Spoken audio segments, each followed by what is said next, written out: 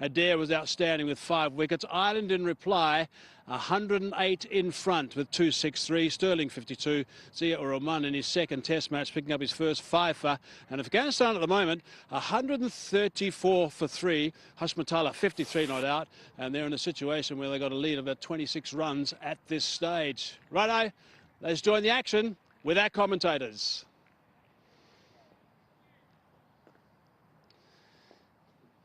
I need to get rid of this echo.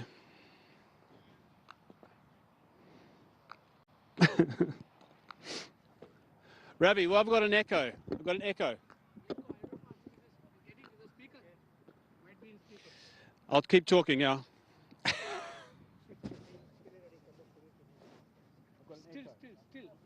Still you're getting Echo, yeah, it wasn't yesterday.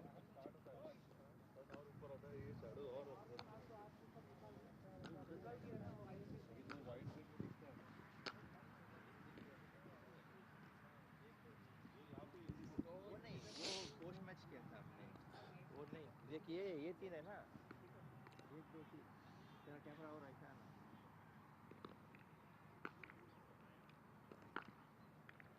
तो मेरा camera उधर आएगा, 1-2.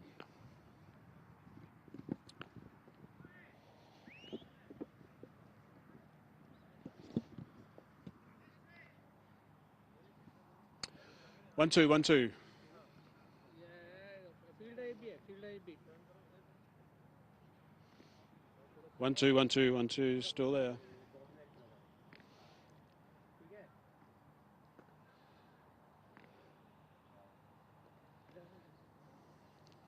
One two, still there. still there.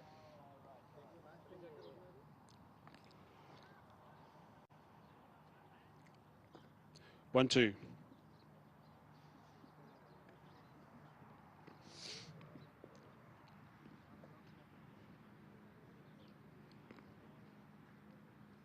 Wasn't there yesterday, Ravi? Maybe the producer. Huh? The producer might know that speaker might No, be it's there. not. No, not at all. Is that on? Yeah, I think so. Actually, I just forgot. 1 2. No, not that. It's not that. Is your speaker on? No. Not this speaker. Inside. Huh? Inside. The producer speaker. Might be that his mic is speaking. Chats. Hayes here. Mate, is your speaker on inside there? 1 2. Chats, no?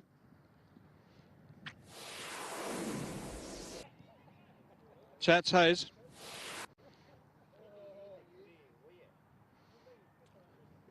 One two. Yeah, 1 2. Yeah, there's still an echo. It's not there. I spoke to him. It's off. It's off. It's not a speaker. It's very clear. It's not a speaker echo. Clear sound. Clear echo, yes. It's something audio. This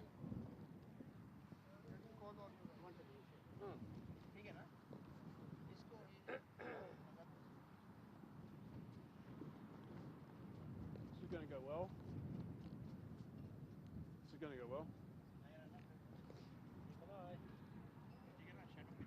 1 2. One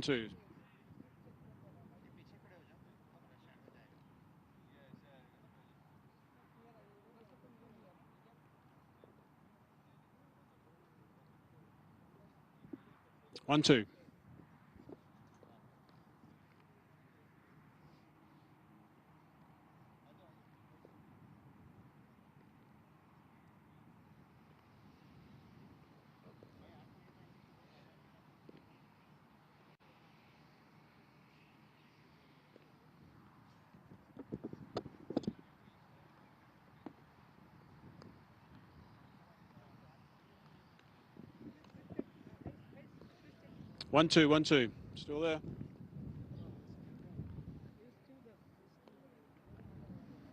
I had it on day 1. I didn't have it yesterday. Yeah, but see, something is picking up. Someone should talk back actually. I don't think so. It's too clear. The audio. It's too. Do you want to listen? Plug in and listen.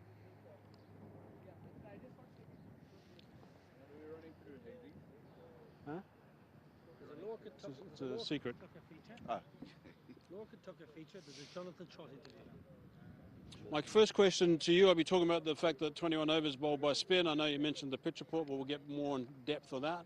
My first question to you is about what's the situation of the test? Where are we in this test? Please check now. You're going to ask Yeah, me? still got it. Still there. You're going to ask me about the surface? No, because we've got the spin. yeah. Why did they go away from what was so successful in the first innings? Yeah, so leave the surface out until after your pitch report. Yes. Why? Well, I want to chat to you about what you said in your analysis piece. Yeah. Because that was good, and I think it's a couple other points that also I can just bring up about his technique, Okay. Osmotola's technique, but we can just bounce that around. Sure. It's one of my pet hates. I mean, I think often batsmen get in the middle, particularly if they're not regularly playing in test matches and stuff, and they're not properly engaged, which he wasn't in the first inning. Yeah, you could see, like, even the way he's, and I couldn't really put it out there, but the way he's triggering, he's a little bit more, second time he's alert.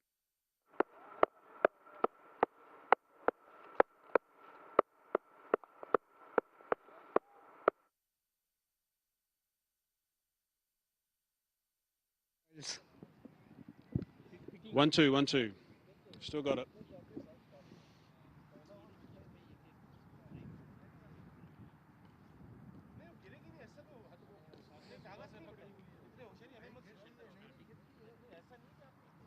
One, two.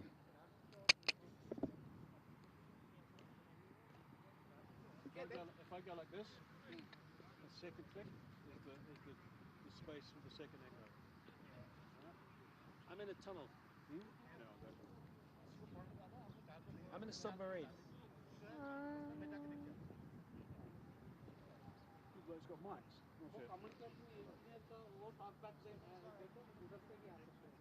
Robbie? Yeah. Where's the microphone? Yeah. We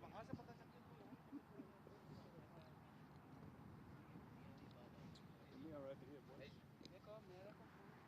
Hello, Trotty. You're right. Nice to see you. I'm good. I've been looking at you from a distance a minute or so.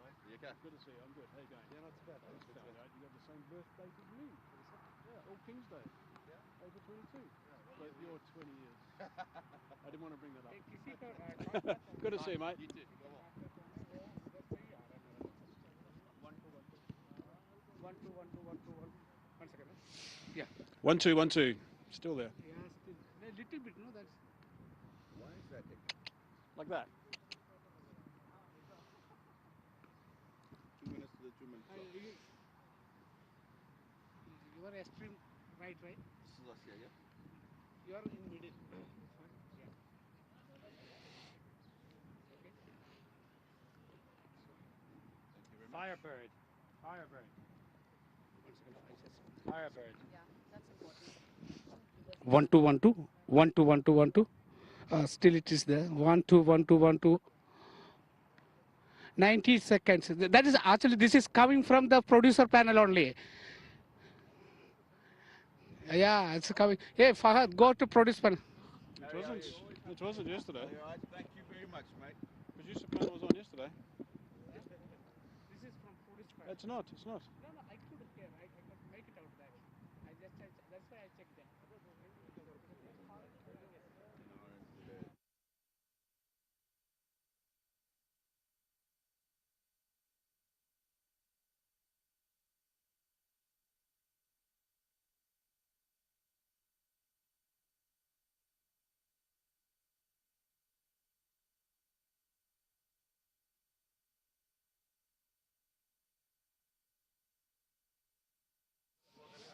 40 seconds to the 2-minute clock before the 1-minute countdown of the opening credits, titles.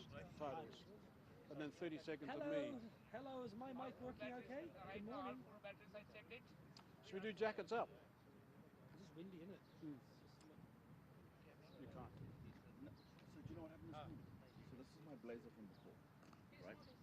But because of what you said, right? I put it on today and I thought, is this a little bit fucking smaller than only because you said that? I would never have thought that. Your earpiece is out. Okay. It was annoying the shit out of me. And the length as well? Just like, Also, because your length was down here before, I think. Yeah, let's have a great day. Make it the last. it's like, why did Hazy have to say that? So it's good. No, it looks good. Hasn't shrunk, Let's just see what plays out. Hasn't shrunk. You don't think so? No, it doesn't. Maybe just a little bit. Is it happy? Yeah.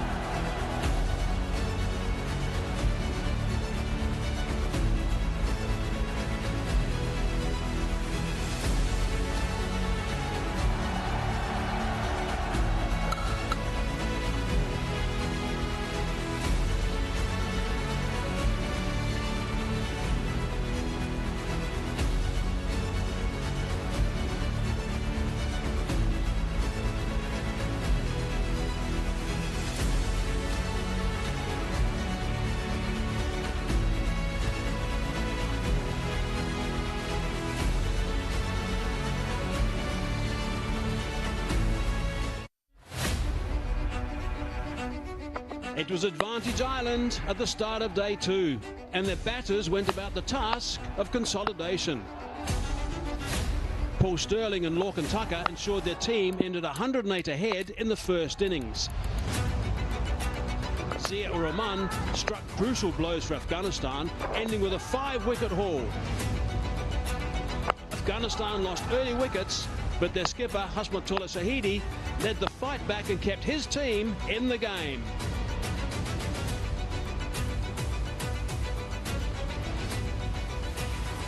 We have got plenty of sunshine again for the start of day 3 of this one-off test match between Afghanistan and Ireland, coming to you live from the Tolerance Oval in Abu Dhabi. Now let's just have a look and see where we are at the moment. This is Afghanistan's performance after winning the toss and electing to bat first. Both teams wanted to do that. 155 was all they got. At one stage they were pretty well set, but a little bit of a collapse after lunch put them behind the 8 ball. Ibrahim was one of those. It got out around the lunch break time. 53 played nicely, but Adair was brilliant with his 5 for 39. Ireland in reply 108 above Afghanistan with that 263. Sterling was good, but a couple of guys getting 50s. Sterling 52, Cam for 49, and just not capitalising, which was disappointing, I'm sure, for both of those guys. Zia Rahman's not disappointed. He got 5 for 64 in his second test match, his first 5 for, and Afghanistan now 134 for 3 it is. Hashmatullah's there on 53, no doubt, and Afghanistan lead by 26 runs. Adair's picked up another couple of wickets, so he's got 7 so far.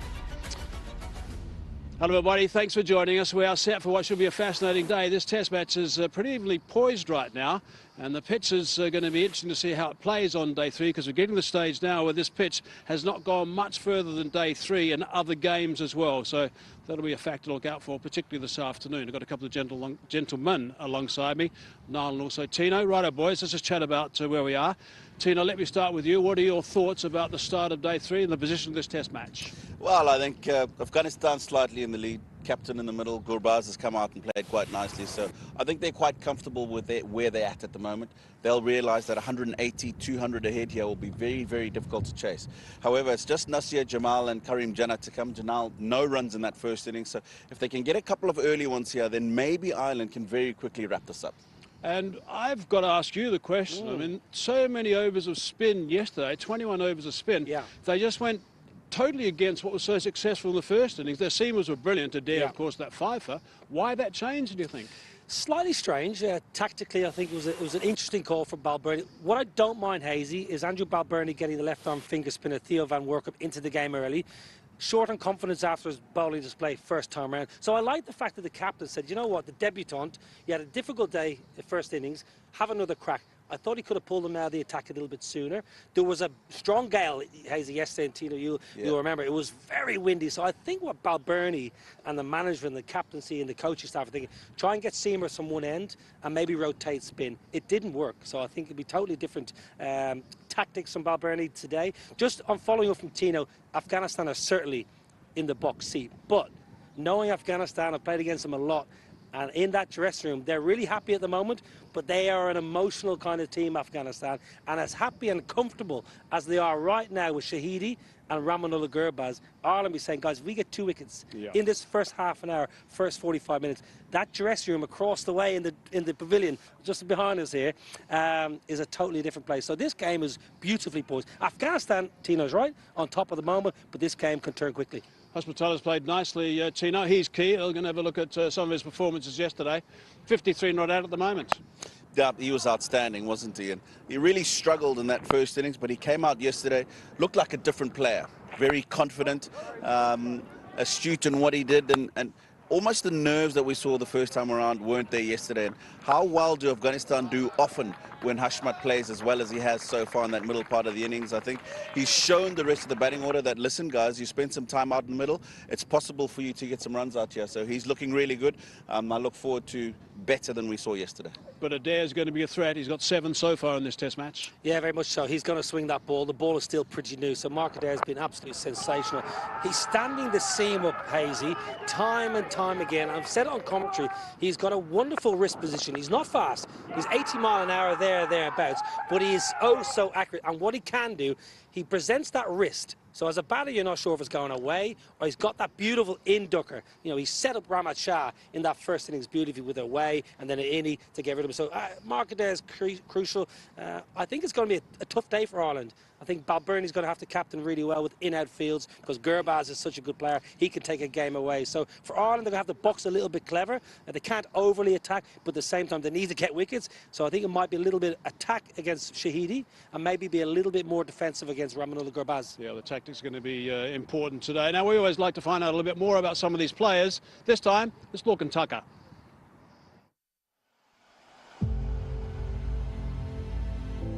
I think I was about 10 years old in 2007 when Ireland beat Pakistan in the World Cup out in the Caribbean. I think that was probably the main focal point of my childhood and my cricket within that. I think it gave me and a lot of other lads inspiration to go out and play and get down to our local clubs and try and get into the inter-pro and international setups. And I think since then it's been an interesting road and a lot of fun. I think played under 19 cricket and then broke into the senior team. I think it's great to have some responsibility. It's different. I think as a wicketkeeper you often get good insights into the game and it's nice to be able to contribute to that in a more formal kind of point of view as vice-captain. So I'm hoping to just contribute and hopefully support Andrew in the red ball and then Sterlo in the white ball formats in the next couple of weeks. It's always nice to win and reflect on what you've done and the success I think we've had. So it's always nice to bring that together and I suppose relate it to our country because we are playing for our country and everybody's really proud of that.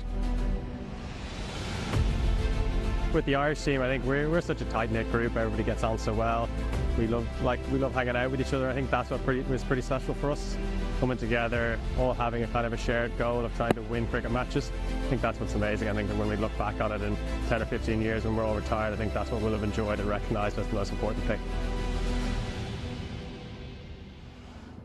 Yeah, always nice to find out a bit more about the guys. You know a lot about him, of course. Yeah, I do. He's Hazy. First and foremost, he's a very intelligent young man. He's very highly educated. He's come from Trinity University, which is the creme de la creme when it comes to third-level education in Ireland. And it actually comes through in his cricket. He's working things out as going along. He's been outperforming most of his teammates for the last 12 months. Last year in Test match cricket, averaging over 40 with a great century in Mirpur. So he's a thinking cricketer.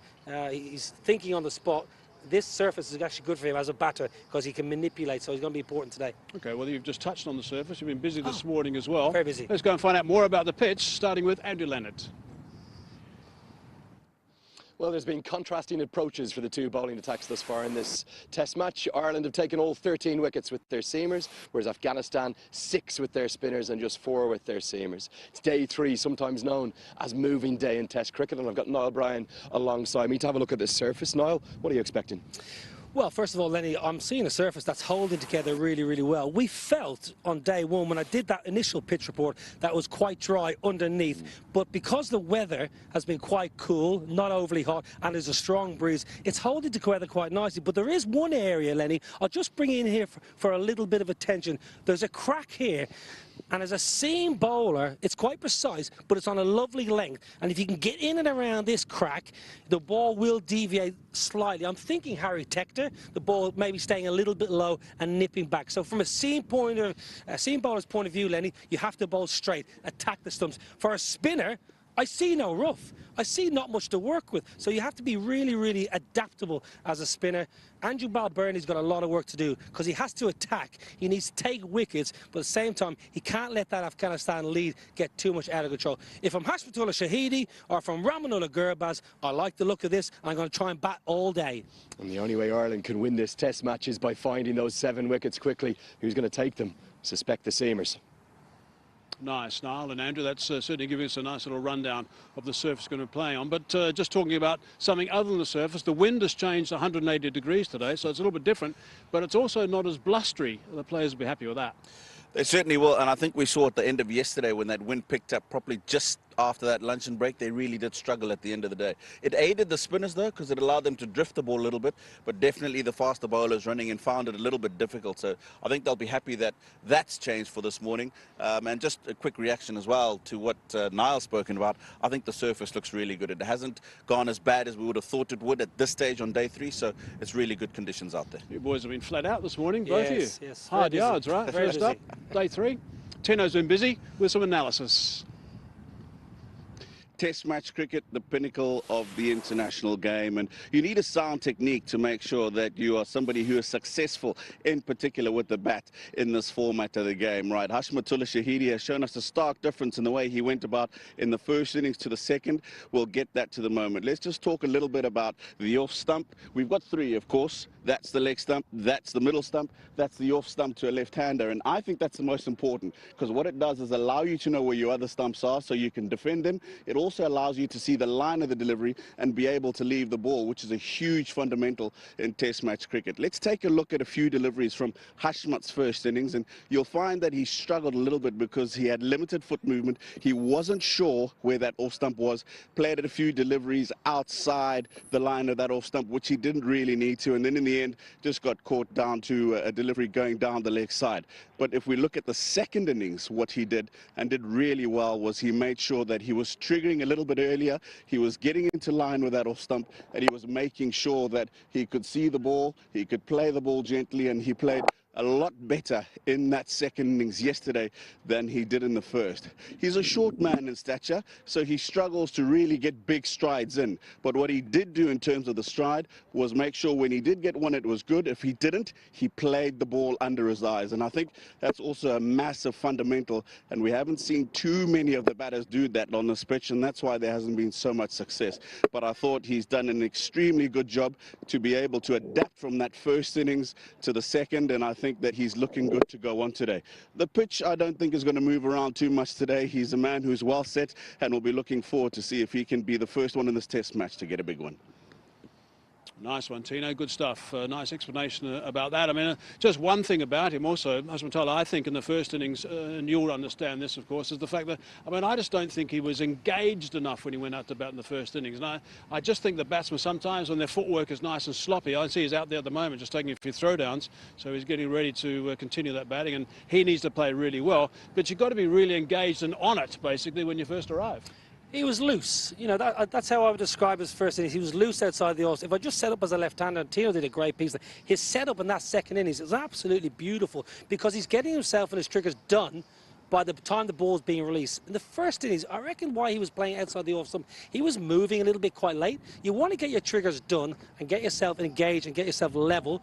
This second innings, he's been absolutely spot on. As Tino mentioned, the highlight, underneath the eye line, he got a couple of lovely drives way early, which to me says his balance is good. He's getting his body weight into the ball. He's a very compact player. Generally, Hasmatullah Rashid is a very compact, composed player, and it's a lovely setting for him today. 50-odd not out overnight, and with the power and the opportunity to bat all day. Other thing, Tino, is you've got to be flowing. You've got to be in flow as a batsman. It's another key word that I sort of think about when I see batsmen play. I mean, he was robotic in the first innings. Yeah, absolutely. The other thing that I thought about was having a look at his wagon wheel, but what you'll find in the second innings, yes, he scored a lot more runs, but he played a lot more balls down the ground, and that's because of what Niles just mentioned, that he's got himself in a good position. He set himself early before the bowlers delivered the ball, so he's got time to pick up the line, he's got time to pick up the length, and I thought he did that extremely well yesterday. And there's nothing wrong with trigger movements, providing you get them going at the right time and you're engaged and ready to go, and not caught on the hop like he was in the first dig, flowing nicely in the second dig, so he's going to be a key player.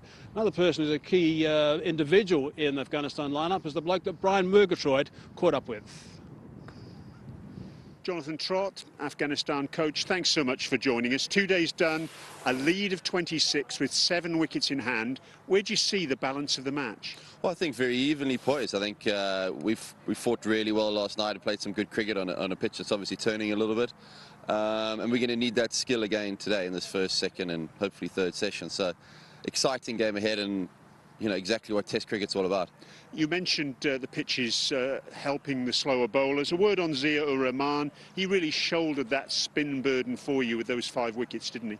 Yeah, I thought he bowled brilliantly. Also negating the wind, it was a little bit tricky as well, certainly for a spin bowler. But bowling with the wind or having to change around and bowl into the wind, you know, I thought he did really well, and we're going to certainly need that second innings if we're going to win this game.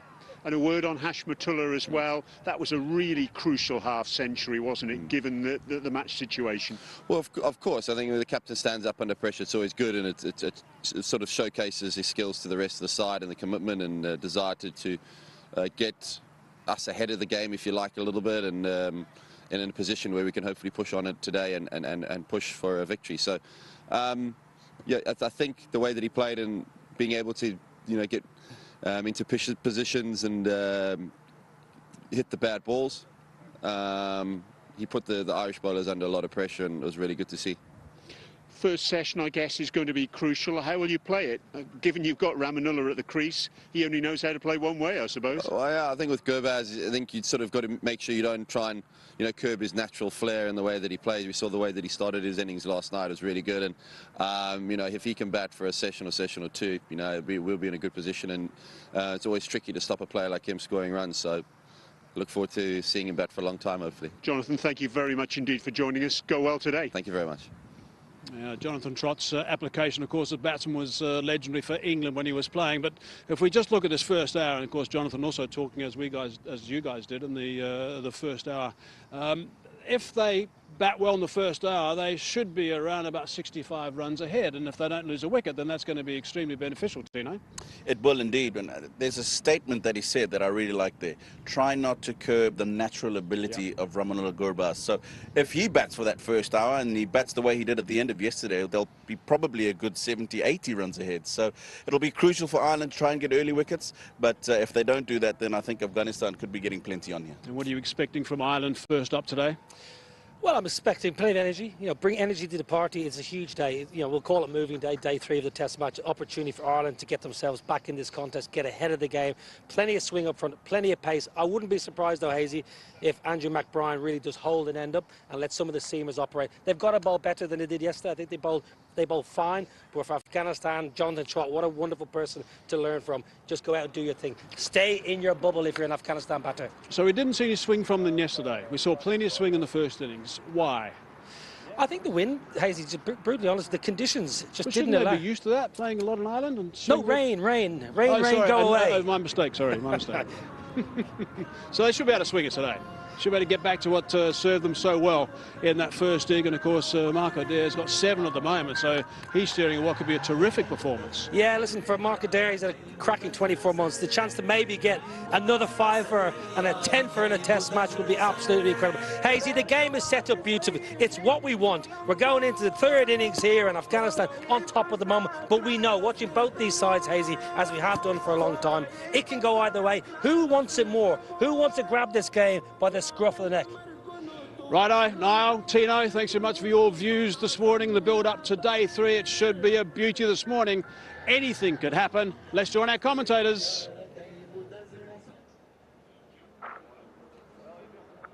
Welcome to day 3 here at Tolerance Oval in Abu Dhabi. Getting ready for Afghanistan to resume their innings. 134 for 3.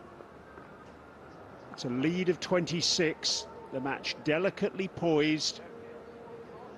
And this partnership between Hashmatullah Shahidi and Ramanullah Gurbas, 41 in 61 balls. It's some of the fastest scoring of the match so far. And Barry McCarthy looks as though he's going to get things underway from the pavilion end. Gurbas on test debut. Goodness me, look at that, the way he came in last night and played so positively. Took a few chances, but it was thoroughly entertaining to watch him. And at the other end, the skipper, a really, really important half-century from him. He looked rock solid. The island seam bowlers in particular tried to get after him, but he was equal to the task. Barry McCarthy operating this morning from the pavilion end, and he's going to be operating with the benefit of a very stiff breeze. The breeze has turned round 180 degrees. It was blowing from the northern end yesterday, and it made things very difficult indeed for the bowlers. But now it's blowing from the southern end. Last, no, 8, half, 6, 5, salute, 3, 2, now. Time to get cracking on day 3.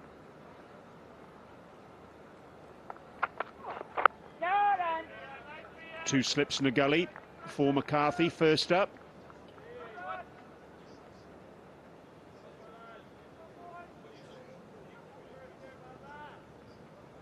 Gurbas, who scored a century against Ireland just over the road on one-day international debut. That was back in 2021 in a one-day series between these two sides.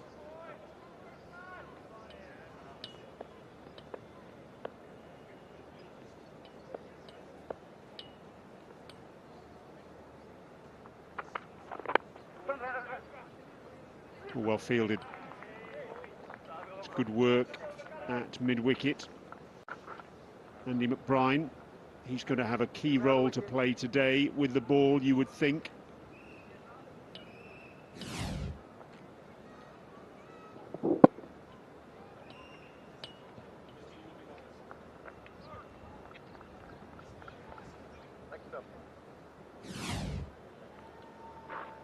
Devender's alongside me this morning. Good morning to you, Devender. How do you see things? Good morning, Brian. I think it should be a fascinating day, given the fact that Afghanistan looking determined to make a contribution, especially from the captain, the way he played yesterday, would like to continue in the same vein today as well. The sense of determination, the sense of more commitment into the action today from the Afghan batters, as we could see in the practice as well before the beginning of the play.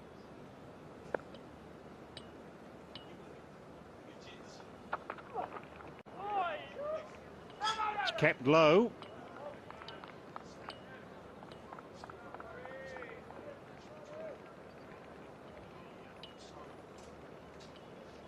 It was quite incredible, Devendra, what you mentioned there. I don't think I've ever seen a batter come out and have throwdowns 5 minutes before the start of a test innings like that.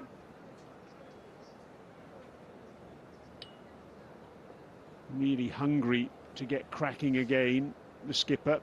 McCarthy round the wicket. This is the way the Irish seamers have adopted to bowl at him.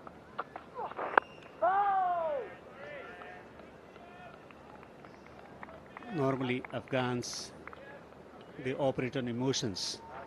They like to get into the activity. When they are into the activity, and that's where he was in the practice session early today, coming out early, padded up to receive a few deliveries. Look to middle it as many as deliveries possible early on to get that feeling that is required to get his innings going.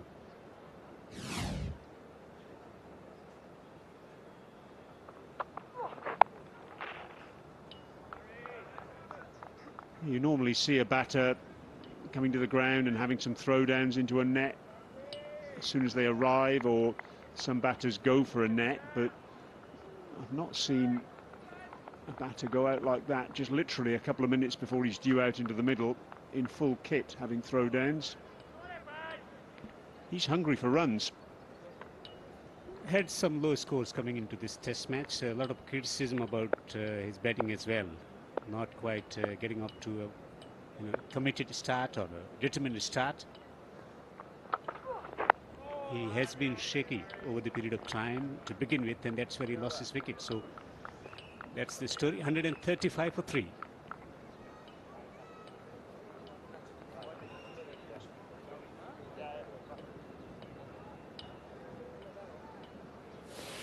Bright and breezy morning here in Abu Dhabi.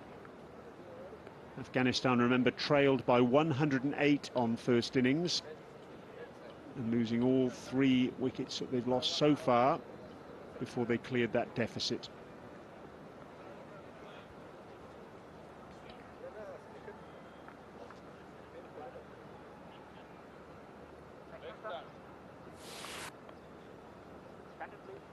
Mark Adair will operate from the northern end. 7 wickets in the match so far. He's bowled absolutely beautifully. Look at him shining the ball.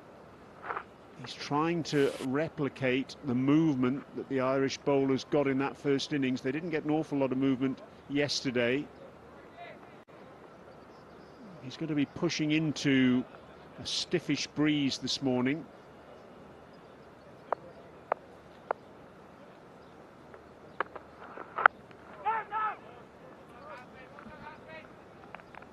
Also the direction of the wind as well. It's coming from far end towards us. It's blowing across the ground at the moment, so might assist his outswinging deliveries. That's where he was successful in the first innings as well, and it should be fascinating given the fact that Gurbaz is facing at the moment. So he will try to take the ball away from the batsman. Strong breeze, just like the other day. Might assist him to get some outswing going.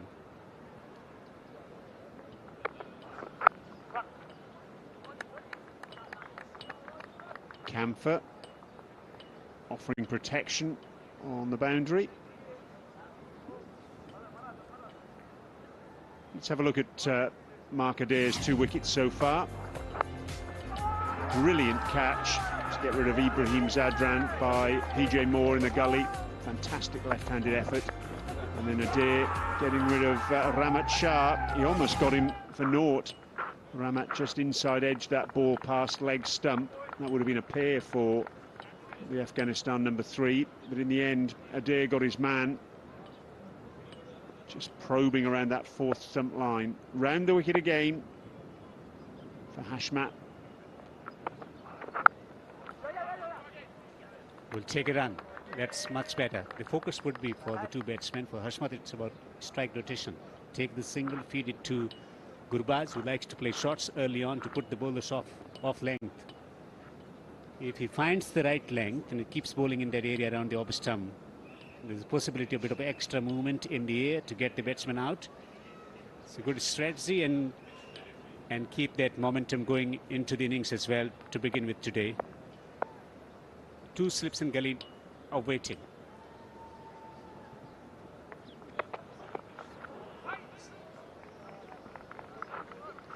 Bouncer.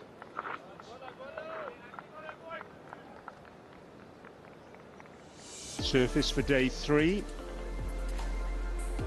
Something of an unknown quantity. The pitch over this sort of distance of time. This is the first time we've had a test match at this venue.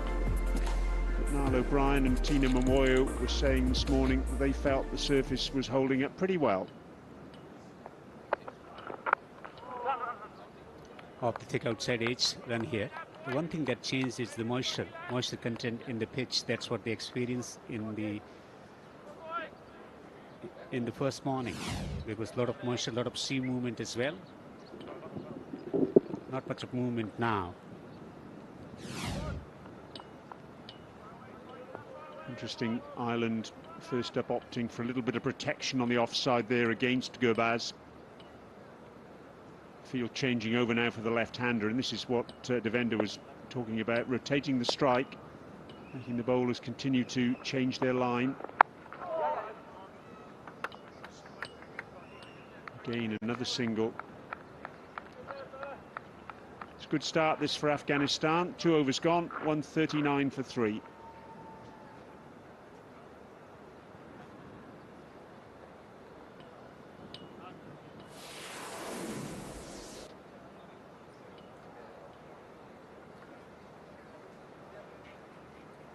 .21 overs of spin yesterday for Ireland in this second innings, and that's in contrast to the success that their seamers had. Their seamers took all 10 wickets in the Afghanistan first effort.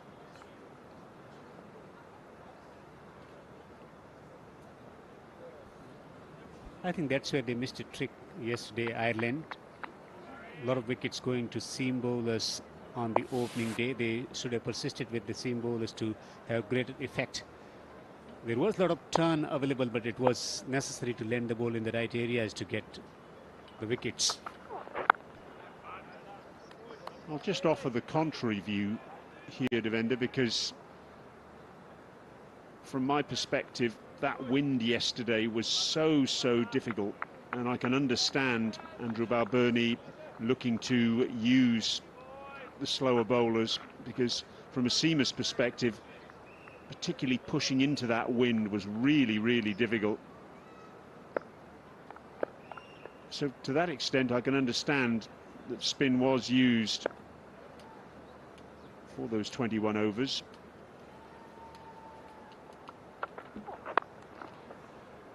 But of course that doesn't alter the fact that it wasn't all that effective. And also the experience for Afghan batters facing the quality of spin that they experience in domestic cricket, and even the likes of Rashid Khan and company in the nets, quite competent at playing spin. This time just looking for that in-swinging movement to the left-hand batsman. That's where they've been able to get him out as well early on into the innings, but he looks more determined today. Watching the ball onto the bat as well. He's playing late as well.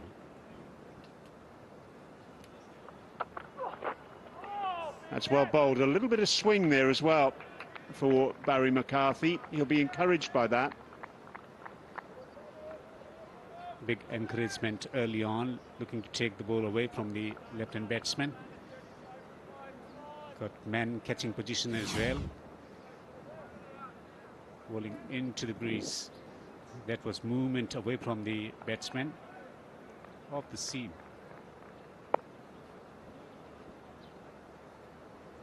See the way the ball swung after it passed the bat there. McCarthy standing the seam up.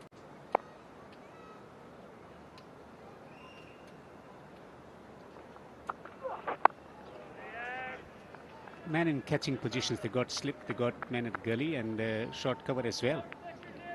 For the driving stroke through the offside, that's where he likes to score runs early on into the innings. Yeah, it's an interesting position, isn't it? Andrew Balbirnie there at short cover. It's also an indication, of course, that the ball's gone a lot softer now. Less opportunities for edges to carry to a second or third slip. More emphasis on fielders in front of the bat.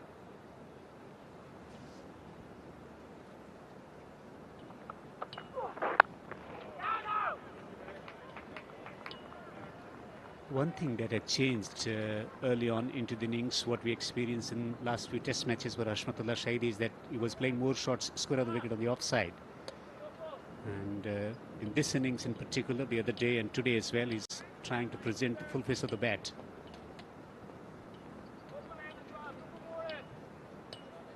More runs down the ground.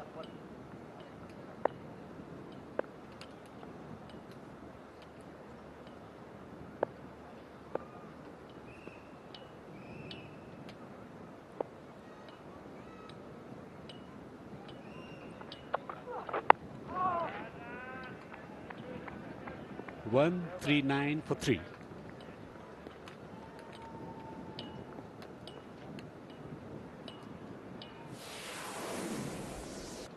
Maiden over from Barry McCarthy. 5 runs from the first 3 overs of the day.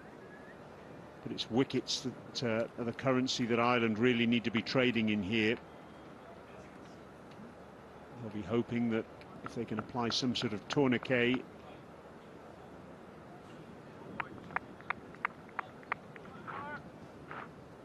Ireland can just restrict the scoring, particularly of a free-flowing player like Gurbaz.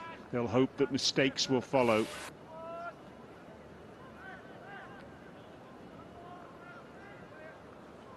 Two fielders out on the onside for Adair with Gurbaz on strike. We've got a deep backward square leg and a long leg, and mid-wicket actually is going a little bit deeper too.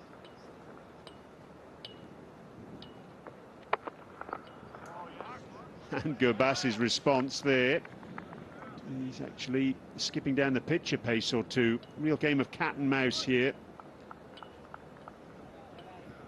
Gurbaz comes from Khost province in Afghanistan, where football was popular sport. Cricket took over. Different batsmen in comparison to Ibrahim, who also comes from the same province as well. More methodical. Gurbaz is more about spirit, more about aggression.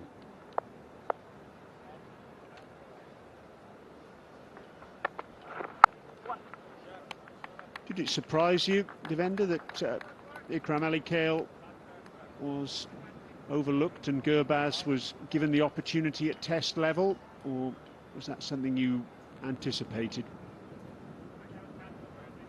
I remember having chat during the World Cup, ICC ODI World Cup. There was discussion about should they be thinking about having a specialist wicketkeeper like Ikram Ali Kale, who is brilliant behind the stumps and is a competent batsman as well. But they wanted someone who could change the complexion of the game in one session, like Adam Gilchrist, or Andrew Flintop, or Peterson. So focus has been given on finding a batsman, especially in these conditions in subcontinent or in United Arab Emirates, where normally it's good for batting. So they wanted someone who can change the course of the action with attacking 100 or counter-attacking innings. And that's why he's been demoted. He wasn't asked to open the batting. He's been asked to bat in the middle order, where the ball is slightly softer and not much of movement to make a big difference to shape a victory. Is it something he's comfortable with, Ramanullah Gurbaz, slipping down the order? Well, he's comfortable given the fact that he plays spin well, and he's an attacking batsman, so he doesn't mind too much whether he's opening the batting or first down or second down. There are some batsmen who prefer to open the batting, like Ibrahim in particular. He's very particular about where he wants to bat. For Gurbaz, it's about whenever there is an opportunity, he's going to cash on to it. So he doesn't think too much. A jovial character in the dressing room, never thinks too much, never overcomplicates things. Big shout for LBW, and the finger goes up. Adair strikes. Oh, what a crucial breakthrough that is. But I'm pretty sure that Hashmat will look to review it. We wait to see. Yes, he's going to go upstairs. He knows the importance of his wicket.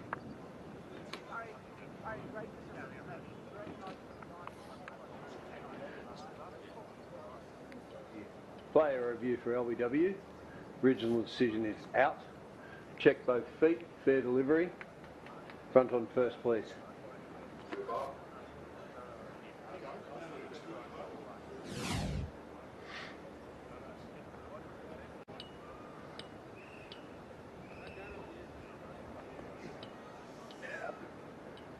You can go to Ultra Edge to confirm bat or non-bat.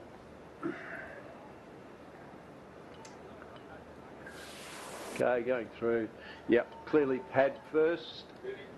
And you can go ball tracking when ready. Original decisions out. Impact in umpire's call. Hitting the wickets. Go back on field, Adrian. You can stick your original decision.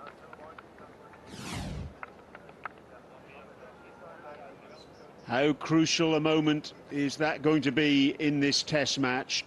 Hashmatullah Shahidi, the rock around which Afghanistan have built their second innings. He's come crashing down, out for 55. Adair strikes. Afghanistan 140 for 4.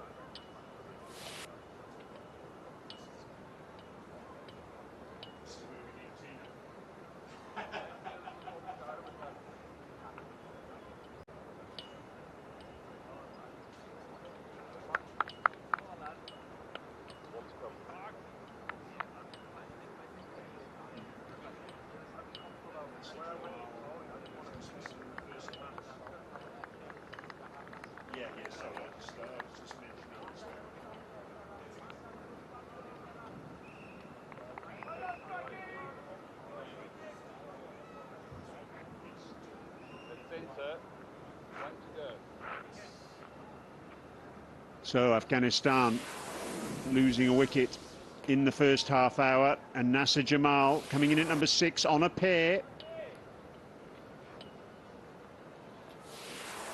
He's under pressure.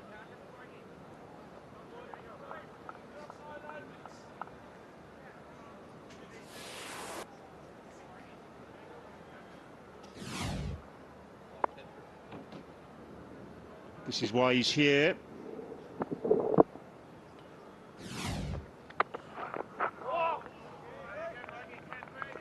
Looked to me as though he was done by the angle there, Hashmatullah. The end of the over, a successful one. 8 in the match for Adair now, 140 for 4.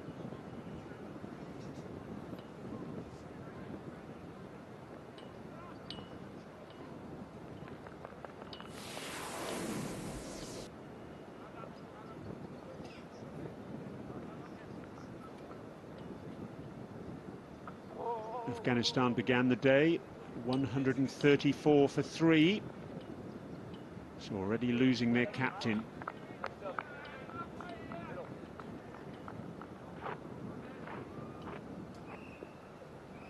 Nasir Jamal and Gurbaz, two fluent stroke makers in the middle at the moment in the initial period on day number 3.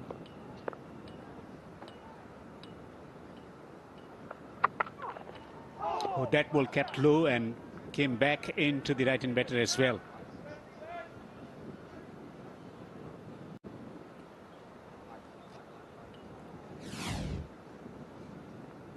Well, Devender, I spoke to Jonathan Trott before play, and we were just having a little bit of a smile about how we thought Rahmanullah Gurbaz would play this morning.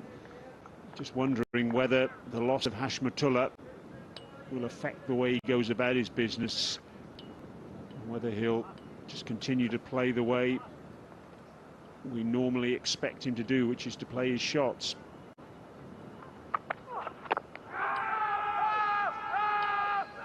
Shout for LBW.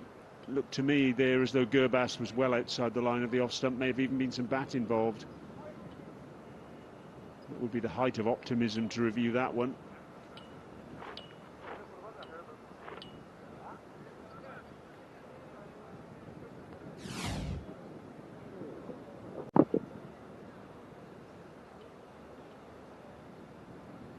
That was outside the off stump. Looked like a slower ball there from Barry McCarthy, almost floating up. Let's have another look at that wicket.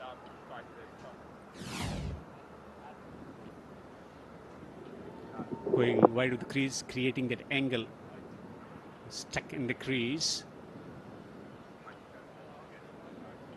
No footwork. The angle created the problems for Hashmat, was caught on the crease. Looked to me as though he was expecting that ball to bounce a little bit higher than it did. Frustration for the skipper.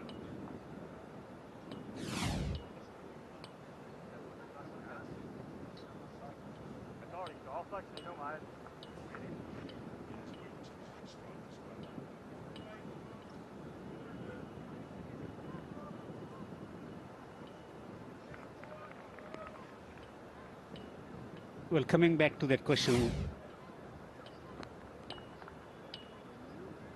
so that was clearly off the bottom of the bat. The slower delivery almost yoked him. Good call from the umpire as well. So they got mid-wicket in catching position as well.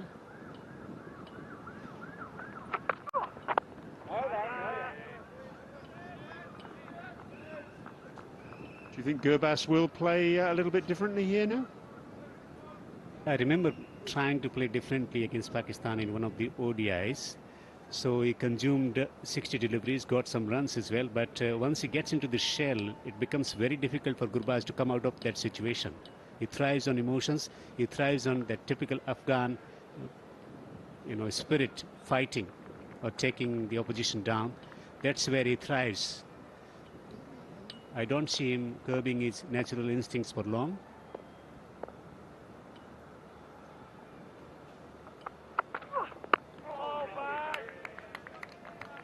But he's got good defensive technique as well. But it only works when he's stroking the ball. That's where he thrives. So I think either he's going to, if there is a good delivery, he will certainly defend it, but his mind would be on finding the opportunity to get a boundary. Yes, I think he's one of those players who his first thought is to attack, and then if the ball is a good one, he'll then look to defend, rather than the other way round, rather than thinking of survival, defence, and then trying to take advantage of a loose ball. But this is good probing stuff from McCarthy and Adair. Really is. They're asking questions of the Afghanistan batters. It's very difficult to think of too many deliveries that the batters haven't had to play this morning. The line has been good. They've been attacking the stumps. This is really good cricket. Really good start from the Irish bowlers. They've been very much on it from ball one. Great lines around the off-stump, and that's where they create problems for right-hand batsmen, Gurbaz in particular. Once again swinging back into the right-hand batsman. Had the fieldsman in position as well. 140 for 4, Afghanistan.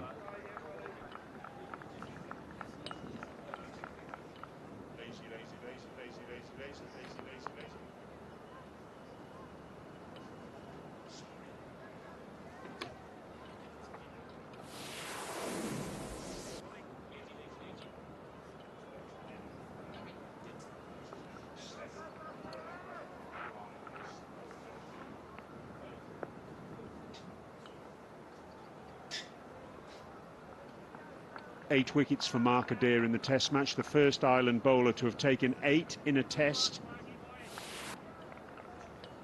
And he's hungry for more.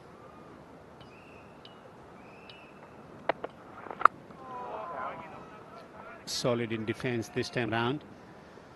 Nasir Jamal spent a lot of time playing great cricket in England. He's on a pair as well. Received series of away-going deliveries, then a fine piece of bowling. The ball coming back into the right-hand batsman, cutting off the seam and hitting the middle stump. Bit nervous to begin with, considering the fact that didn't score many coming into this game.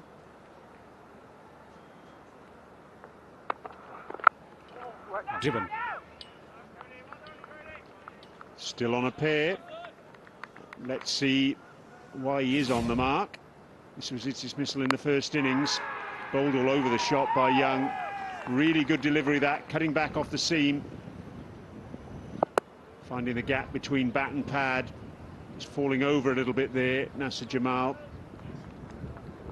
Didn't Young enjoy that?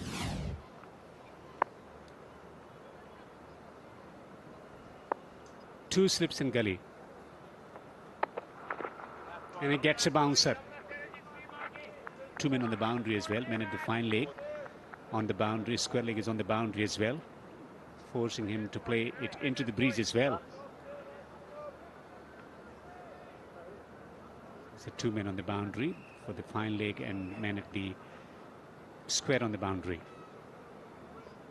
And we've got 3 in catching position, 2 slips in gully, and man at mid wicket as well, short mid wicket.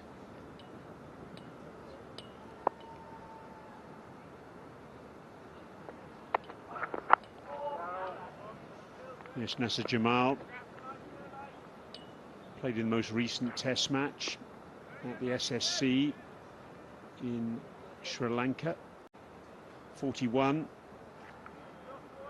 in the second innings. Left high and dry, actually, as the side lost its last 8 wickets for 59 runs.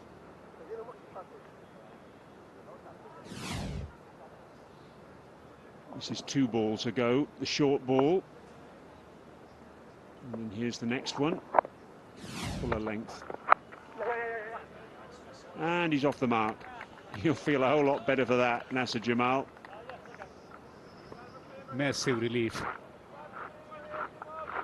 Getting the first run always crucial, whether you're playing one-day T20 or Test match cricket in particular. You have to earn every run. It's nicely behind, just opening the face of the bat at the last moment. With his soft hand, just pushing the ball into the offside, getting a run. Gurbaz, who was challenged in the previous over with some fine bowling, attacking the off stump. And he receives a bouncer as well. That marks the end of the over. 141 for 4, Afghanistan.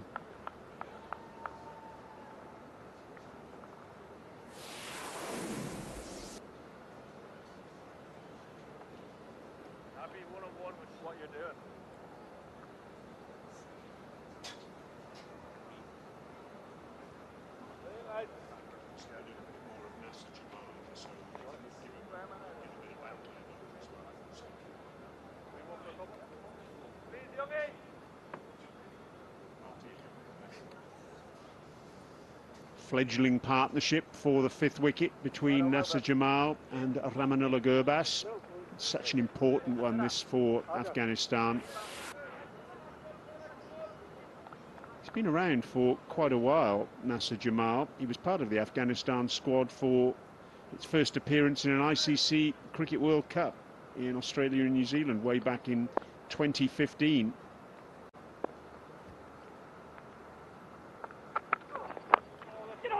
50 balls since the last boundary. That's an indication of the way Ireland have bowled with such discipline this morning. Barry McCarthy and Mark Adair, they really have been superb. They've given absolutely nothing loose for the Afghanistan batters to feed on. All credit to them. They've come out and really made a statement here, these 2 bowlers. A great consistency. And they've been putting the ball in the right areas, getting some movement as well.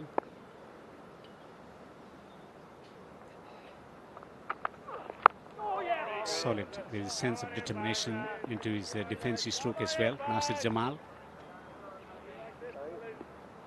Given the fact that they got Test match status in 2017, didn't play many Test matches. And his focus has been on playing Test match cricket, and the amount of talent that is available in the white ball cricket for Afghanistan, it's very difficult to get in. So he's been in and out of the team.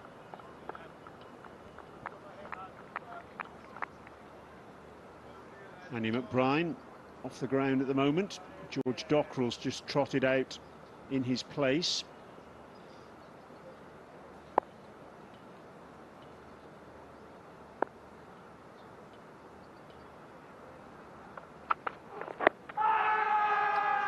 Just drifting down the leg side. Very optimistic again from Barry McCarthy. Well, the last time when he played in Abu Dhabi, test match against Zimbabwe, getting a half century. Played the spinners really well. Challenge presented by the fast bowlers who are bowling disciplined line and length and attacking the stumps as well. He's early into the innings as well, so we'll take some time to think about dishing out those drives.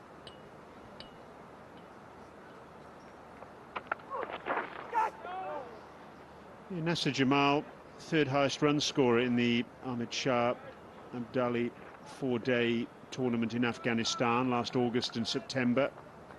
First class cricket, 6 matches, 448 runs, 100 450s. He actually captained Maiwand to the title, winning the final by 7 wickets against the Hindu Kush strikers. As we've said, very experienced. He's been around for a while now, 30 years of age. Actually made his international debut in one-day international cricket in July of 2014, before his first-class debut. Of course, in those days, there was no first-class cricket in Afghanistan. Getting test status in 2017. Since then, they've been playing first-class cricket. Earlier, they used to have 5 teams. This time, not quite coming on to the bat, just getting the inside edge. He knows he was very close to get another wicket here. Now 4 teams participate in domestic cricket, in first-class cricket in particular. 5 teams in T20s. The National T20 League that's scheduled this year. Spaghetti is scheduled this year in the month of April. APL also in the month of October. 3 T20 leagues. Nicely bowled and nicely played eventually. 141 for 4.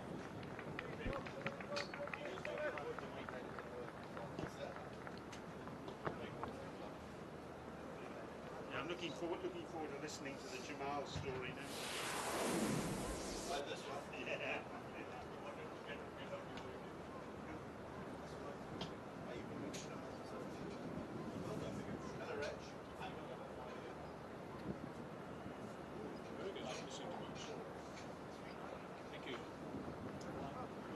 Interesting half hour. Big wicket of Hashmatullah going down. Adair, 8 now. Terrific stuff from him. It's been really good intent from the seamers first up. As we expected, those spinners will be put on the burner for a while. And the seamers, who did such a fine job in the first innings, have got all 14 wickets actually so far for Ireland. They've done a fine job. So that's exactly how it should be. And there's just an indication from Gabaz that was the slower delivery. Always amuses me actually when batsmen do that, because I'm quite sure that the guy at the other end has noticed as well. If he hasn't noticed, I'm not sure why he's there.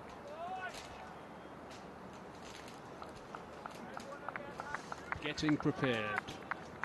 Janet. 41 not out in the first innings.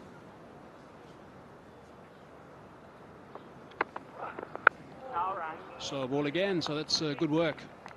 A little bit of variation from Adair. He bowled for 45 minutes on day 1, quite comfortably.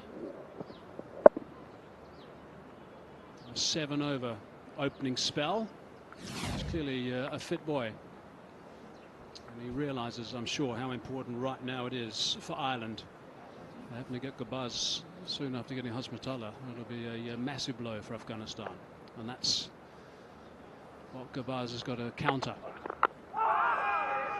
Nicely bowled. Tino, good morning. Morning, Mike. Yeah, no doubt the discussion would have been, we want to get early wickets today. We want to get as many as we can. But Hashmat would have been the big one that they wanted to get out. Looking at the way that he went about his innings yesterday.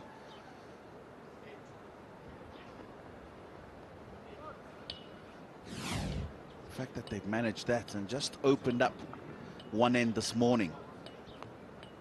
This man again, Mark Adair, has been outstanding. 34 runs the lead. I think if they just manage to get another one before the drinks break and maybe one before lunch, that's what they'll be thinking, then this could be very nicely set up going into the post-lunch session. I wonder if I just saw a bit of reverse swing there. Mike? You'll have to watch that carefully. Afghanistan will certainly look to utilise that. They're pretty good at that. They'll need to. It's nicely bowled. Just 8 runs scored in that first 30 minutes of play today, so there hasn't been any aggression, and that's largely because the bowling's been so good from Ireland. Described as an attempted Yorker. If it was a Yorker, it would have gone underneath the bat.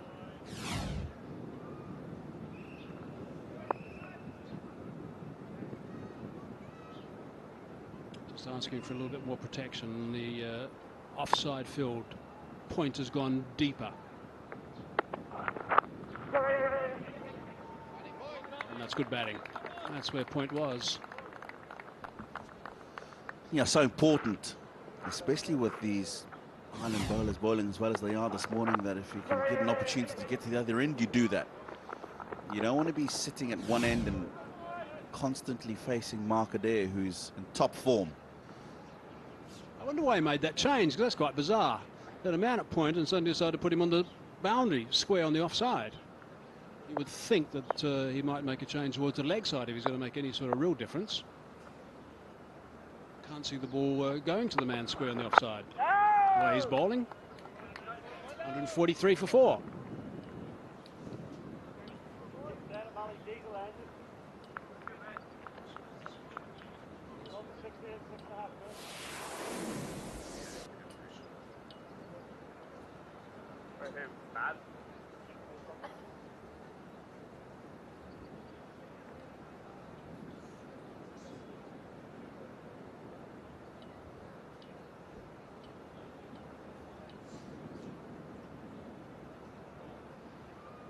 Adair's numbers are brilliant. He's got 8 for 70 so far in this test match. 5 for 39 in the first dig. Really good work. McCarthy, as always, gives 100%, charging into the breeze. Nicely bowled. Good strong action, McCarthy.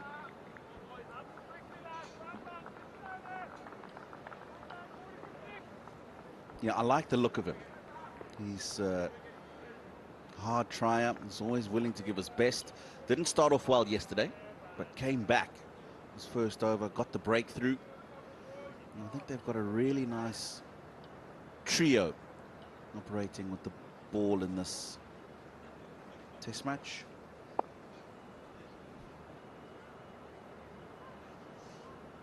you know that, gentlemen? I don't actually know. That's beautifully bowled. One thing that I've noticed is the pace. The pace from the Ireland seamers is quicker than what Afghanistan have been bowling. Generally, they've been around about the 130 k/h mark, whereas Ireland 135. Now, it's not a massive difference, but if you're not used to facing 135, I mean, they would be, of course, Afghanistan batsmen, I think, in various conditions. Perhaps not so much when they're playing in their domestic leagues. But it is a step up. Fastest is 141. Now that is a big jump from what Afghanistan have been bowling at generally the 130 mark.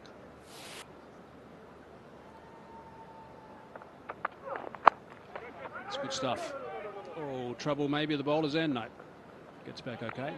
It's like, Tina, the step up if you're a batsman facing on a bouncy track somewhere, and you're a top international batsman, to face someone at 140 compared to 145, and that is actually quite a big difference, because 145 is seriously sharp, so it's suddenly a big jump.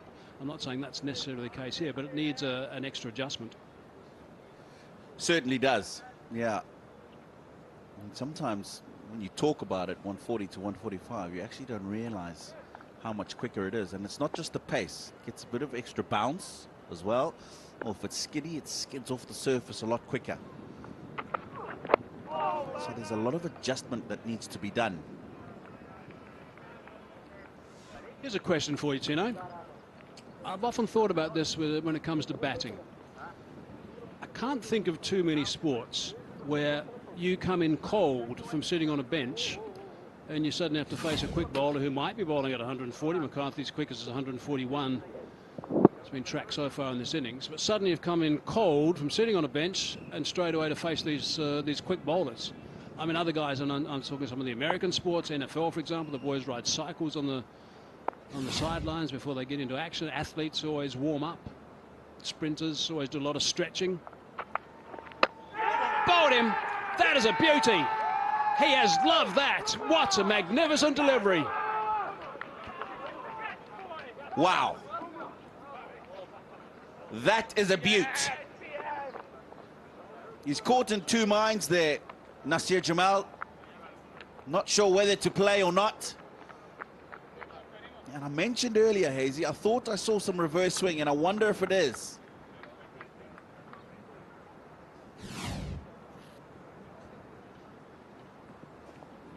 Looks like it. Certainly looks like it. That is an outstanding delivery to get the second wicket of the morning. Wow, he's enjoyed that. And rightly so. That has come back a mile. What a fine delivery. That'll get a lot of batsmen out. Jamal for 2, 143 for 5.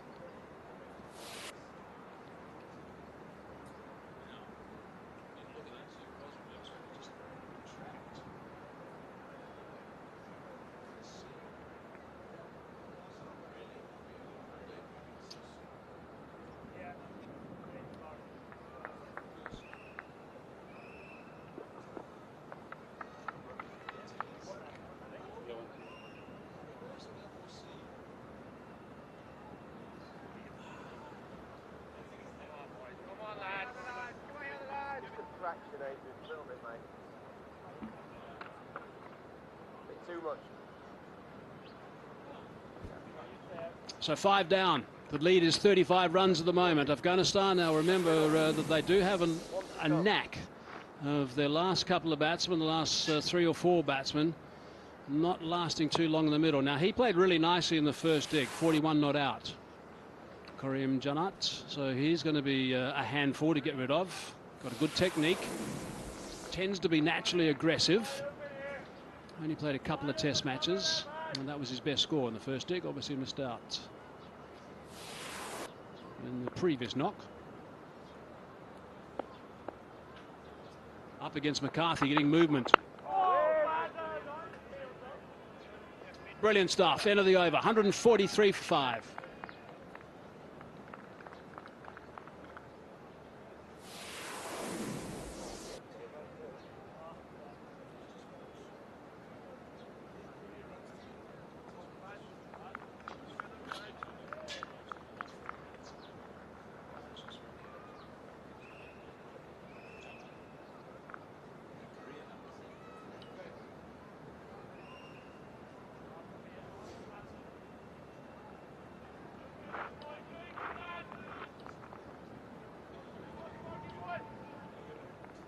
Big wicket this morning was Hashmatullah. Adair picking him up. So again, seamer. 15 wickets to the island seamers. It's running away, and it's going to be 4 runs.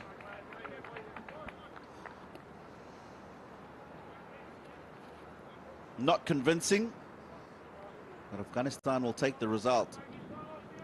Done. It's just softened the hands at the last moment, opened the face so he could just get the ball through that vacant gully area. Gurbaz, he's moved on to 32. His approach this morning very different to the way it was last evening.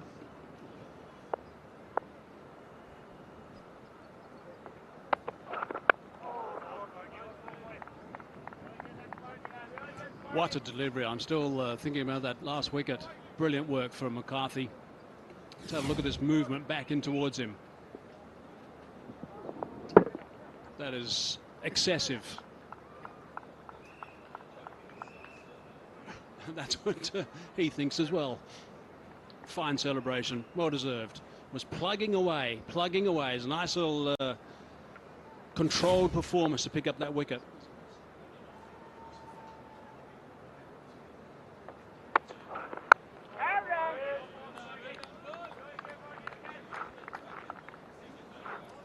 Yeah, it's nicely played, solid behind that. Gurbaz will just be thinking, him and Karim Jannat have got to put together a partnership here. And I need to just grind down these Irish bowlers. This was an incredible delivery. Look of shock on Nasir Jamal's face. It's nicely played. Short delivery, no problems from Gurbaz. He's played that very easily, as he does do when there's a white ball coming his way.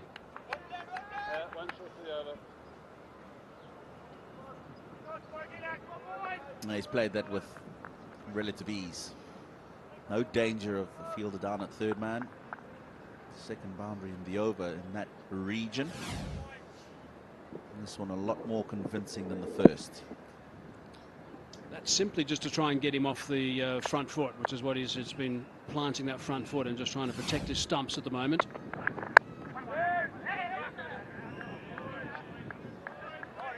No single off the last ball of the over, or the second last ball of the over either.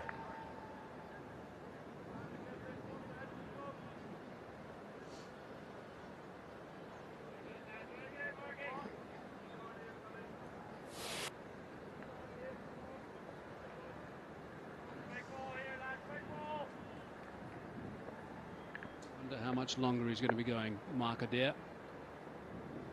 He's got a couple other guys that can do a good seam job as well. Nicely bowled. Want to keep Gurbaz off strike. 151 for 5.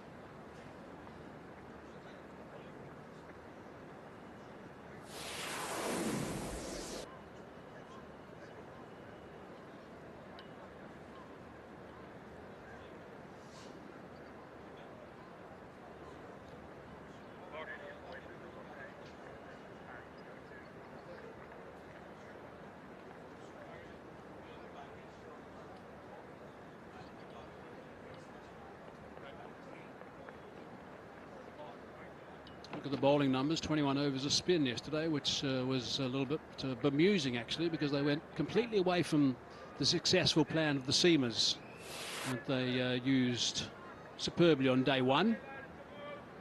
McCarthy will have an extra skip in his step after picking up that wicket. 2 for 26 now for him. I think Ireland have been really good today. They've been very purposeful. It's a good stride in. Nice from Janat. Now just a little package we're going to show you from Hawkeye, just to show that the work that they've done, I mean, nicely attacking the stumps. You'll see a red one coming along sooner or later, but it's really good. This was actually a nice little build-up from McCarthy in particular to pick up the wicket. There's Hospitaller LBW, and there's that one going straight through. That's a beauty. My goodness, number 60, well done.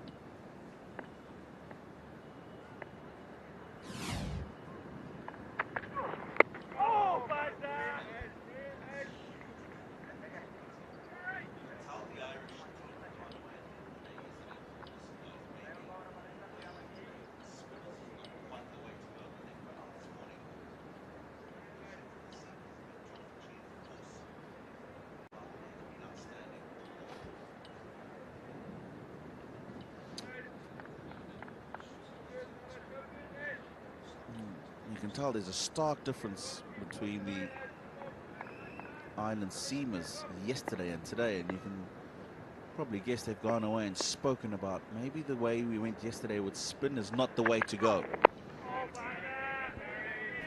There's a lot of seriously good ball management going on again, like they did in the first innings. Ireland, they kept the ball nice and shiny, and they used a lot of conventional swing in the first innings. They certainly have used it in the second innings, but as we said, spin was used far too often yesterday. let Afghanistan off the hook. Kept them quiet, and they picked up 2 wickets inside the first 45 minutes today, which is exactly, I would think, the target would have been probably 2 wickets inside the first hour. I think they're probably ahead of the game, Ireland, from their own plans.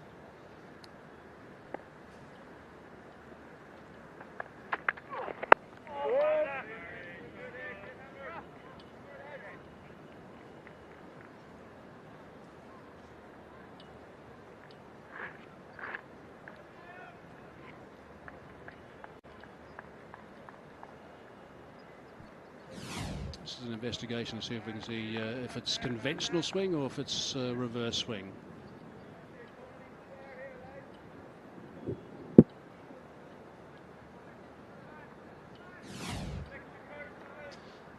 darker side is actually on the right-hand side of that picture, which means that it's still just going conventional.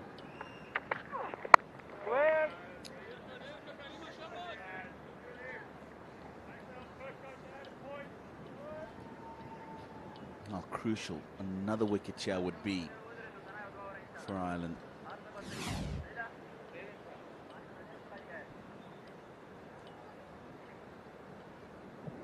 Very difficult to tell there. At the moment, the way Barry McCarthy's bowling, doesn't really matter which side the shiny side is. He's bowling really well. His line has been outstanding.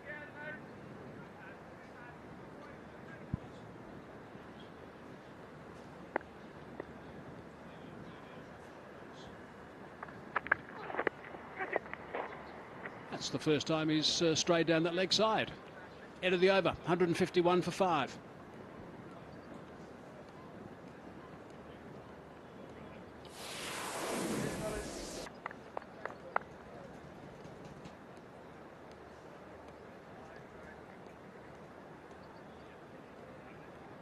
Bowling change.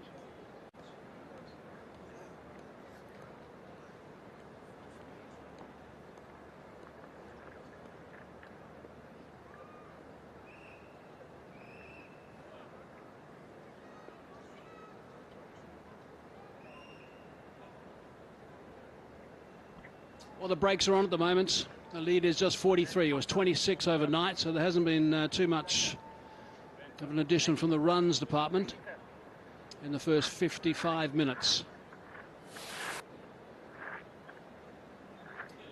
I actually worked out before play if they were going to play really well and Gabaz had been nice and aggressive, which is difficult, of course. They could have added 35 to 40, I suppose, in that first hour, and if they hadn't lost a wicket, then that would have been a nice little spot for them to be at the 1 hour mark. This answers your question as to how much longer a day is going to go. Not much.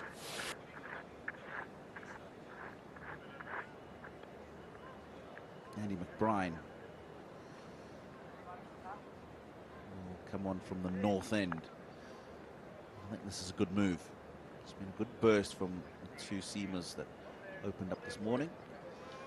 And this man will probably play a few strokes to him. I think an opportunity maybe just to get an opening as well. 43 the lead now.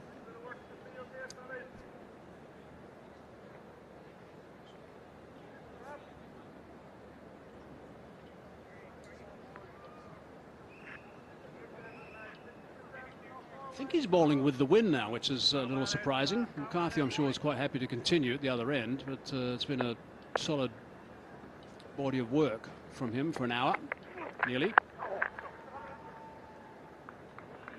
I don't mind this for a while. I wouldn't get too plugged in if I was the captain. I would think the seamers could be very beneficial still, because of the work they've done so far in this test match with all the wickets they've picked up. I have no problems for a bit of a couple of overs from McBride. I think he's going to keep it tight enough anyway.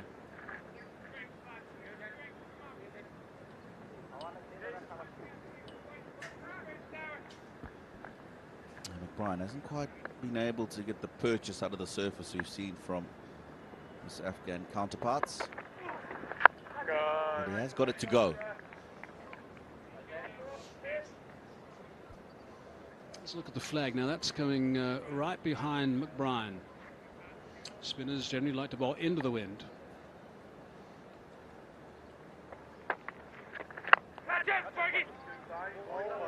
Tries of catcher, but he's hit that too well. That's the danger you have, I guess, of this sort of situation. The spinner gets involved, runs can come quite quickly, and I have seen Karim Janet play in some of the limited over stuff, and he can be very aggressive. I think it's a good gamble, though, because look at this. There's 3 balls into his over, and he's come down the wicket already. He's looking to get after him. Now, this might present an opportunity. Give you another opening, which is just what they're looking for.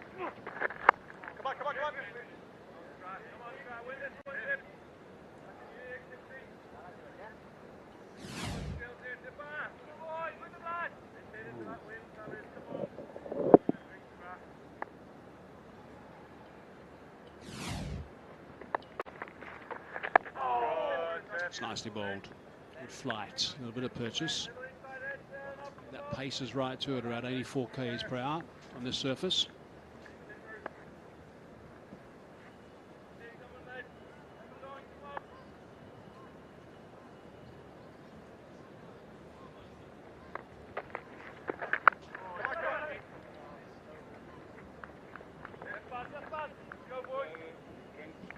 Single off the last ball of the over.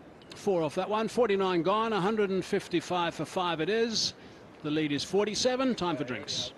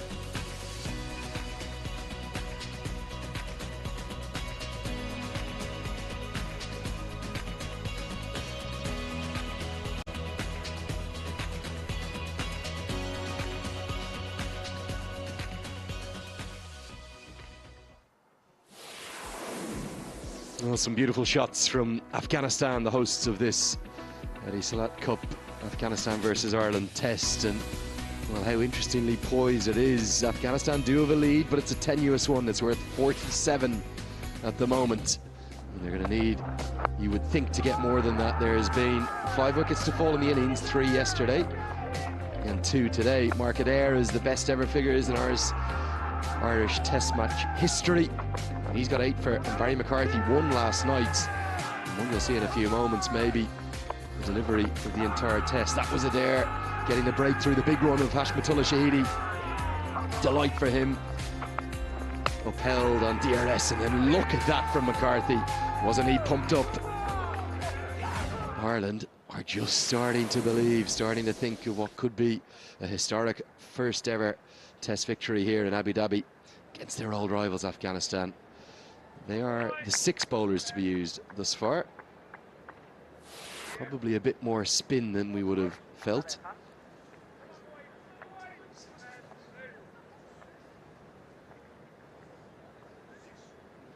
And Barry McCarthy, who's bowled 6 unchanged, is going to continue. He's racing in. And they're playing a miss immediately. I've got Niall O'Brien, former Irish keeper batter, joining me. Niall, this is quite vintage Barry McCarthy, isn't it? He's such a wholehearted cricketer. He's a real fan favourite. Yeah, I spoke to Mike Hazeman this morning and Tina Moeo on the pre-match show, Lenny, and the word character, that's what you want. You want character from Ireland today. You want someone to really grab this game by the scruff of the neck. And Barry McCarthy has really set the tone. I know Mark Adair also alongside him, but the energy that Barry McCarthy is bringing and delivering, he's thumping that pitch time and time again. He's really asking questions of the Afghanistan batters every single ball. Even there, he's attacking the stumps. He's looking to be aggressive with his approach. Janat was good enough. So you just feel, and as an ex-wicketkeeper, Lenny, you always feel like you're in the game and every ball's an event. So that's what Ireland and especially Barry McCarthy has done this morning. Have a look at this, Lenny. That's superb. He's smashing that 8-metre length, 50%, call it 50% of the time. A lot of balls in and around that, attacking the stumps. I mentioned on day one, you pitch the ball up on day one, and as the game unfolds, you drag your length back a little bit time and time again. Again, he's just attacking that stumps. Every ball is an event with McCarthy. Well, he's bowled 6.3 overs today. He's gone for 3 runs. And that builds pressure. And look at the movement again off the surface. Significant. Back in. If he could find 1 or 2 more here in this burst. He's a big, strong, fit man. He's been so impressive. Well, Ireland are comfortably on top now. 49 the lead for Afghanistan. This morning, you know, an hour ago, we all thought Afghanistan were in front. But we also knew that, so you stick 2 wickets on it and the game flips. So this is a huge little passage of play.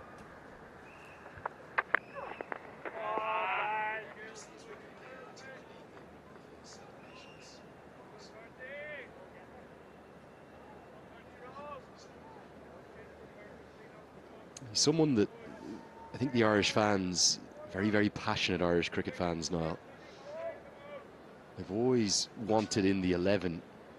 Firstly, because he's a wicket taker, and secondly, because of the passion that he brings. There's no shortage of skill either. I think the red ball skills he shows there, like that. And then look at the passion. Well, WWE was a reference yesterday. What about this? Not Hulk Hogan, maybe the Hulk. Well, I think in any Irish sport, Lenny, and avid followers of rugby and football and all Irish sport and all Irish sports fans, all you can ask for from your elite international sports men and women is commitment to the cause. Go out there and give it your absolute all time and time again, and cricket is no different. Yes, it's a team sport, but you are out there on your own right now, Barry McCarthy, going through your mind, your plans, what are you going to bowl? Everyone's looking for you for inspiration. So from a fan, and as a fan of cricket, and as a fan of Irish cricket right now, you're just looking for that kind of level of commitment from Barry that he delivers time and time again. Another good over from McCarthy. 50 overs now bowled. Afghanistan 157 for 5. I think traditionally, you and I are very similar age and vintage. You always think of Irish sports teams tend to be the underdogs. The rugby side have maybe changed that in recent years, but Ireland are always going to have to punch above their weight on the cricket field. Yeah, it's I think something that played into Ireland cricket's team's hands throughout most of my career, really, being that, you know, inverted commas, underdog status. Ireland ahead of the game right now. Not a position they're used to in Test match cricket, not a position they're necessarily overly comfortable with, but it's realising the state of the game and just trying to ram home the advantage.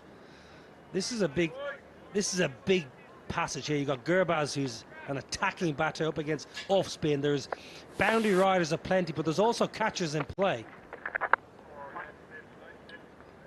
Big question for me right now is, should Andy McBride be bowling? Or would Ireland be better served with one of their seam options? You haven't seen Curtis Camphor in the second innings yet.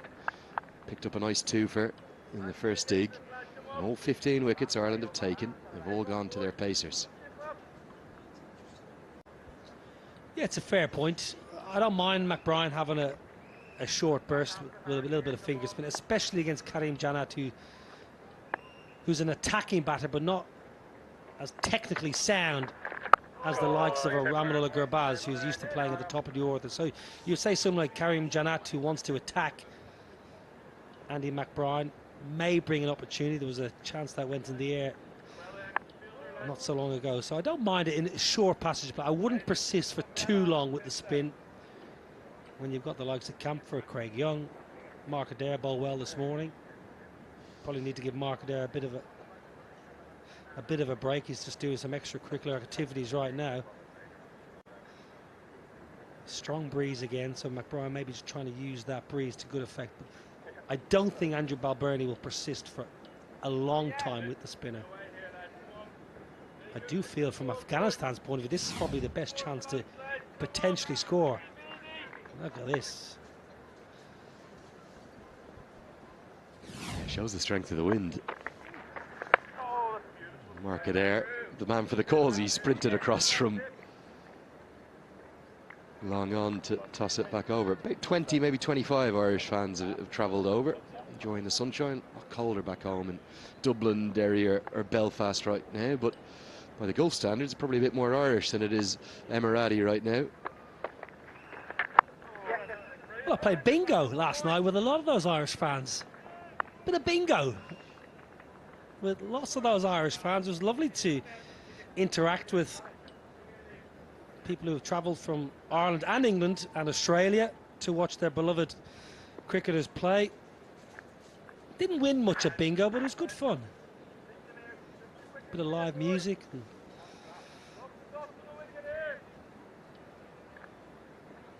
Yeah, tight-knit community, the Irish cricket one. Very, very passionate, those who are into it. I know there's a bit of turn on offer here for McBride, but for me it just looks significantly easier for Gurbaz and Janat against the spin than the likes of McCarthy, Adair. Haven't seen Camphor yet, and Craig Young didn't quite get it right in the second innings in the few overs that he bowled yesterday. Just the 4 for him. The wind is swirling around as well too. It's not like the stiff breeze we had just going one direction yesterday. Ireland may be best served by looking at one of their quicker bowlers. 51 ball, 160 for 5.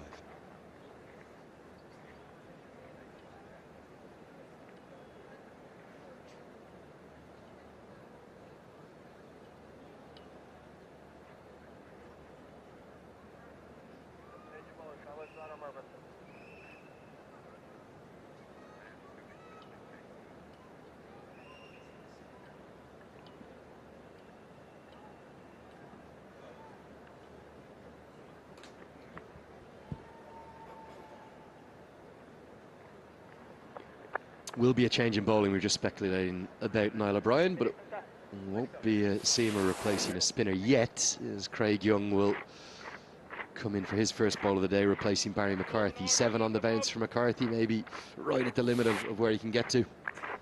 Yeah, 7 overs on the spin is a good effort for any seamer or pace bowler, especially when you're delivering the level of effort that Barry McCarthy does every single ball. So that's a fine effort this morning.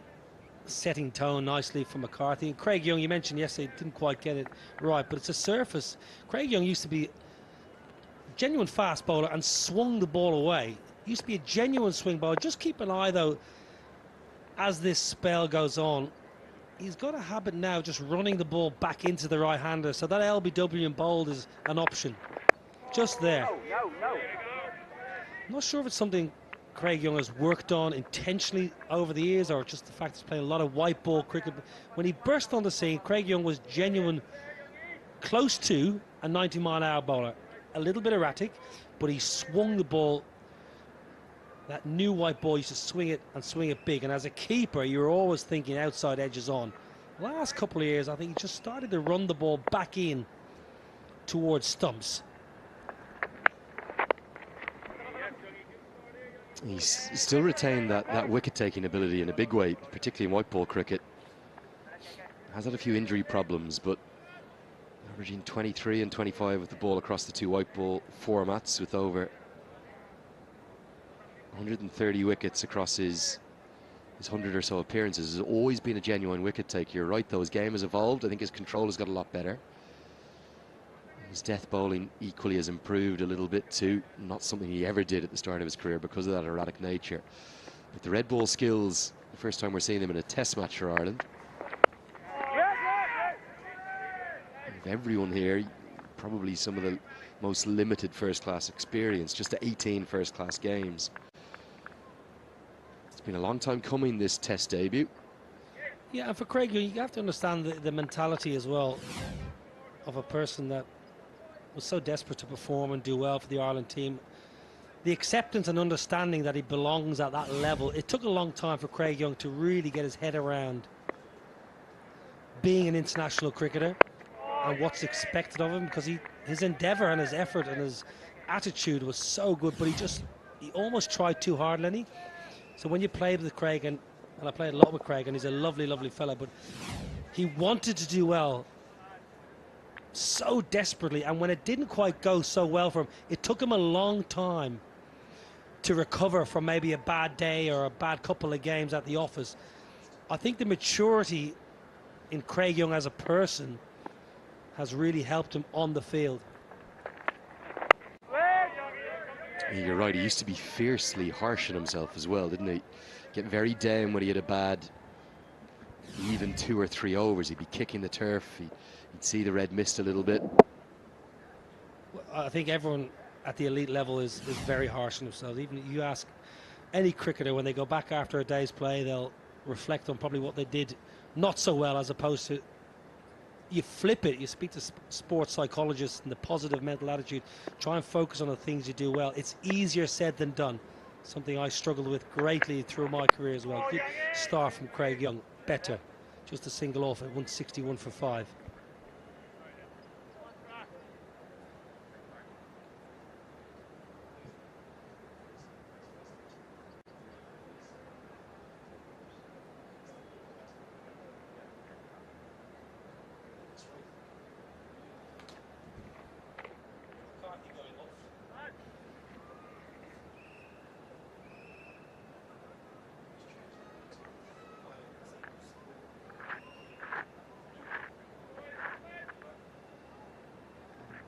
No injury concern, we don't think, for Barry McCarthy. Just looks like a comfort break, maybe a change of some equipment as well. Challenge here for Afghanistan, particularly Ramanullah Gurbaz on his test match debut. It's going to be that test of composure. We've had 15 overs already in day number 3. He's only faced 30 balls before that delivery. He scored fluently, 17 off them. He's mainly been watching from the non-strikers end. Ireland, I think here, Niall, are expecting a big shot from Gurbaz. That's why Adair's out at long on. He's also deep backward square, deep mid-wicket in place too. They're just wondering, can they test his mettle, his composure? It's a completely different art batting in this format. The others at the other end, they've faced 60 balls, they've only scored 10. So he'll be keeping an eye on that. He'll be very aware of that. And almost the chance comes. I think I mentioned you this morning when we did the pitch. It's for Gurbaz, you need it in outfield, so you need to keep your wicket-taking options. So your men around the bat are very important to Gurbaz, because you can't let a potential opportunity slip, but you have to have protection. So I think Balbirnie's got his tactics spot on here for McBride against Gurbaz in outfield. If you want to take on the sweepers, we've got protection. If you get a good one, there's a catch for a short leg and slip. A real game of cat and mouse here. Ireland know, they're acutely aware of just how good this man is in the white ball format. They know it's his first time at the top level in a test. And will they be able to find a way to create an opportunity? He's having his wills tested here.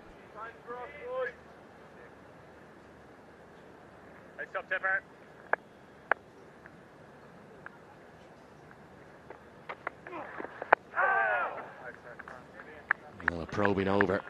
Fascinating one will just be the single from it, and Gurbaz will keep the strike. 1-6-2 for 5. A lot of talk overnight, Niall, about what Ireland could maybe chase in a fourth innings. I've never really had any experience or exposure of doing that, barring that one time at Lord's. I think, you know, spoke to some of the players last night and thinking overnight something around that 180, even 200. I think they'll be confident. There's nothing wrong with the surface. There's a little bit of turn. You're chasing a score sub 200. You just need one player to have a really good innings. The issue in this game has been players trying to get past that 40 and 50 mark to try and cash in and get even an 80. Not necessarily 100 might not necessarily be required fourth innings, but someone to get a large 50, 75, 85, something in that region. At the moment, the scoreboard's going nowhere. As you mentioned, Lenny, the runs have been dried up, and that's all Ireland have to do. They want to prey on the pressure telling against the Afghanistan batters and preying on the metal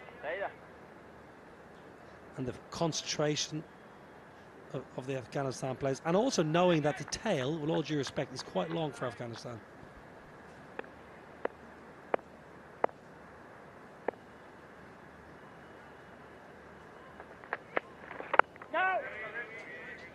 Across the 3 innings that we've seen so far, Afghanistan's second one in progress here, haven't seen anyone go past Hashmatullah Shahidi's score of 55. Lots in and around that. Sterling 52, Curtis Camphor 49, Ibrahim Zadran in the first innings 53, Kareem Janat 41 not outs, Harry Tector 32, Lorcan Tucker 46, Andy McBride 38.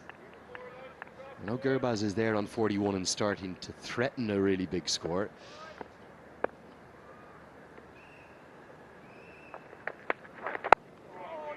Any idea why plenty of batters are getting in but no one going on? Is it just that lack of experience at the test level?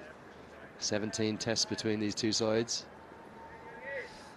No, I wouldn't say it's a lack of experience. There's plenty of ability there. I think the surface is it's not a flat belter. Let's be realistic. There's a little bit in it for the bowlers, a little bit of small bit of up and down nature of the surface, so it's not a pitch you can really go out and play fluently on. Gurbaz wants a couple. Karim Janet says no. Even that ball there, it's safely negotiated by Ramanullah Gurbaz, but it's right in front of all three. So that little bit of up and down nature in the surface, we saw Noor Ali get one, wrap him on the glove. So I just think the surface itself, the odd balls turning, it's not as true a surface as would allow you to play fluently. So even that's why I mentioned in the second innings, a score of a 75 or an 80 is as good as a big 100. So he runs. Should just be a couple of there will do the work. There's definitely a pattern to it though, isn't there? Gurbaz could well break that. There's all the potential to go on and maybe not just double that total. He might be thinking of more than a maiden test match 50, could be thinking of 3 figures. And that would put Afghanistan into a really strong position. But there is a pattern, lots of batters getting 30, 40, 50, and then finding one to get past their defences. It does feel a bit like a surface you're never quite in on completely.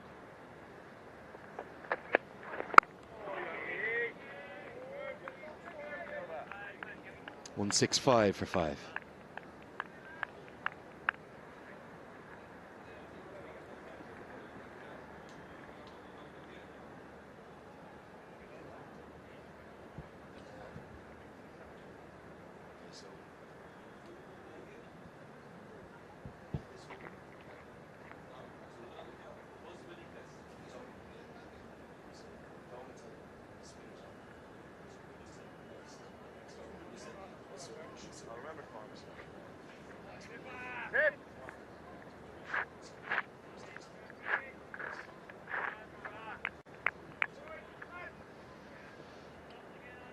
McBride to continue. Still no sign of Curtis Camphor in the second innings, and Mark Adair is a reasonably heavy workload already across the 2 innings. Being given a rest. McBride very much Ireland's go-to man in ODI cricket and in Test cricket in terms of what they know exactly what they'll get from him. He'll just bowl and bowl and bowl.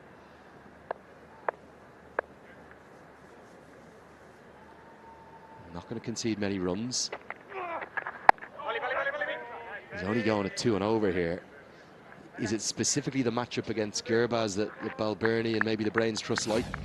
It's McBride versus the aggression? No, I purely think it's an opportunity to get through some overs. As you mentioned, just going at 2 and over. Get a little bit of rest and recuperation into the legs of the likes of Mark Adair. He's doing a fine job here, Andrew McBride. The scoreboard's going nowhere, as I've mentioned numerous times. And as a batter, you're just preying on the fact that Gurbaz and Karim Jannat want to score runs, and they're not. So it helps giving McBride an opportunity, but also puts pressure on the batters when they're facing the seam bowlers. Maybe they think it's easier to score against seam, so it brings Craig Young into the game a bit more. So I'm absolutely fine with it. Scoreboard's going nowhere. Ireland are dominating proceedings.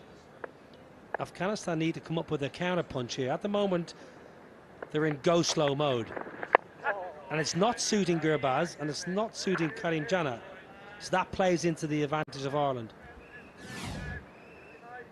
Just to highlight your point, we've seen after this delivery we'll have seen 18 overs, and it's only 31 runs that have been added right now, so the scoreboard is not moving quickly and McBride is offering control. 165 for 5.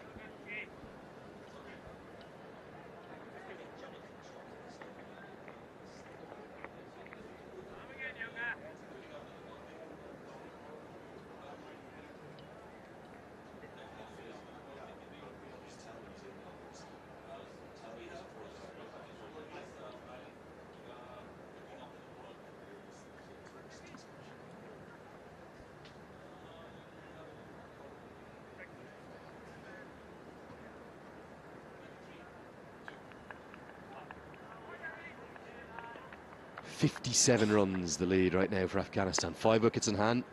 Gurbaz and Jannat just starting to grow. A 6-wicket partnership is worth 22. An awful lot of cricket to be played. You have to love the pace, the tempo of a test match.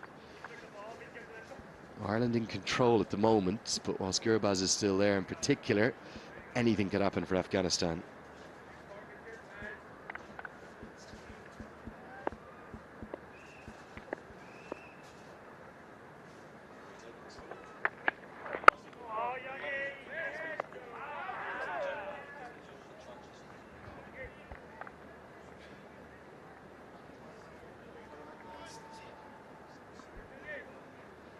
Yeah, nerves and tension ring around this Tolerance Oval right now. Hashmatullah Shahidi didn't add many to his overnight score. Trapped LBW by Adair. Here's Jonathan Trott. What's he thinking? Well, we had a really good interview with him this morning with Brian Murgatroyd. Spoke so much sense, Jonathan Trott. One thing he did say was they don't want to curb Rahmanullah Gurbaz's natural flair and fluency. I just suspect, Lenny, the last probably 15 minutes or so, that Gurbaz has curtailed. He is holding himself back a little bit. And if you're an Ireland fielder and being in that position behind the stumps, and you realise maybe a batter's not going about things as naturally as he would like, that just gives you a little boost, a little filler. Gurbaz very watchful, especially against spin. You see, and then you miss out on something. You go away from your natural game. That's a leg stump ball that Gurbaz will clip time and time again. In the end, he gets lucky because it hits the thigh pad, nearly goes back onto the stumps. Just have a look at this. We've seen this so many times. Just grabs that thigh pad, and it's not far away from that leg peg. And that, to me, is just mentality, because he's been watchful and thinking about surviving for a while now. He's missing out on those run-scoring opportunities.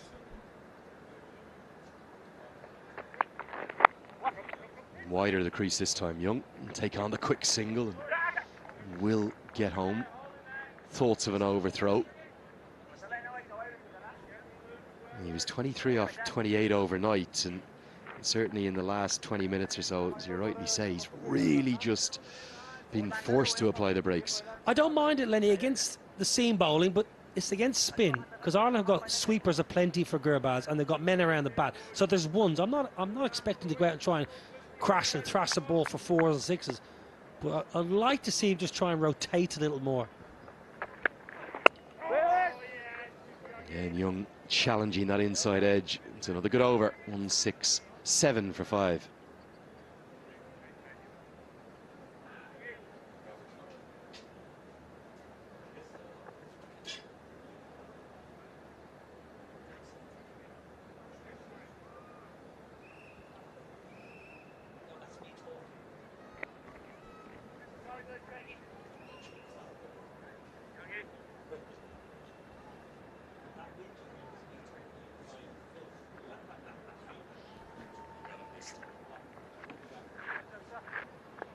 McBride to continue. Might have been a little bit more than a comfort break for Barry McCarthy, but he looks freshened up and may be able to get back on.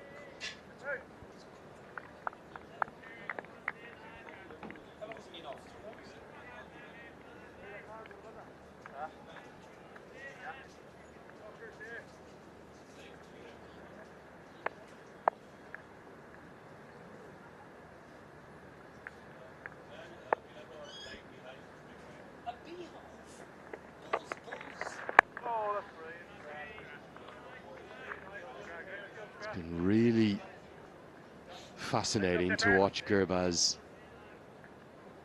and his approach against McBride. It's definitely been a cautious one. He's reining in all that natural flair, the natural aggression he has. But you just suspect at some point he's going to look for a big shot. This has been McBride in this spell.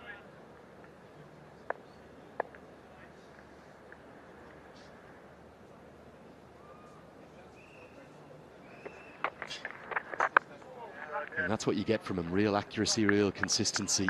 But for now, Gurbaz playing him really well. Happy to survive on a diet of dots and singles.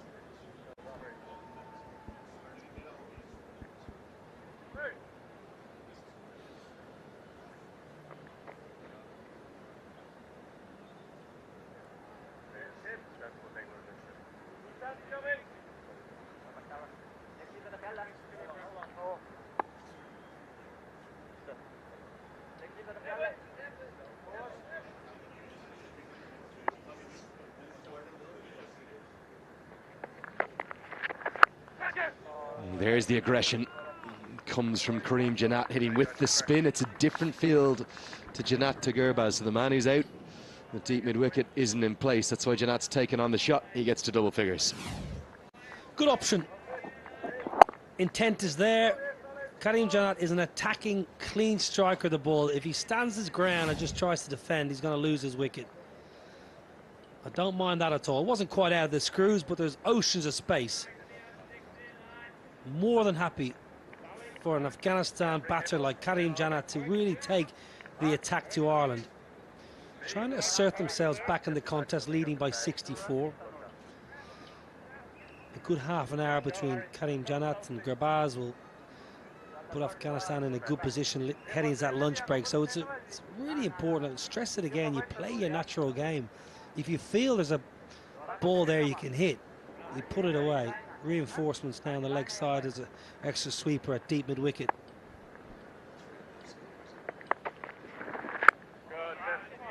Now just 3 fielders in the offside for Andrew McBride. Very heavily stocked leg side field. Good man to have at number 7, Janat. The problem is the amount of support they have beneath this 6-wicket partnership. Maybe not what they would like, but for now they're building this lead for Afghanistan. It's worth 64, 172 for 5.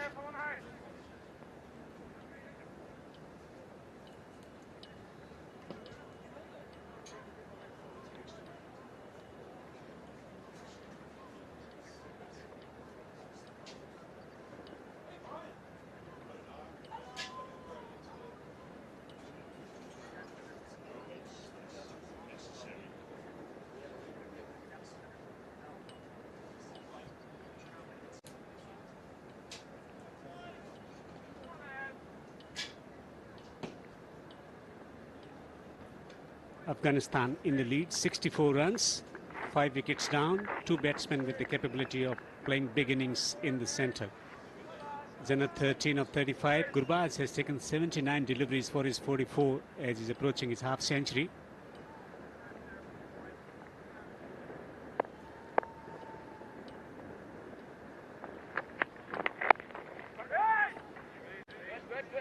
Well, we've spoken on a number of occasions about the fact that in the first innings, Ireland managed to get the ball swinging and seaming. They looked after it very well. They've been able to look after it again today. Just managing the ball, ensuring that it's in the best possible condition to swing. Seamers have done a terrific job here this morning. Yes, there's been that little bit of work from Andy McBride as well. He's bowled in contained fashion, 16 overs for 37. But Adair, McCarthy, Young, they've been absolutely outstanding. Remember, Afghanistan began the day at 134 for 3. So they've added 39 runs only in the first hour and a half, and that's testament to the control Ireland's bowlers have exerted. And especially against a team that has the tendency of playing attacking shots. Gurbaz at the crease. Most of the people won't believe it that they haven't got many runs. But the discipline from the bowlers, fast bowlers in particular, was remarkable. Hitting that off-stump area time and again, just concentrating around the off-stump and getting the ball to move as well. Excellent bowling performance so far from Ireland in the first innings and now replicating in the second innings as well.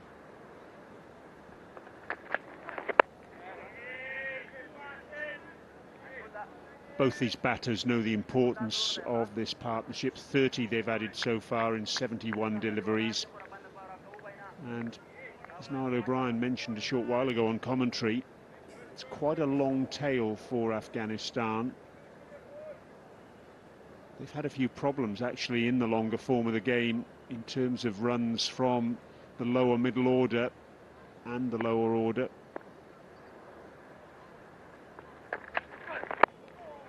And we saw that, didn't we, in the last test match they played, Devendra, in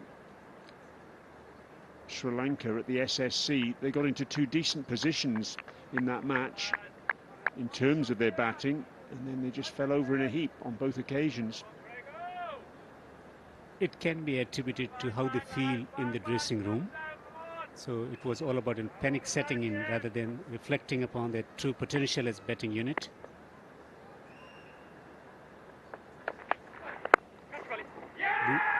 Straightforward catch at mid-wicket.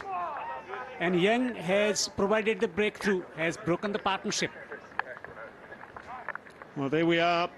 We've spoken about that fielder in front of the wicket. One of the slips coming out. And it's paid dividends.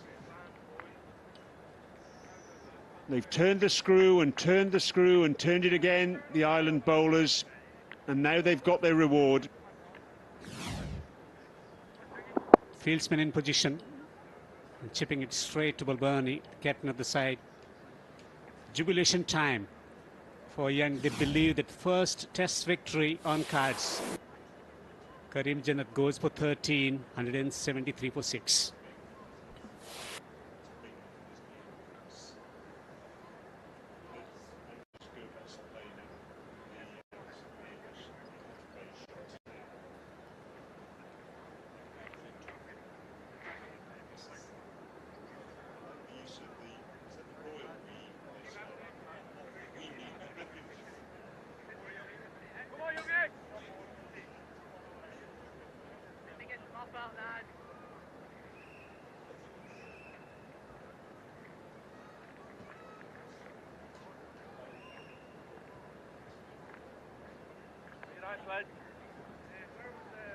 Third wicket of the session to go down for Afghanistan, and Zia-ur-Rahman, who was such a star with the ball, now he's going to have to be a star with the bat as well.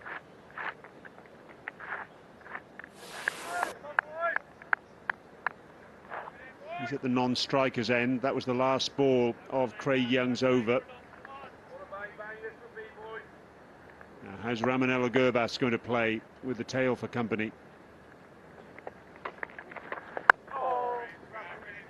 It will be interesting because they believe that Zia-ur-Rahman, look at his first-class record at the age of 26, averaging only 15, but 2 half centuries to his credit. He can hang around.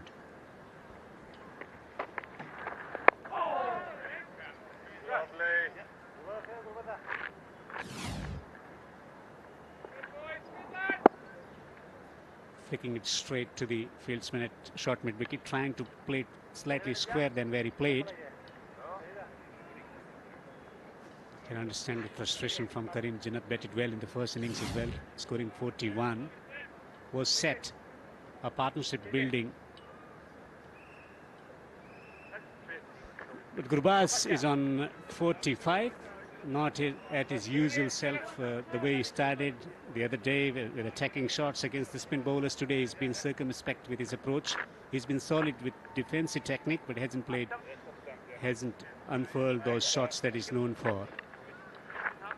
Still Zia-ur-Rahman, capable bat, so he will be thinking about at least developing partnership, taking more time, and then when 8 wickets down, he will start playing his shots.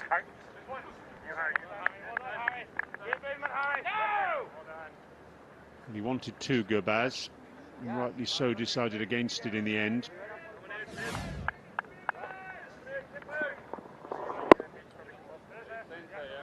Off the blocks quickly. And there was no second run available there. It's a good call to not go for the second run.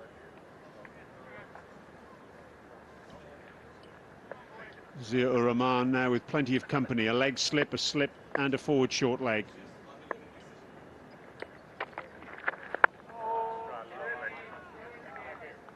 Don't underestimate the role that Andy McBride has played in this innings. Into his 17th over, just none for 38. Another example of the control that Ireland's bowlers have exerted. Terrific stuff. And that also allowed a break to the fast bowlers, a rotation of the fast bowlers as well, holding the one end tightly, not allowing easy boundaries, which wasn't the case when it came to Afghanistan.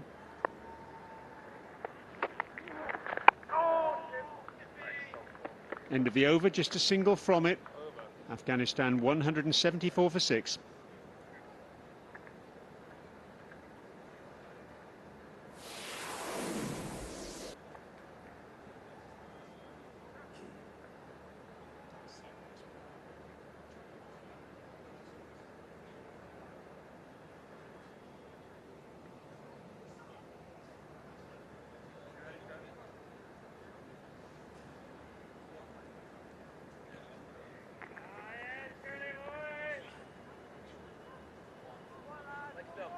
It's the quicks who've done the damage for Ireland. 3 for Adair, 2 for McCarthy, 1 for Young.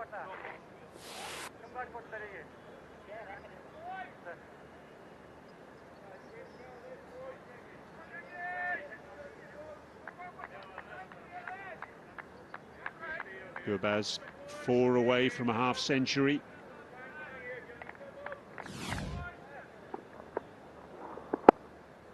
There's Karim Janat's wicket. And there's Jonathan Trott's reaction. Oh, what a ball! Young struck again, and he's got Gurbaz. Gurbaz can't believe it, but he's going to have to go. He's had his furniture rearranged, and Afghanistan are 7 down. Young probing away around the off stump. Magnificent piece of delivery this. Absolutely brilliant. And that's how they bowled since the beginning of play today, the fast bowlers. Brilliant piece of bowling, the line that forced Gurbaz to play defensively throughout this innings, and once again just holding its line and hitting the off stump. Joyful exuberance from the fast bowlers, and it's reflecting well in the performance as well. Ireland on top. Gurbaz goes for 46. Afghanistan falling apart, 174 for 7.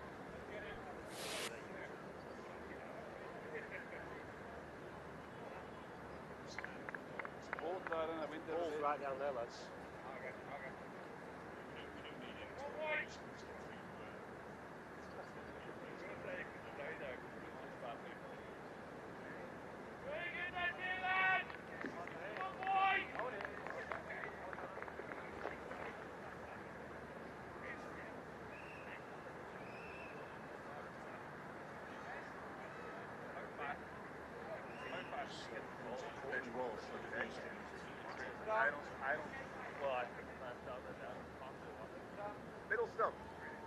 In number 9 is Naveed Zadran. Played a rather eccentric innings first time round. Made 12, hung around for a while. Has a defence all his own. I think that's the best way to describe it.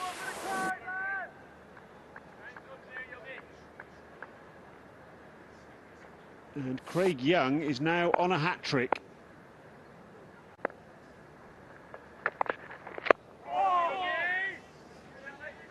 Can't get much closer than that.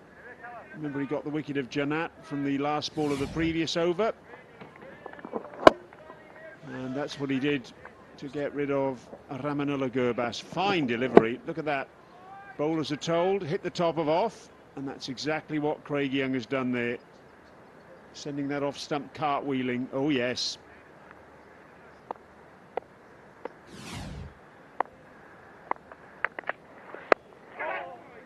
Playing it in the air. It was a stunning piece of delivery.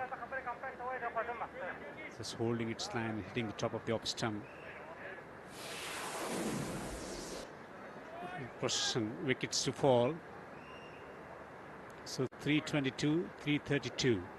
Then a partnership in 10-18, 10-43, 11-36 and 11-42. So wickets, at least a couple of wickets.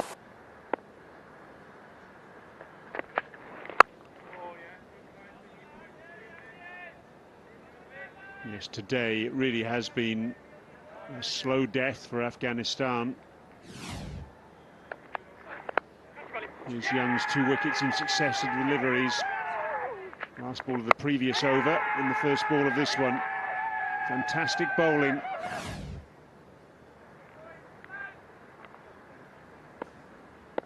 Seamers delivering in the first innings and in the second innings as well for Ireland.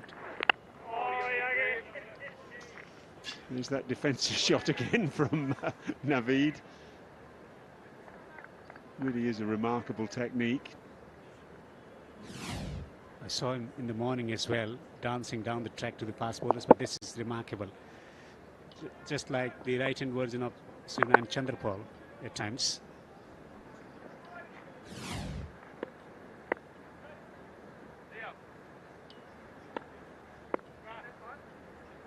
Two for 24.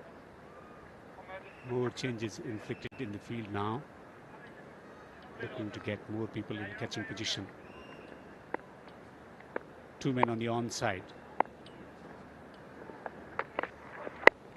Nicely defended. A successful over. This getting the big wicket of Ramanullah Gurbaz. Afghanistan 174 for 7.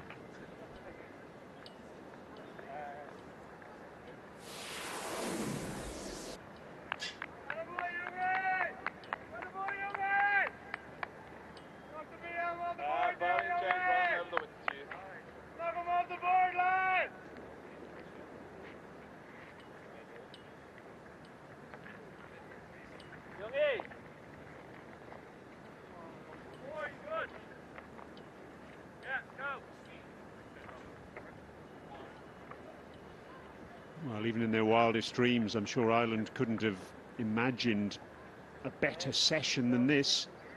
Afghanistan began the day at 134 for 3, so just 40 runs have dripped into the bucket for the loss of those 4 wickets.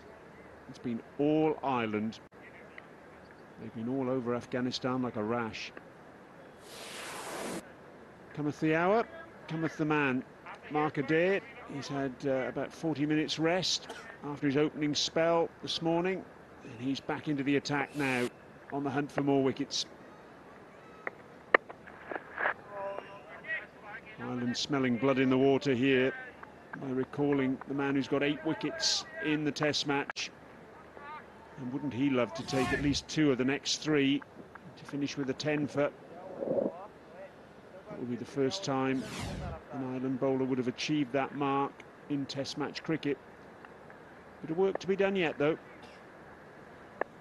Was amazing in the first innings, utilising the conditions to great effect, the seam and swing. In the second innings as well, providing them with the early breakthrough.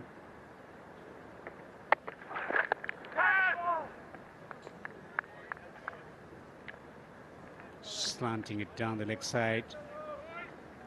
He's been absolutely brilliant for Ireland.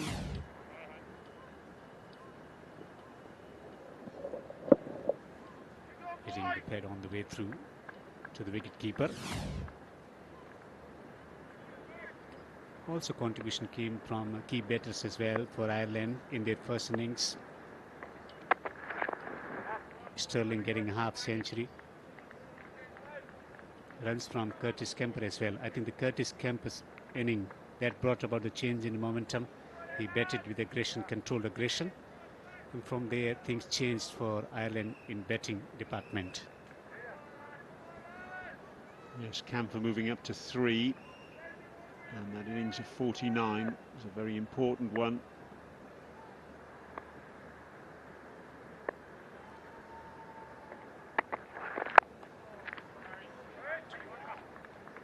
It's a nice shot down the ground from Zia-ur-Rahman. Gets him off the mark with a boundary. They've been as rare as hen's teeth this morning. They're pitching it up, trying to get some movement, working for himself. Lovely straight drive from the middle of the bat. Superb stroke. Imagine the presence of Gurbaz, Nasir Jamal at this point of time. With him, he could have provided them with some support.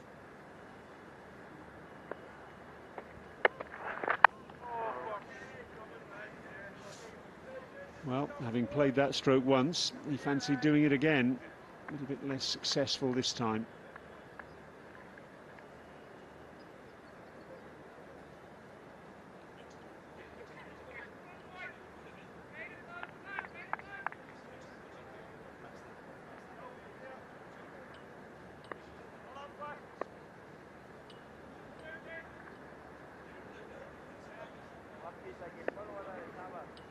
Square leg has now dropped back about 2/3 of the way to the boundary.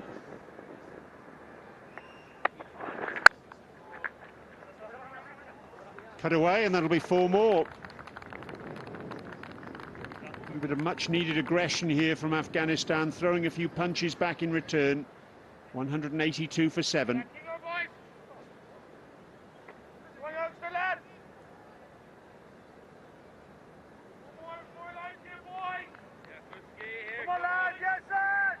Afghanistan really just suffering a slow death. So it's a good thing that Zia happy to play a couple of shots there in that last over. It's important that this Afghanistan lower order somehow try to put a little bit of pressure back on the Ireland bowlers, because Ireland have had it all their own way in this first session.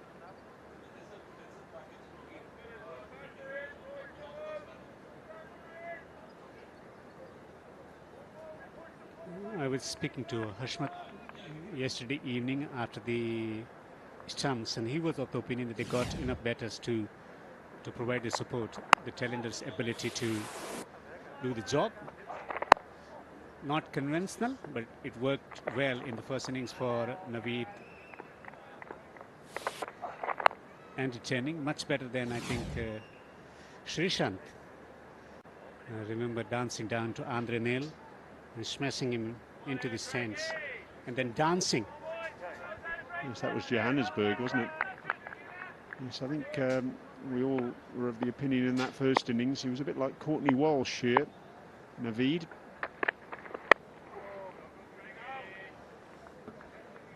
Well, he's got a good eye, obviously, because he can hit the ball, but in terms of technique, truly is remarkable. Almost like French cricket there, really, just standing there, bunting the ball out on the offside.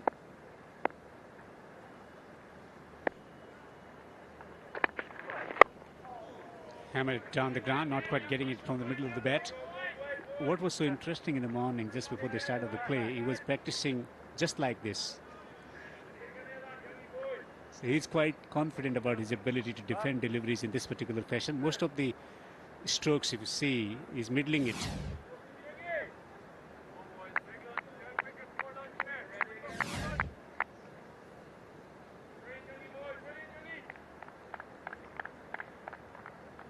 He's got a new bat here now.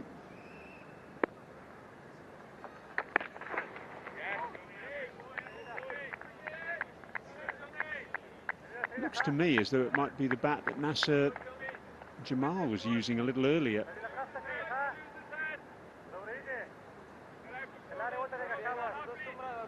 Obviously wasn't happy with the previous blade that he had.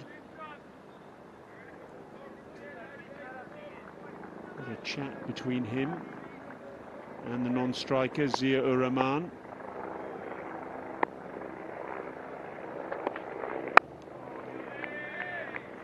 Goodness me, yeah, hold the pose, absolutely.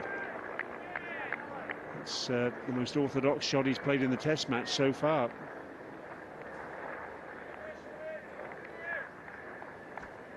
Reflecting upon how things went for Afghanistan.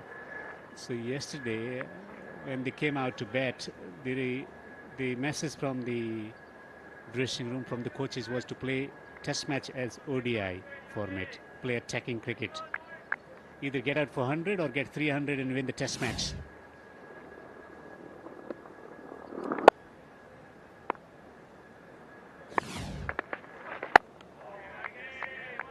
He's determined that the photographers around the ground are going to capture this, I think. It's two defensive shots in a row.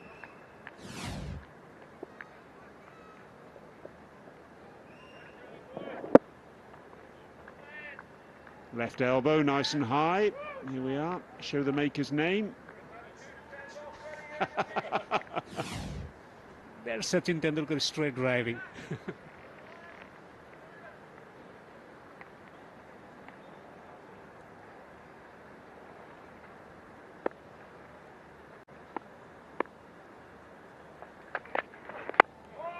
Once again defending well. 182 for 7.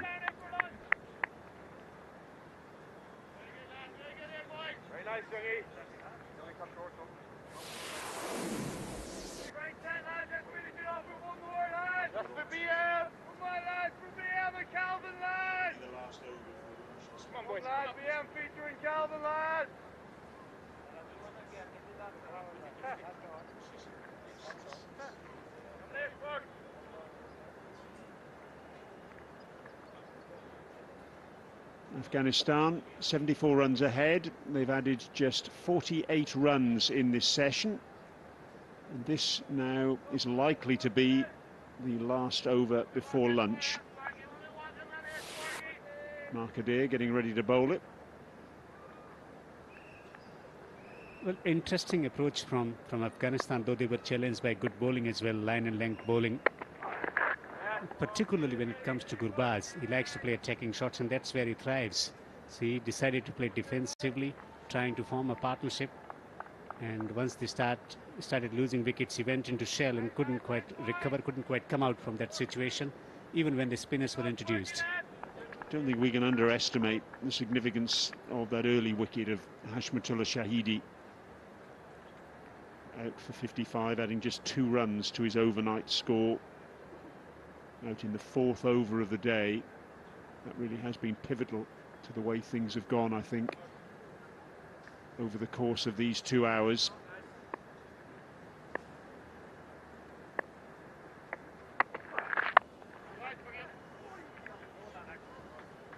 Some aggression from the bowler as well.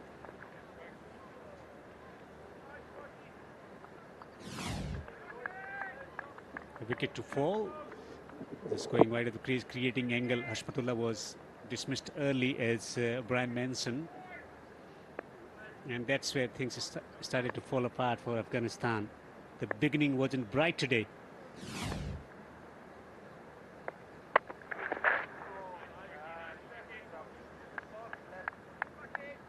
Of course, the interesting thing about Hashmatullah's dismissal was that it was umpire's call in terms of the point of impact. So, had it been given not out, it would have stayed not out. They're the margins, the thin margins, the fine margins on which matches can turn. I remember listening a story on the broadcast from Tony Greig about his appearance in first-class cricket in England. Was out LBW early on, wasn't given out because the umpire was a friend of his father, and he went on to get 100, was picked for England cricket team, went on to become the captain of English cricket team as well. So one decision can alter the careers of many individual athletes and teams as well.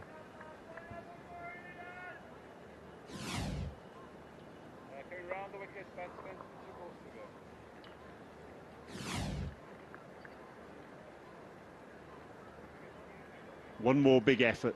That's what's required from these island seamers. They really have been lion-hearted. 7 wickets down.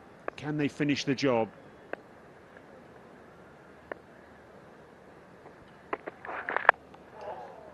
Round the wicket. Just one more delivery to go now in the session. And Tony Greig also carving out a career in the field of broadcasting as well. Famous for his popular broadcasting on Sachin Tendulkar's Desert Storm against the Australians at the Sharjah Cricket Stadium. That's where they will be playing the ODIs and T20 internationals, Afghanistan versus Ireland.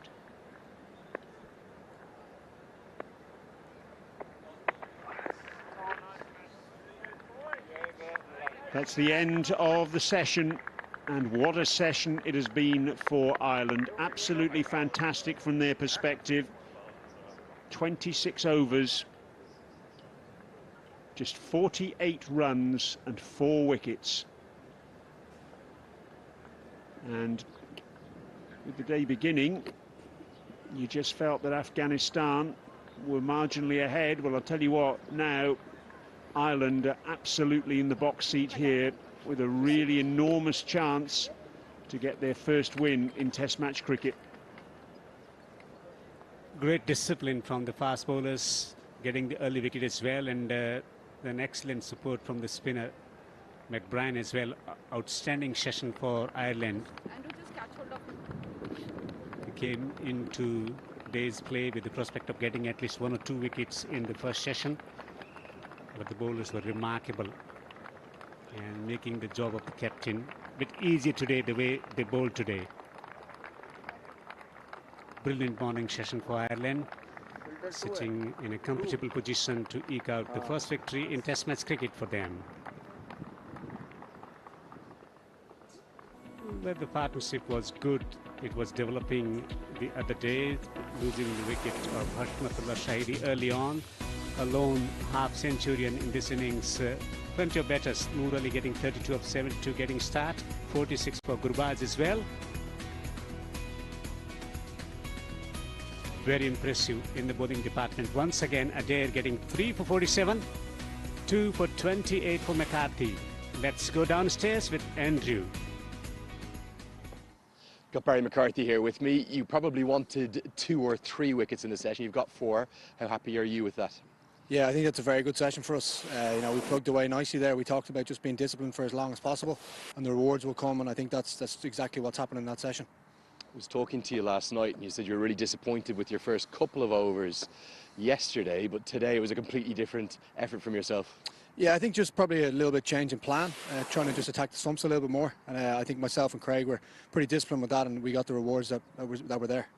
Taking 17 wickets in the test, they've all gone to the seamers group. You're a very close-knit unit. How much does that mean to you? Yeah, it's great. You know, we all get around each other. You know, I'm just as delighted for Youngie getting wickets as I am. Same with Sparky as well. So yeah, hopefully we can continue on that in the next session as well. Barry, thanks so much for chatting to us. Best of luck. Thanks very much. Let's have a look at some highlights then of the session. And they're all about Ireland, really. That was the fourth over of the day. Markadir striking the big wicket of Hashmatullah Shahidi. And then how about that for a delivery? Fantastic bit of bowling. Nasser Jamal dismissed. Ramanullah Gurbas and Karim Janat tried to stitch together a partnership, but then Janat was caught at short mid-wicket. Craig Young breaking through. That was the first ball, or the last ball of his previous over, and that was the first ball of his next. 2 wickets in successive deliveries for Young. Rare stroke of defiance from Zia-ur-Rahman. Couple of boundaries in 1 over, but really a disastrous session for Afghanistan. So this is how we stand then at the end of the first session on day 3, and Ireland very much in charge. Afghanistan 74 runs ahead with just 3 wickets in hand. We'll go for lunch now, and we'll be back when play resumes.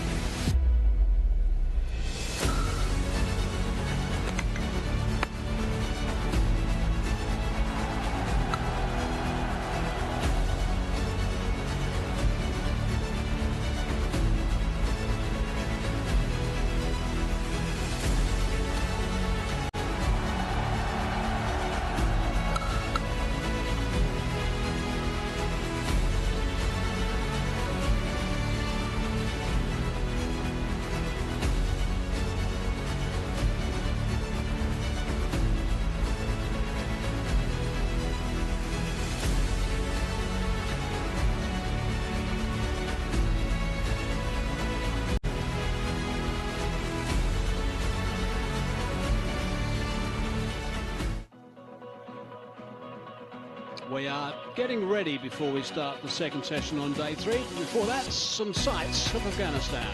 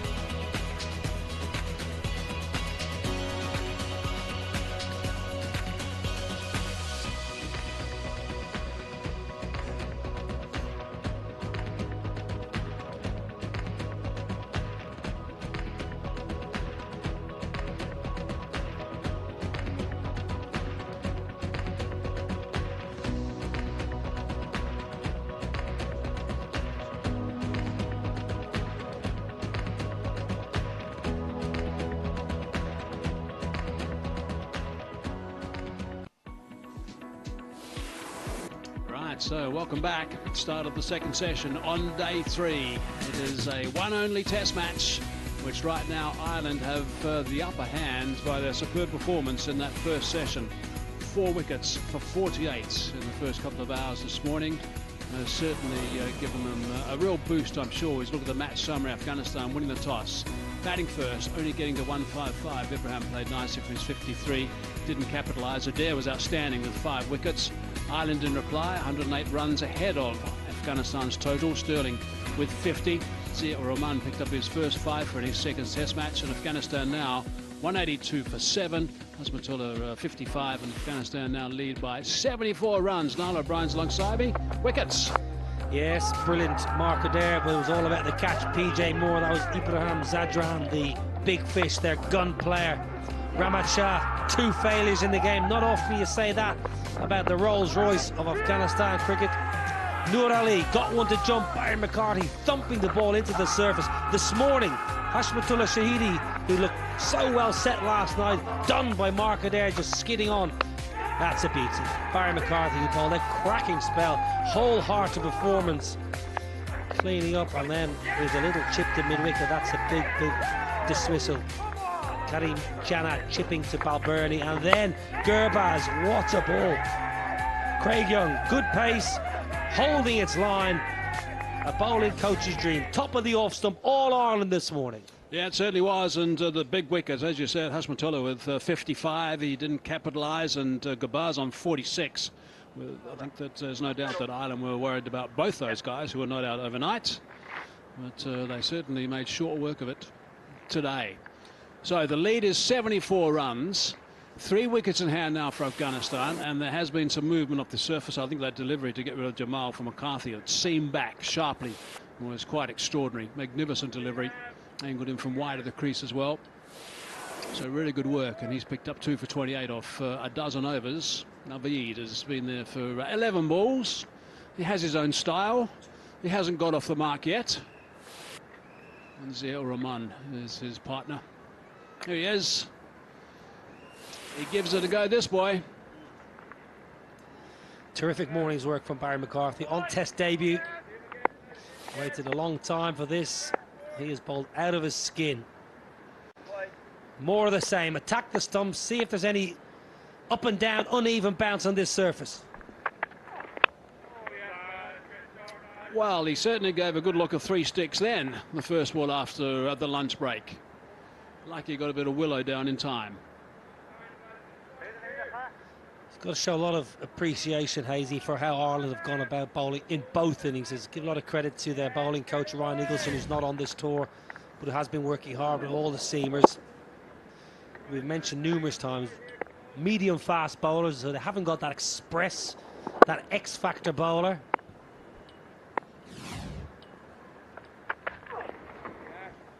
So what you're asking is a coaching unit and the analyst, when they're planning, and the captain is saying discipline. Be disciplined with the ball. Time and time again, prey on the vulnerability of the opposition batters. And I think the coaching staff, Heinrich Milan on the left, and the analyst, and Gary Wilson on the right, who's the assistant coach, and Ryan Eagleson, I mentioned the bowling coach, he's not here, but he would have been so proud watching on. They just plugged away time and time again, testing that forward defence, looking for that bold and LBW. The odd bit of brilliance, yes, a little bit of luck along the way, but you earn that. I'd love a quick one after the break too. And what's impressed me is the way that they swung the ball with good channels in the first innings, realised it wasn't swinging away from the bat in the second innings, and they've just kept plugging away. There's been a little bit of seam around them, but no grass of any note that's alive, but it's a reasonable carpet of grass, and I think once or twice it's perhaps just burnt through the top of that carpet and just come back, particularly that one I was talking about when Jamal had his castle disturbed. But so 2 different styles, and that's great adapting from the team, the captain, I'm sure some instructions from the bowling coach, who I no doubt is sitting there a little bit upright now in his lounge room watching this with pride.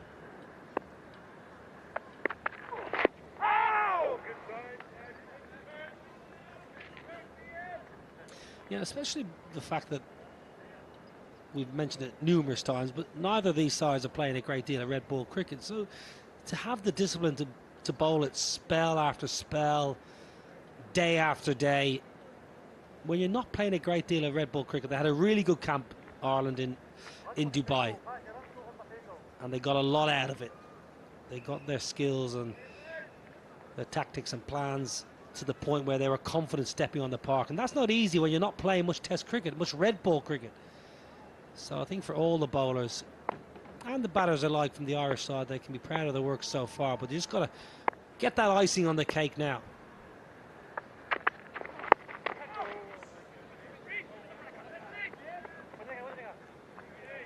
He's got off the mark with delivery number 16.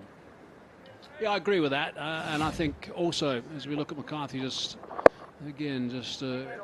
full in at the batsman, giving everything at him.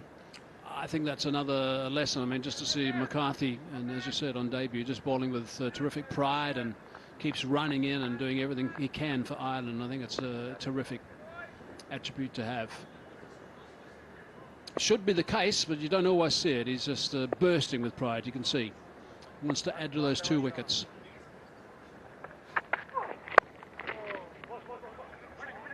Going to be just the 1 run, I think. Some good fielding as well. End of the over, 184 for 7.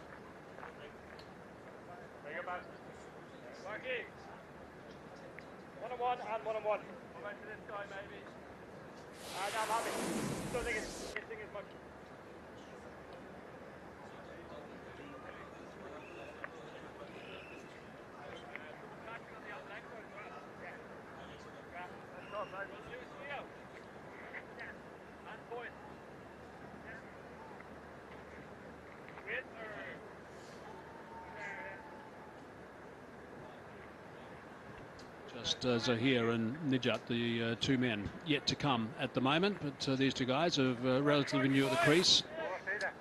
Zahir Rahman has had a fine test match in his 2nd test, picking up that 5 for 64 in 30 overs. He bowled beautifully. I think he's still got quite a bit of work to do in this test match.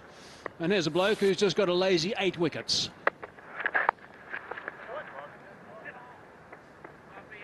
He's done a fine job, Mark Adair.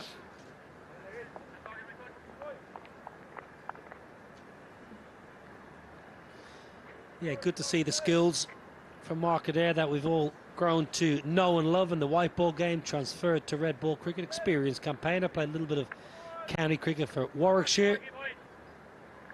Matured greatly the last 2 years, I'd say. He's matured really nicely. Fine batter as well. He's a really good stroke maker and a good catcher. We've seen him in the slip cord, and he's a all 3 format cricketer. Slower ball that time. Be quite remarkable if he happens to pick up 2 of the last 3. I think it's a nice little 10-wicket haul for the test match. Off cutter, bit of extra bounce as well. Something that impressed me about him also, that 7-over spell right at the start of the test match. And he didn't seem to worry him one bit, just kept coming back and back all the time. Some guys will do that and they huff and puff for a while for the next couple of spells they have, and they haven't got too much left in the tank.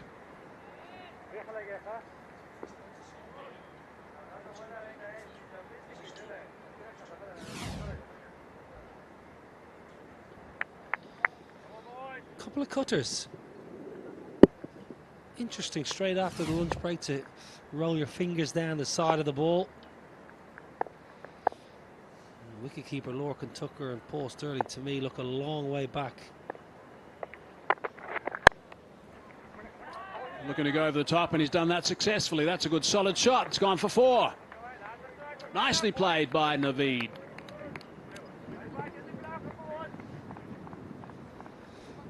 Well, it was his downfall in the first innings, trying to go downtown and over the top. He spliced it to mid-on, but this is a good option.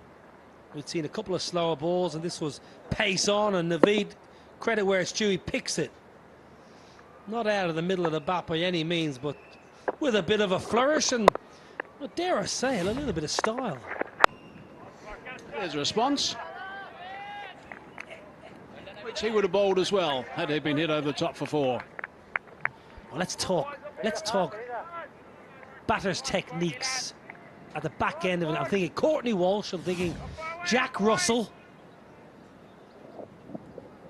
Nice shot over the top. Love that.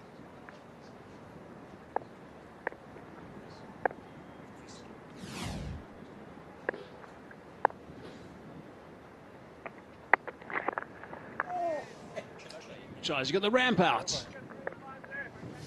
189 for 7.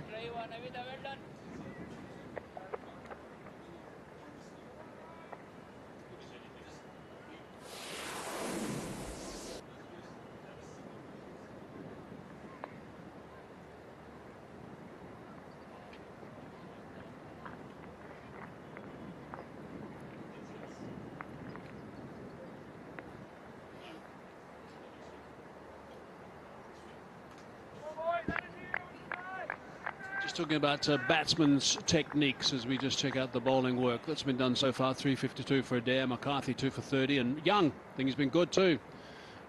Picked up a couple of wickets in that first innings, 2 for 24 at the moment as McCarthy continues.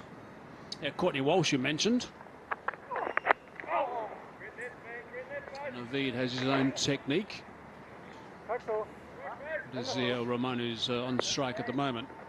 One of my favourite stories about fast bowlers trying to be batsmen is Chris Martin from New Zealand. He was a wonderful performer for New Zealand with the ball in hand, but the first to admit that he was absolutely pretty much useless with the bat in his hand. He also says that even though there were a couple of knocks that he played, which he fought away and kept some of the quicker bowlers out, that when the guys got really quick, he wasn't the bravest around, and that's the case, I think, for quite a few. The guys who generally bat number 11. After he retired, he admitted that the most terrifying bowler he faced was Alan Donald.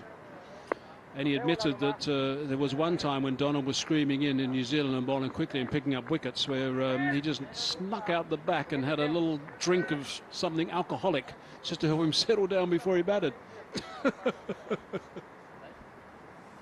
Well, facing Alan Donald, I suppose you need all the Dutch courage you can summons. Chris Martin, yeah, fine bowler, not so good with the bat in hand. Jack Russell had a wonderful technique, useful, very useful batter down at 7 or 8 for Gloucestershire in England, but he had a very unusual leave. He did indeed. I saw that for a long time in '95 at the Wanderers with Michael Atherton when he and Jack Russell put on he and Atherton put on a magnificent partnership. Atherton got 100 in the end. Can't remember the numbers, but it was a big one. I think it was about 3 days worth. That's what it seemed like. I'm going to throw it out there. I think it was something like 185. Rajneesh is on it.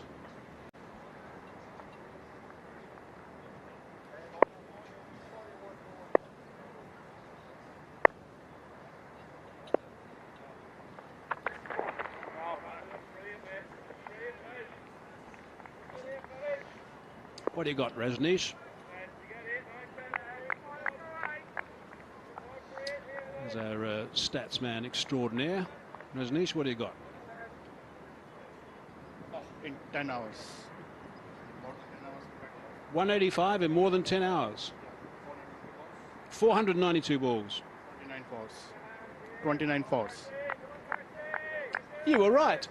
Oh, I'm so happy with myself. I'm absolutely chuffed to bits with that. For some reason, 185 was just twirling away in the back of my busy mind. No sixes, Athers, what were you doing? I can also attest the fact that Niall O'Brien's got a busy mind. A channeled busy mind. For the Wanderers, it does throw up some brilliant cricket down the years because, as you well know, Hazy, spending a lot of time in South Africa. The pitch can really give fast bowlers something to work with, and there's a bit of unevenness, and then climatic conditions as well play a big part. Used to, not these days. And the crowd, you just get a great crowd of the bull ring. Unbelievable crowds. The crowds seem like they're, as a player, they're right on top of you. So these days it's got a bit of a spinning profile, which is a little disturbing.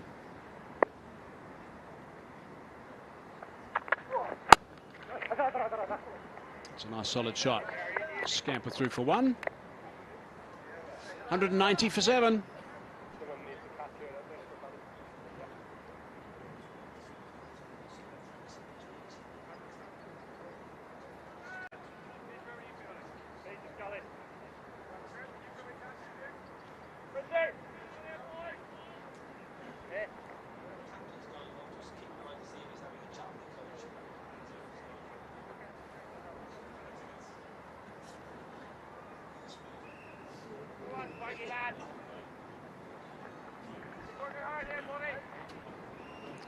Well, Balbirnie just nipping off, and I think that's a tactical chat here, because you can just see the coach heading in the same direction.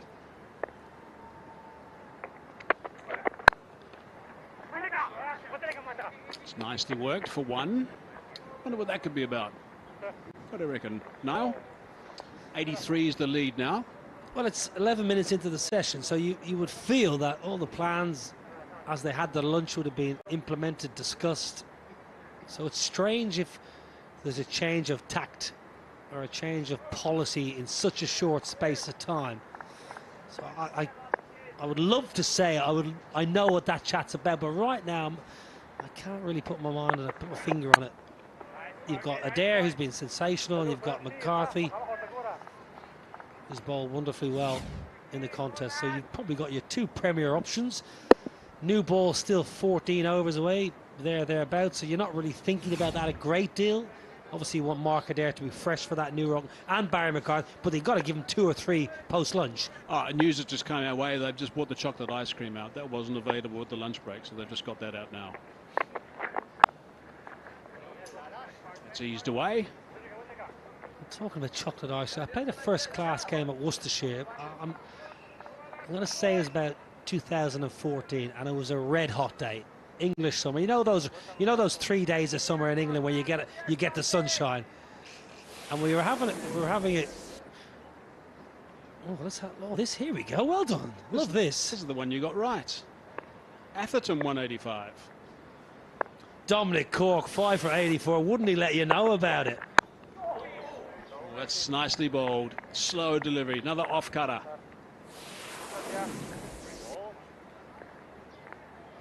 Yes, Corky. Clive Eckstein.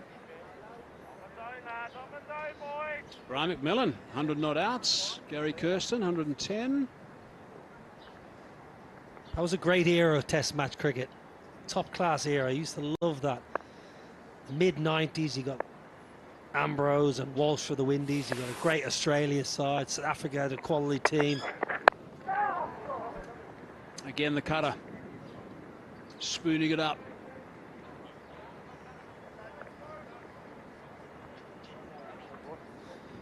Yeah, fine cricketer, Brian McMillan.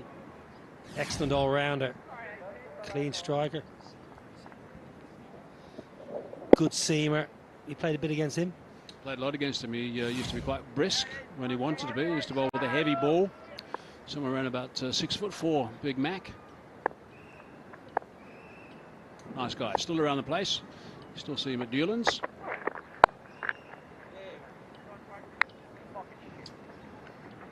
These guys are doing it reasonably easily at the moment. That lead's increasing. 194 for 7.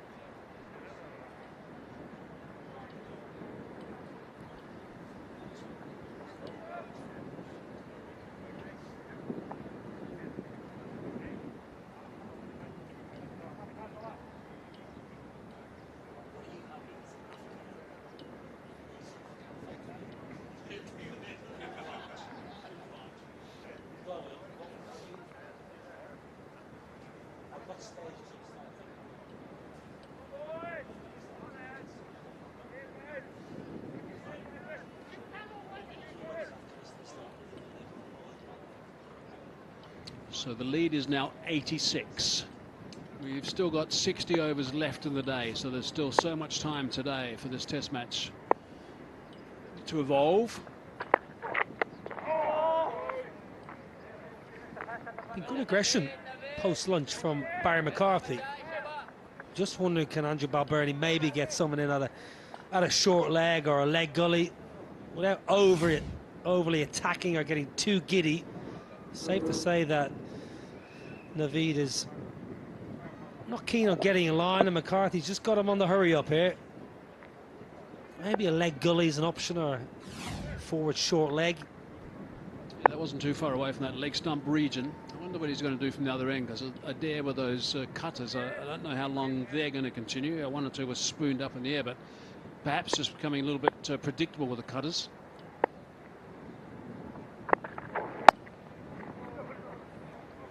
Good direction again from McCarthy, but it's nicely played. They're going to come back for a couple. These runs are so valuable. Partnership now worth 22. Yeah, just ask our esteemed colleague Devinder, who spends a lot of time in Afghanistan and has a real love affair for Afghanistan cricket. At what stage will the Afghanistan side start to believe that they can bowl Ireland out and win this game with the bowling attack that they've got? He mentioned 175, so he still wants another, well, just shy of 100 runs from these last 3 wickets. That's going some. He's greedy.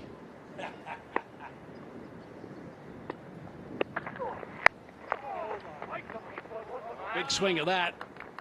Running away towards that advertising triangle, and that's a desperate dive, but I think it's gone for 4. Couldn't quite get it away from his body.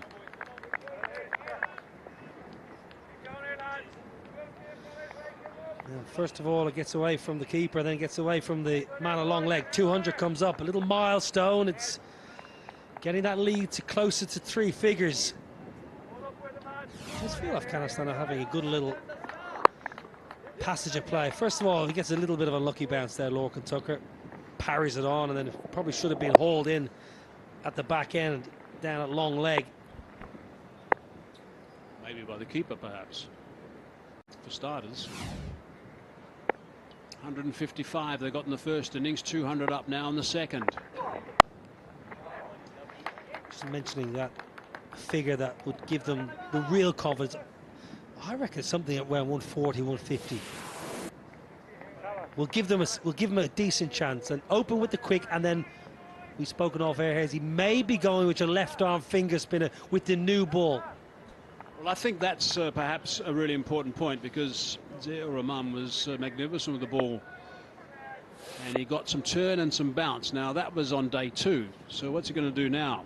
Got some turn and bounce actually on day 1, late on day 1. So what's he going to do now when we're halfway through almost day 3? It's bound to be a little bit more. He got 1 or 2 just to go through the crust and disturb the surface a little bit. This is the attempted desperate dive, but unfortunately back onto his arm, and then a bit of freestyle. Yeah, PJ Moore down the deep, wonderful catch in the gully to get the wickets up and running in this second dig. That was a little bit disappointing, a little bit sloppy. Partnership 27, it's useful, it's better than useful. It's starting to frustrate Ireland, you feel, out there in the middle. Naveed's overtaken Zia Rahman on the runs now. 201 for 7.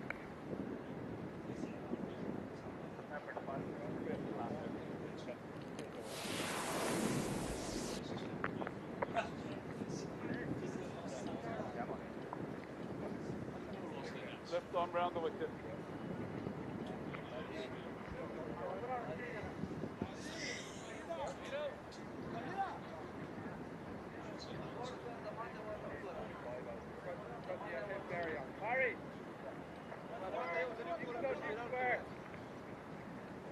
Lead is 93 now. Still 3 wickets in hand. Can they extend that to what Niall was talking about, 140-ish? Going nice at the moment, 27 off 53 balls, 13 and 14 respectively. Got a bit of tap. And welcome. Couldn't bowl consistently enough yesterday. He's going to be asked to do a job now by his captain. He's got to keep things nice and tight. And you would think, with a little bit of wear and tear on this surface, he might be able to pick up a little bit of turn. I'm not suggesting he's going to get a hat-trick.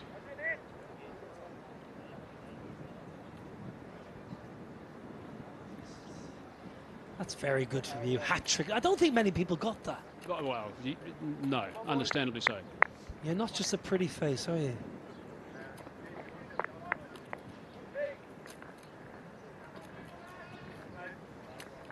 Spin, interesting. And even more interesting, it's the left arm spinner. Now, no Andrew McBride.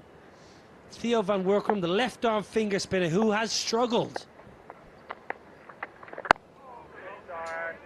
I can't work this out. Don't see why Andrew McBrien's not bowling right now, unless he's going to come from the other end. Still haven't seen Curtis Camphor. Very useful seam bowler. Picked up 2 in the first innings. I think they're hoping that Naveed is going to have a bit of a dip, because mid-on is deeper, so is mid-off. Yeah, understand that. Give your premier spinner the opportunity. Give Andrew McBrien the opportunity, unless he's going to come with double spin. He's chopped away off stump. It's a real vote of confidence from Balbirnie to the left arm spinner, and it's nice to see the captain backing the selection. Can only think maybe they're going double spin to try and rattle through 12 overs quickly and get that second new ball. That's the only logic I can put on this current scenario.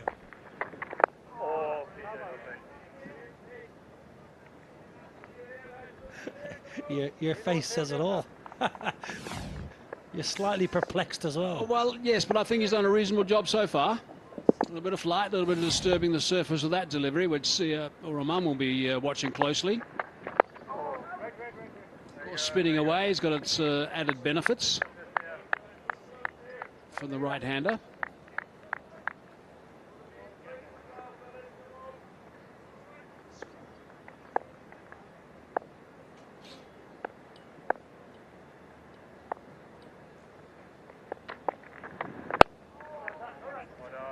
Pretty tidy stuff, actually, in his first over back. Which will boost his confidence a bit. 202 for 7.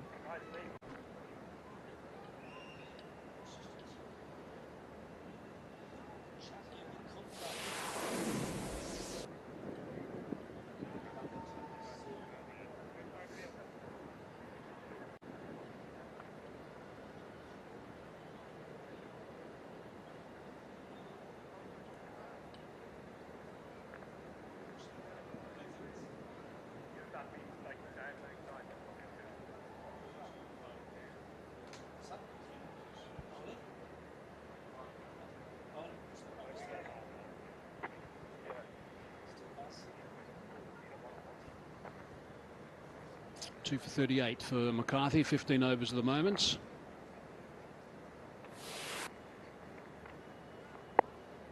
And he continues.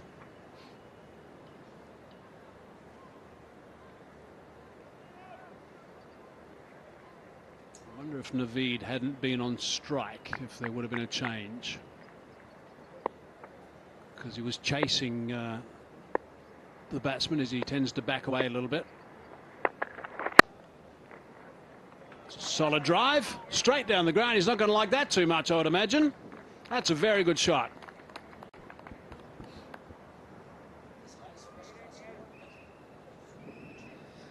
Lovely stroke from Naveed, the entertaining tail-ender down the pitch, which is his preferred method against seam bowling. Gets a little bit of momentum into the ball, a little bit of fluency. Lovely on drive. Not so long ago, lifted Mark Adair over mid-off. This time pumps down the ground once again, holds that pose. First class highest score 33, so good work here from Naveed. No more driving opportunities. Backing away, splicing that one in the end, not carrying. Yeah, he won't get any more. He can hit down the ground, that's for sure. I think McCarthy's had enough of that.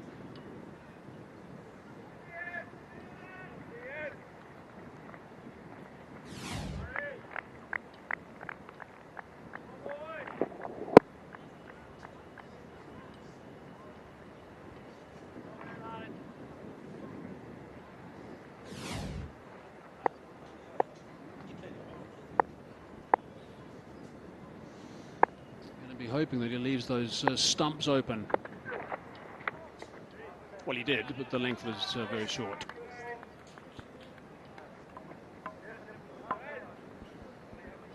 So what he's got to make sure he does here is he doesn't become too repetitive. Yeah, driven down the ground, couple of short balls now. I would think that Naveed will be expecting one that's going to be pitched up for this next delivery. Has got a good back of the hand slower ball, Barry McCarthy. see it a lot in white ball cricket. At the back end of an innings, T20 cricket, he's got a good wide Yorker, and he's got a really handy back of the hand slower ball. So I just wonder, is it worth maybe going a little bit white ball skills, thought process, and see if Naveed has a bit of a dip and hits one in the air.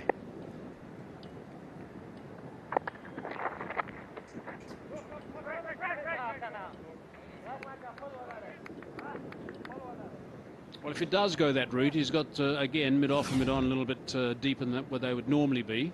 Also, there's those two men on the leg side that are in a catching position, a short forward square and a short mid-wicket.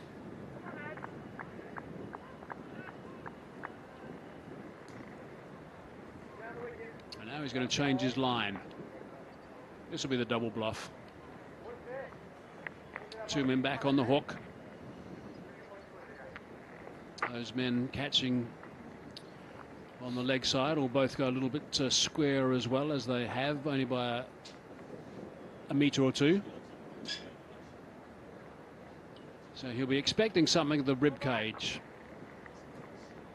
I reckon it might be something nice and full.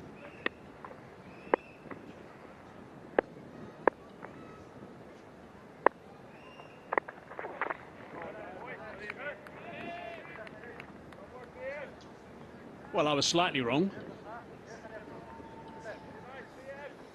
Never tried to predict an Irishman's behaviour, Mike Hazeman. I've tried with you a few times, didn't work. It's quite a frustrating little passage of play since lunch. Ireland would have been very jubilant going off for the lunch break and hoping to come out after lunch and wrap the Afghanistan innings up, the lead 98 now. Just getting a little bit frustrating for the Irish fielders. They must keep their composure.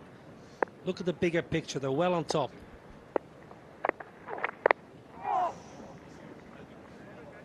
Keeps that out. 4 off the over, 206 for 7.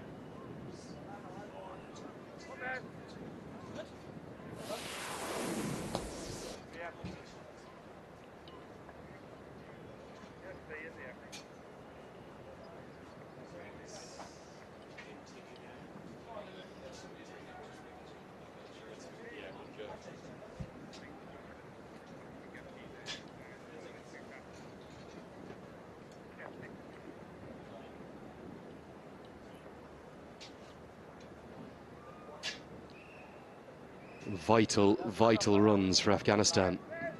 An 8th wicket partnership already worth 32.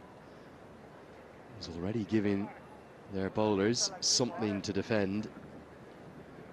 If they could double that lead that they have now, well, Afghanistan might feel as though they're on top. Lots of cricket left to be played here.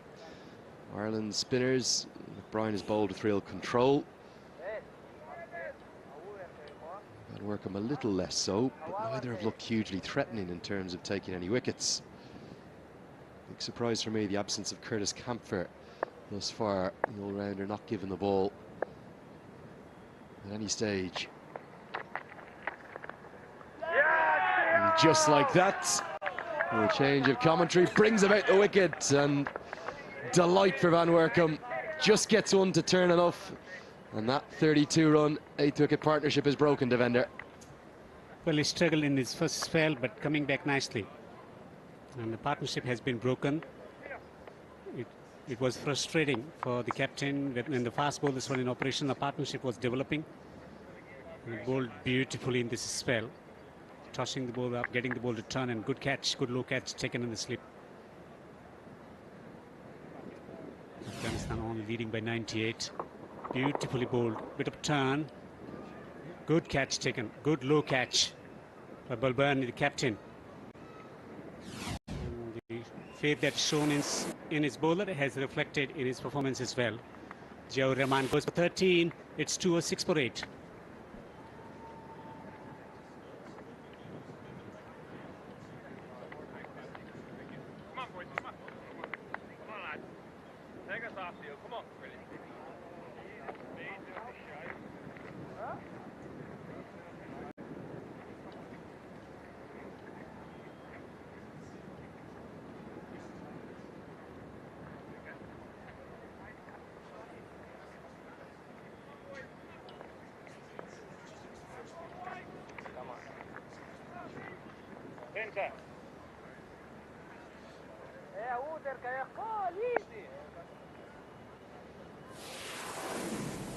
Najat Masood in at number 10 after, well, 17 wickets all going to the seamers. The spinners have one for Ireland.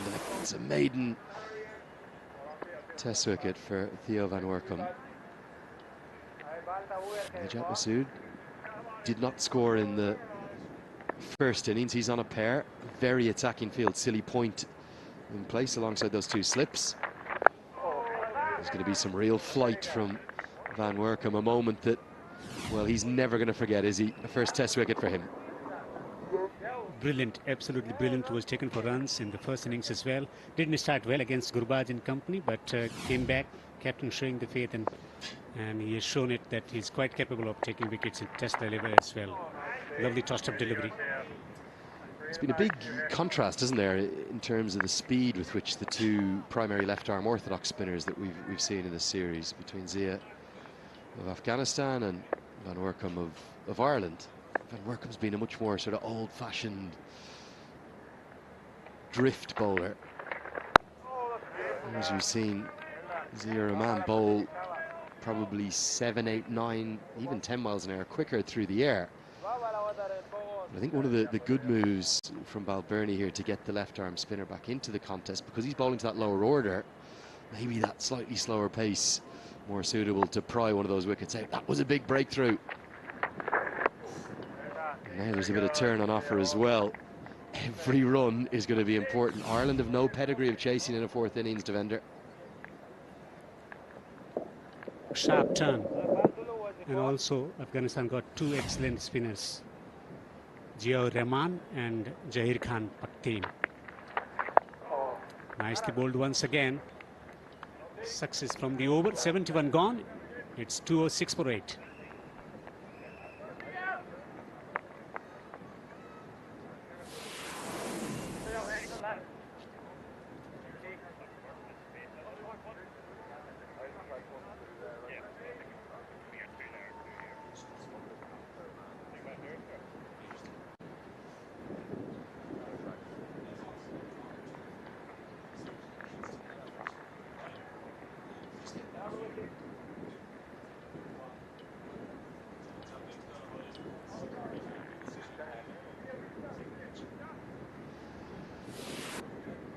We've got a really interesting conclusion to this test match on our hands, I feel, Devender.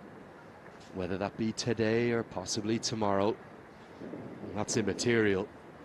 One thing is for certain, every run is going to count here over the course of the remainder of this third innings of the match. The lead's 98. Afghanistan would love for that to be hooked away, but a long way in front of deep backward square. They'd love for it to be 130, 140, wouldn't they? Absolutely, with the possibility of their spinners coming into play. I remember one test match. And this is one that I've asked for the team to pull together. Lots of talk back in Ireland about, well, what does test cricket mean? What is the pinnacle of the game? This is how long it has taken for the 11 other test nations who've all won at least one test. Plenty of those have won lots. It's how long they took to win their very first test match. Look at how quickly Afghanistan did it. That was against Ireland. But for New Zealand, look at the pedigree they have now, world test champions. 45 games it took them. Decades. Ireland could be on the precipice of joining this list and doing it here in their 8th test match. They would be euphoric, they would be ecstatic to do that, but it's named Test Match Cricket, Defender, for a reason. It's still going to be a test from here, even if they get these 2 wickets quickly. Even if they're only chasing 110, 120, it's not going to be easy in the 4th innings, I don't think, because of those spinners you mentioned. And that's number 9. It goes to McCarthy. Full and pretty straight, maybe a deflection, yes, but McCarthy has a 3rd, and Ireland, they need just one more. Magnificent delivery pair for Najat. Out again or not in the 2nd innings as well. Full attacking the stumps. Off the deflection, onto the stumps. Bells flying. Ireland flying. They sense a victory.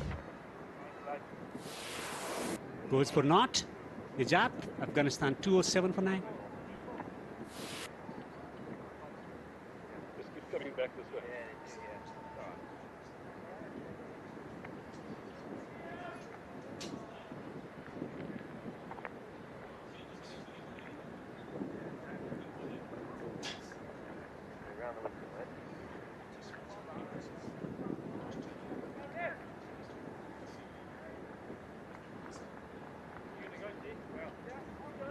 Round the wicket, 3 to go. Come on now.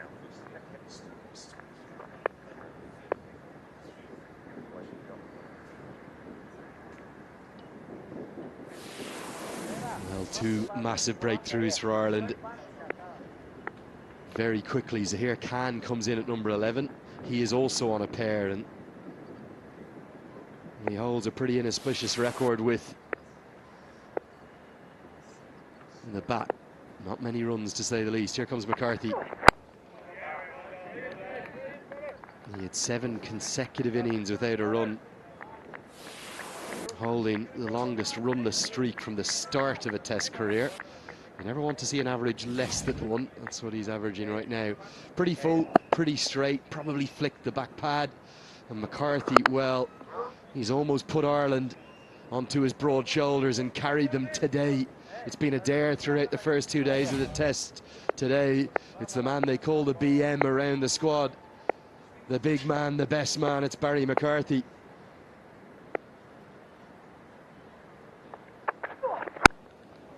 He is putting his body on the line here. What a shift he's putting in. Brilliant spell in the first innings as well. When the partnership was developing, came on and took the wicket, broke the partnership, and now again making very, very impressive contribution. 3 for 43. That was quite well played. You just wonder if Zahir can survive this delivery. Will Naveed maybe start to throw the willow a bit? That lead is yet to get to 3 figures for Afghanistan. He does survive. 207 for 9. This has been an enthralling Test match, Devender. How much have you enjoyed it? I know it still hangs in the balance. It does. There were contributions in the batting department as well. Afghanistan, they've been patching with bat in hand. 55 for Captain Hashmatullah Shahidi of 107. 46 for Gurbaz. Noor Ali also getting started as well. 32 in much better conditions to bat.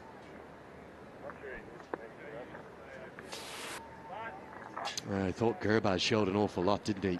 He showed, we know how brilliant he is in white ball cricket. He may end up becoming one of Afghanistan's best ever batters in their history in the white ball game, but you know, it's only his early steps, his early stages. He gave us a taste of what could be in the red ball game. Much like Ireland, their players vocal in wanting to play more and more Test cricket. Afghanistan the same. That's why this series is so good to see. I think he is going to play a few shots. It was a yes, then it was a no, and then they've decided to take the single. So the lead is now 100. They have that milestone achieved, but it's going to expose Zahir Khan, who's on a pair, to 5 deliveries of Van Workum. Himself, a spinner, should be able to find a way to get his single and feed his strike back to Naveed. More fieldsmen around the bat now.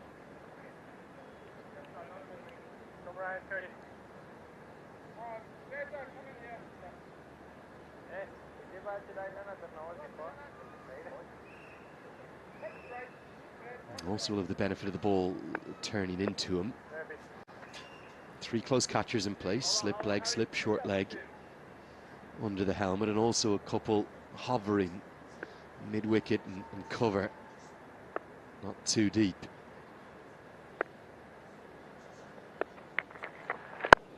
I think it's going to be a case of survival for Zahir Khan. Just surprised they took the single from the very first delivery. Third or fourth, no problem, expose him to a couple from Van Workum, but maybe not 5/6 of the over.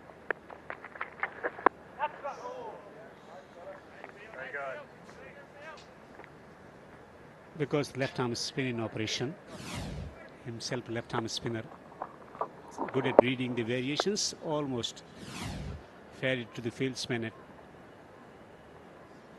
short, forward short leg. This time pushed through the offside, wants to run, sent back.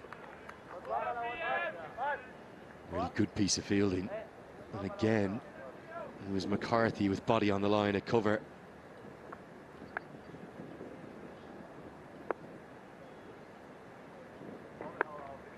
You can see every ounce of what this means to both teams. To Ireland in particular, never having tasted a victory in a test match. 4 pretty chastening defeats last year, their re-entrance to this format.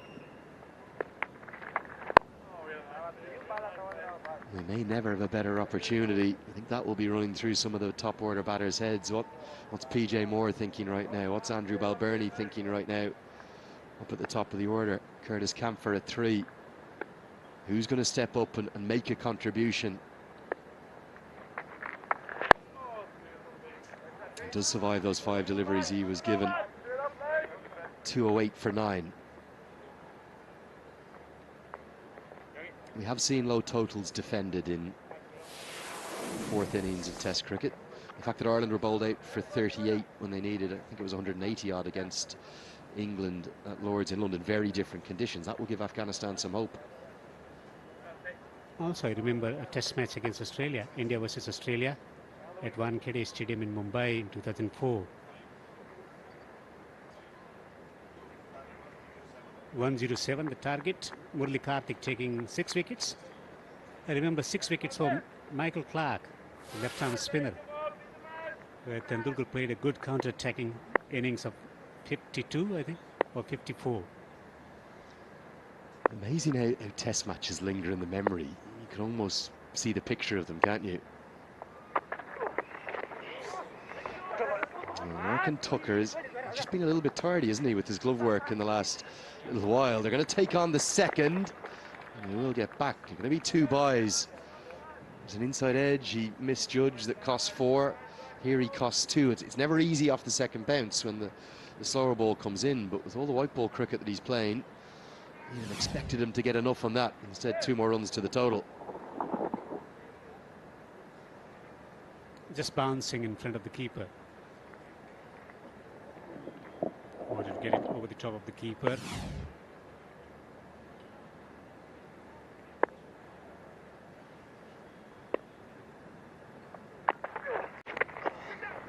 think this has hit him probably up towards the shoulder. McCarthy, with the field that he has,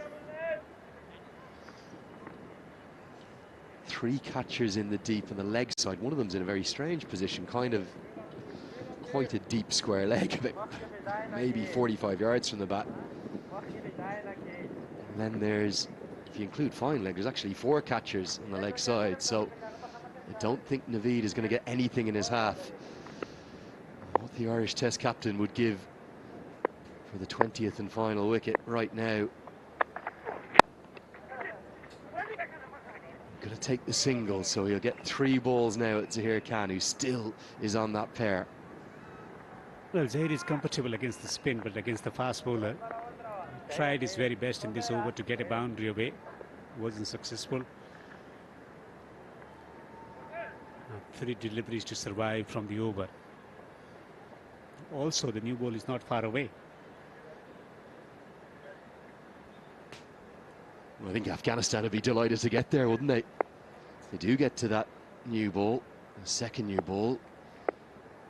Probably picked up another 20 or 25 runs.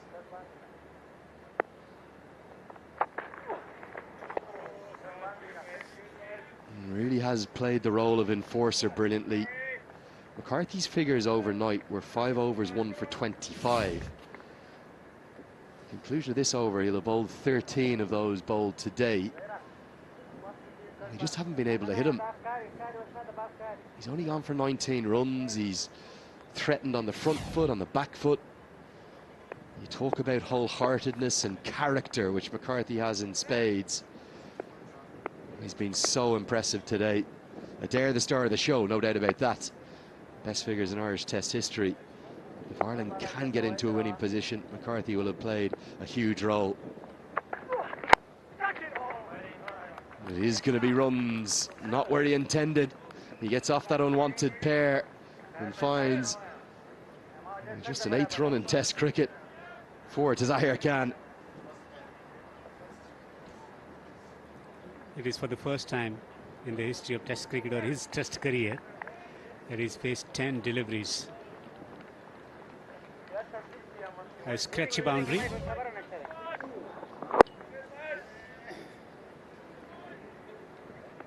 Edging into that vacant space on the offside behind square.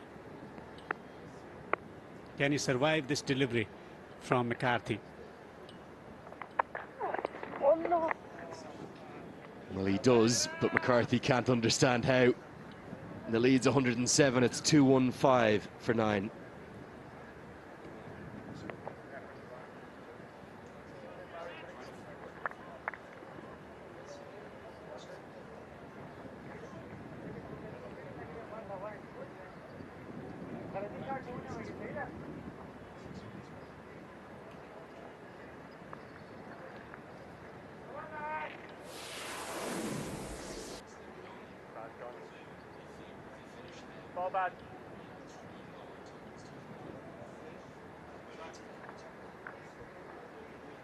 So the lead for Afghanistan is 107.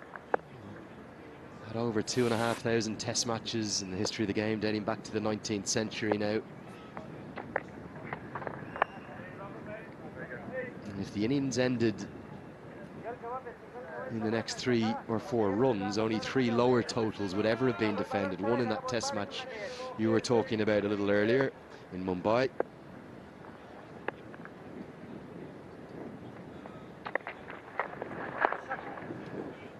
Good to watch Naveed, isn't he? Tries some innovation.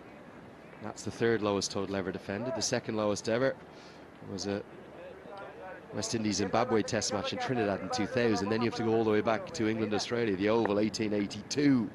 Fred Spofford, the Demon, making 7 for 46, or taking. And this one's heaved into the leg side. Gets a good piece of it. He'll want 2. And he should get it. So Afghanistan are going to have to do something special to defend this total, unless this 10th wicket partnership can get another 30 or 40 runs. No other option than going for the short, big booming shots. Goes again. It finds the fieldsman on the boundary. He's throwing everything at him. To say he's been a bit maligned by a few in the commentary box, hasn't he, this Test match? He's been mighty effective. Unorthodox, yes, but you see unorthodoxy in bowling in particular has been a very good thing. That's to say you can't make runs in your own method as a batter. 25 very handy ones. Naveed, the bowler, will love every single one of them, because it's given him another 25 at least to protect the wind. Getting up again, buffeting the shirts of the fielders and the batters too.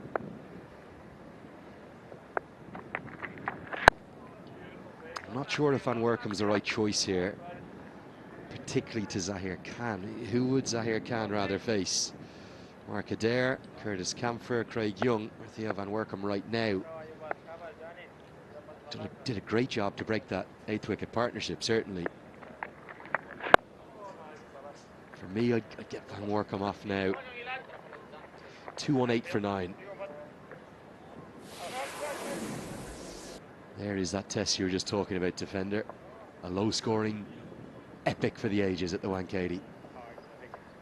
Dravid scoring 31, Gillespie 4 for 29, Australia 203, and Martin 55, Lakshman 69 in the 2nd innings. Tendulkar also getting a half century, and Australia bowled out for 93, 5 for 29 for Harbhajan Singh.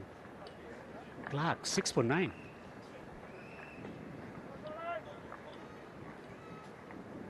That test match you were just talking about a little earlier, there it is. The team done a brilliant job finding it. I suspect that that wicket might have turned a little bit, just a touch. Look at those performances from the bespectacled, the legendary, the iconic Anil Kumble. Michael Clark, career best test figures with his left arm spin.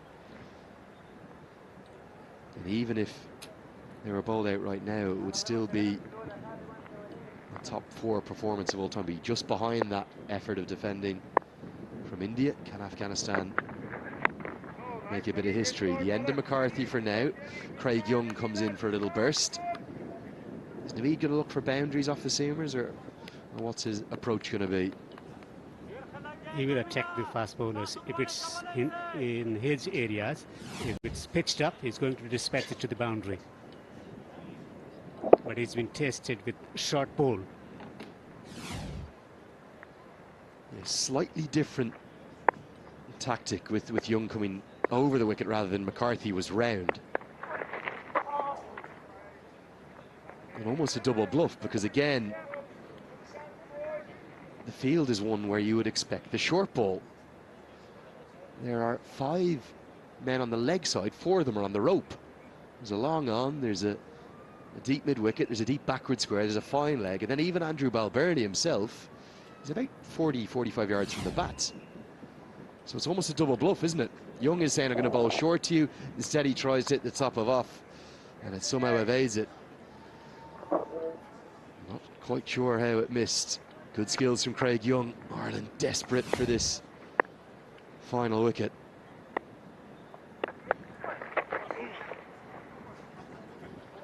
Well, he is box office. You know how good a bowler he is. Did you know how good a batter he was? Great to watch. Well, I've seen him playing in domestic cricket, also playing in a similar fashion. The scoop shots, his defense work as well. He practices like this in the net sessions as well with the coaches. They're comfortable with his unorthodox ways of defending. But he's made vital contribution in the first innings as well with the bat in hand. Also bowled in. That's all over for Afghanistan. All out for 218 in this second innings. Young picks up his 3rd wicket. And Ireland have done their work with the ball. It's complete for the test match. They control their own destiny. They're going to need a Nelson to do it, to win a first test in their history. It will be exactly 111 required. And it's just the 2nd time in their nascent test match history that Ireland have taken all 20 opposition wickets in a test. It just nipped back, didn't it? Another good change in bowling from Andrew Balbirnie, who's captained excellently. He has given his side a real chance, but don't discount the value of those late order runs from Naveed Zadran. Bowled for 25, Afghanistan bowled all out for 218. Real delight for Ireland. Those 3 there, Young, Adair, McCarthy, will take about 19 wickets of the 20 that fell have gone to Ireland seamers. Those 3 alongside Curtis Camphor. That is a delighted backroom staff for Ireland. Adair will probably get the headlines, but Young and McCarthy, and look at that punch of the air from McCarthy up towards the travelling Irish support. They believe up on the balcony. Can Irish batters, Ireland's batters, do what their bowlers have done and make history here in Abu Dhabi?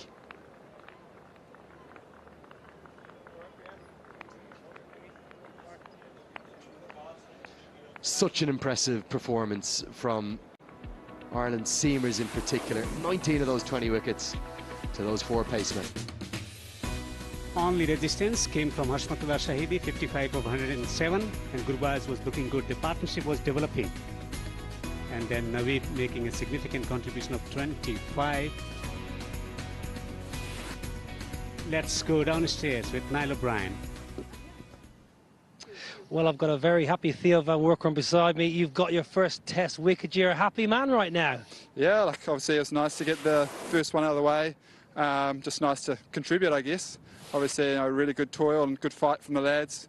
You know, really, you know, it wasn't easy out there. We knew that that first hour was going to be, you know, really important for us. And, you know, I thought the guys at the top did a really good job. And yeah, it was just nice to be able to finish off at the end. What about the bowling unit adapting to conditions? First innings the ball swung or seamed, and the second innings maybe a little bit up and down, so a change of tack, attacking the stumps. How impressed with you with your seamers? Yeah, I thought they were outstanding. You know, I think, like you said, first innings it did do a little bit, and then to make that adjustment, you know, obviously these conditions are something that we're not too familiar with. So, you know, although we've played a lot in these types of conditions, you know, can be tricky. But I thought the seamers did a wonderful job. I thought, you know, the way that they talked amongst themselves, talked with the coaches, come up with, you know, good game plans, and I thought they nailed it. The captain, Andrew Balbirnie, showed good faith in you. I think the first innings you were probably a little bit nervous. You came back well. Captain showing confidence, showing faith. How important is that to a young spinner? Yeah, I think it's really important. You know, obviously it's not easy. You know, test debut is always going to be tricky, no matter how much cricket you've played. But you know, I thought you know, Bell was excellent, and you know, it was good fun out there. Well done, congrats, and all the best in chasing that 111. Awesome, thank you.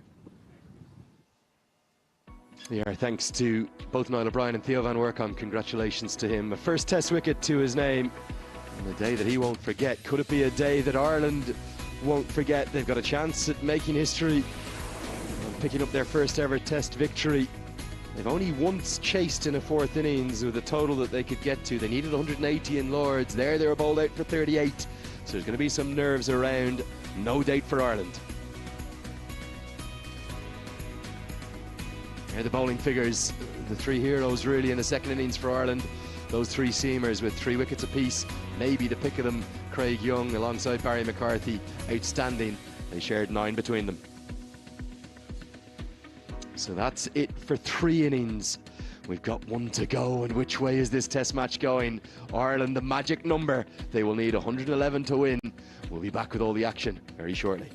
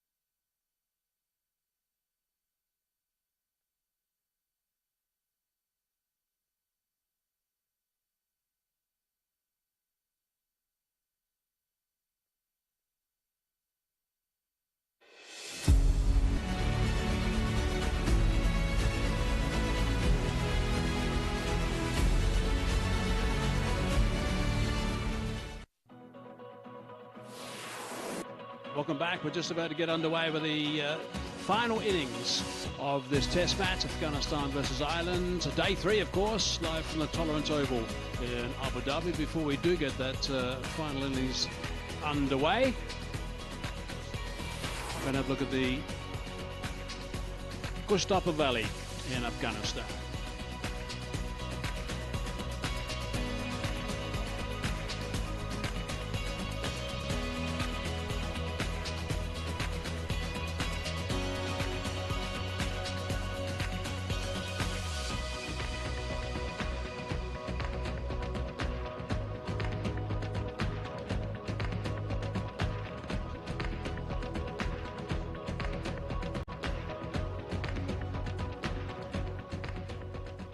Beautiful. Nice to see these shots we've been showing of parts of Afghanistan as we just look at their batting card.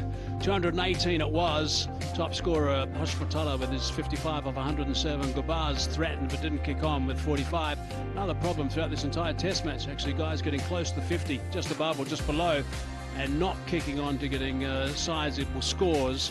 The 218 all out. As we now have a look at the wickets that did go down. That was a brilliant catch from Moore, right at the top from the bowling for Dare. It was Ibrahim who went. Rahat Shah was the next one, caught behind for Dare, so he picked up the first two, 9 and 12 respectively. 12 for Noor Ali, caught in the gully. McCarthy, Hashmatullah, Dare again in the game with him for 55. That was a big one today, and that was a magnificent delivery from McCarthy, getting rid of Jamal for just a couple. 143 for 5 at that stage. They lost 4 for 48 in the first couple of hours this morning. Kareem Jannat was the one to go 13 on that occasion. Gubaz was the big wicket. They were delighted with that as well. So this is the time when they were all sorts of trouble. And then there was a bit of spin involved, and he was delighted, welcome, to pick up that wicket. McCarthy kept running in. He picked up 3 wickets overall, so his performance was outstanding, but it was Young who came into the game right at the end and picked up a stick as well. So a really good performance to roll them out. For 218 and Adair 3 for 56 in the second innings means he got 8 for 95 for the game, which is ridiculous, really. And McCarthy 3 for 48. Volcom picked up 1, his first, and 3 for 24 for Young as well. So nice work from the Island bowlers. But they've still got some work to do with the bat. The target is 111. 111 it is to win. They haven't won a test match yet. Ireland have played 7, lost 7. So this is potentially historic for them. And it is Peter Moore, the right-handed batsman who's 33 years of age. He's played 13 test matches. That's quite a handful of test matches, actually, comparative to the number of games that they play. And he needs to get them off to a good start. He's got a partner out there who's very experienced. The skipper, Andy Balbirnie, also 33, and average on the low 20s. Best of 95. So their sole aim will be to get things off and running, because they don't want any scares right at the top when they're chasing a total like 111. And sometimes these smaller totals can be a little bit treacherous if you don't get going comfortably at the beginning. Jat Masood will be starting. 8 wickets in his test career. 1 5-wicket haul, best of 5 for 79. So we still have 49 overs left in the day's play. Tino, what are your thoughts? Well, we'll have a winner of this test match today, that's for sure. 49 overs. I don't think it will take Ireland longer than that to get 111. Early wickets will be the key. I would imagine that Zia Rahman will have a say in things right at the top. Ireland away straight away with the boundary. Yeah, I think the 2 Afghanistan seamers will bowl very straight again, as we saw in the first innings. Didn't swing the ball around like the Irish bowlers. They'll look to attack the stumps. This one a little too straight, the length not right as well. Off the hip by Peter Moore. Yeah, I think they can learn something from the way Ireland quicks bowled. They didn't get any swing in the second innings, but they kept charging in the whole time. Nice and direct at the batsman. That's spot on. Good, solid forward defensive shot from Moore. Lots of encouragement out there from Afghanistan for their bowler.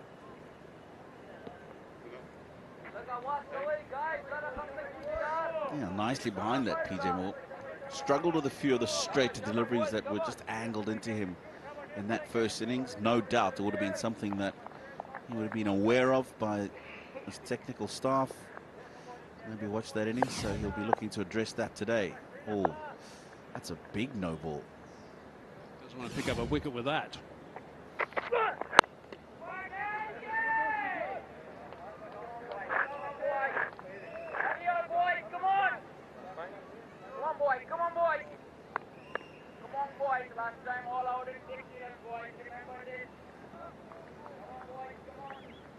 I love it when some of these teams, and they're playing against English-speaking teams, they suddenly, when English is not their first language, and good on them for actually speaking some English, but they're suddenly talking all the time in English, so the batsman can hear them. Happens a lot with South Africa, actually.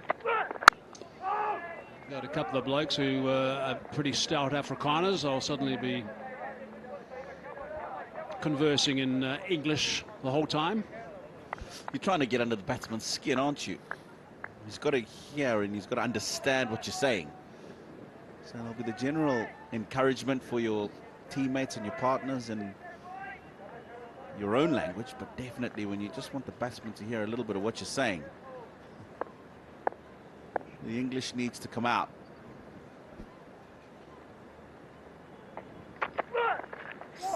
Oh, that's a beautiful delivery.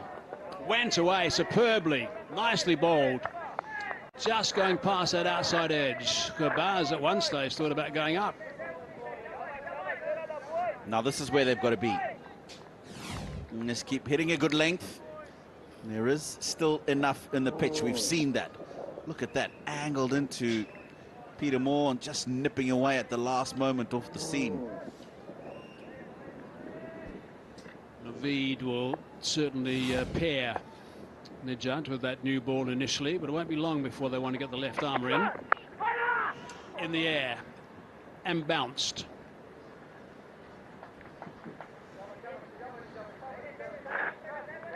Peter Moore, I think, just playing for the ball that's angled in, because he's expecting the bowlers to be looking to try and hit the stumps or hit his pad. These last two deliveries have just straightened after pitching. That's why this time he's got the outside edge. Oh, it's carried.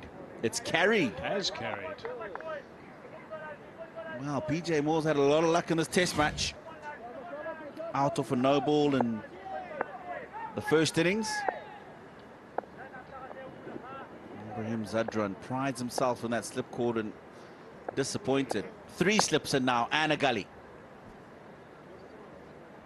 He's bowling quite briskly too. Up near the 140 kph mark. 5 for none.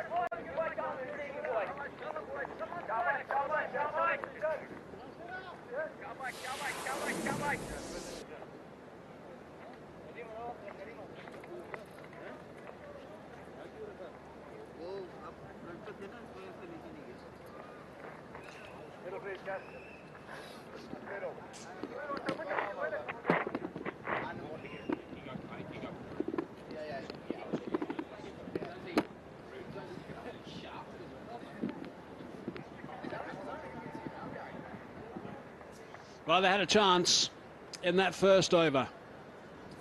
First over a test match, you're in the slips, you're expecting something to come your way. There's no excuses really. And I think he got in pretty good position. It wasn't too bad, it was a low catch, but if you're a second slip is generally your better fielder, your better catcher in that cordon. You'd be disappointed with that. What a start that would have been. Naveed now. Come on, boys. Come on, boys. Come on, come on. Naveed Zadran. Boys. Come on, come on. Come on, boys. The young man just in a second test match, full of energy, attacks the crease. Bowls a hard ball. Again, not one who we've seen swing the ball all that much in the test match. It's nicely bowled. It's got to keep the skipper honest with those sort of deliveries. I would imagine he'll find a little bit of extra pace as well at the start of this innings due to the drive, but then he looks like he's moving nicely. With us before the start of play, we're talking about how batsmen, when they first arrive the crease, and sometimes it doesn't happen, it's as simple as that. Your feet are not working as well as you would like. You're not in flow, not in tune with the game. Boni's working nicely. Doesn't seem to be rushed at all. That's a nice drive. A little bit of bottom hand involved in it, but that's absolutely fine because that's going towards that boundary. Come back for 3. That's a good chase. Ziaur Rahman. Equally well played. It's over pitched. It's just leant on it and got it in front of that fielder at point on the offside.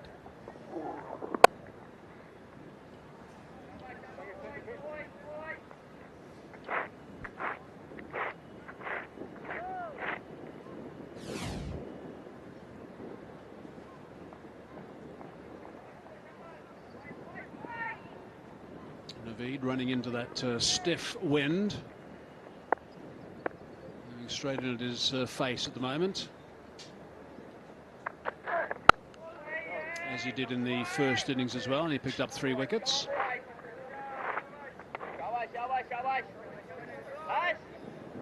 I'll buy for you morning pads, okay? Yeah. And you give it to others.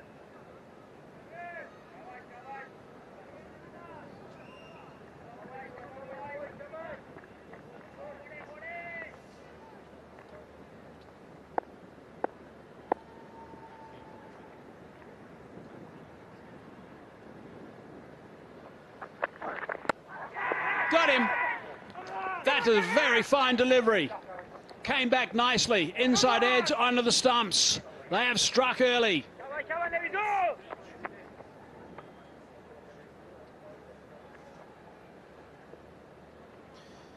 Yeah, nothing shot from PJ Moore. It's a good length. Yes, it's nipped back to get through the gate, but he's really just played that well in front of himself.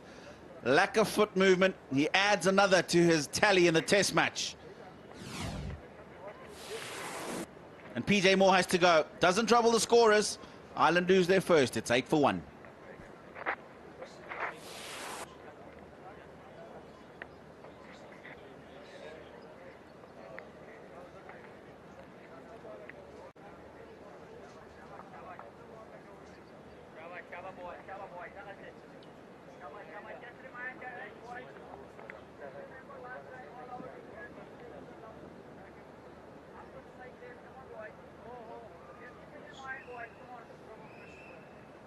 Fucking hard wicket, boys.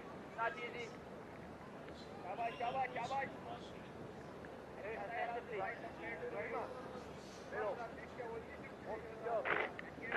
Well, that's pretty much going to plan now for Afghanistan, picking up a wicket nice and early. Curtis Comfort now in at number 3. Moore didn't get moving at all. 9 balls, didn't get off the mark. Comfort's got 1 ball to go in Naveed's first over, so he has struck already. He struck again.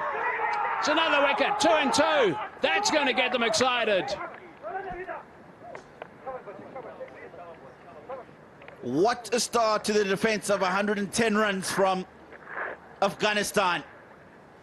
Curtis Comfort, the hero of the first innings, looked really good. He gets an absolute beaut first ball up. Second time in the day a bowler's on a hat-trick. This time it's from the Afghanistan side.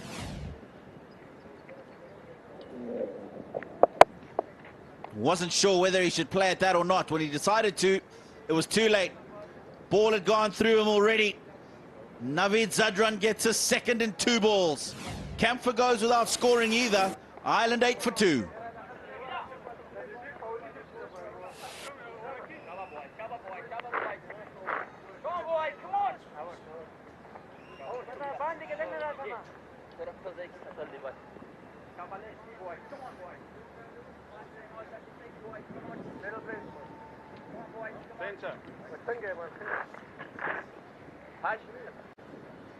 There, do you have some? Yeah. I'll buy it for you.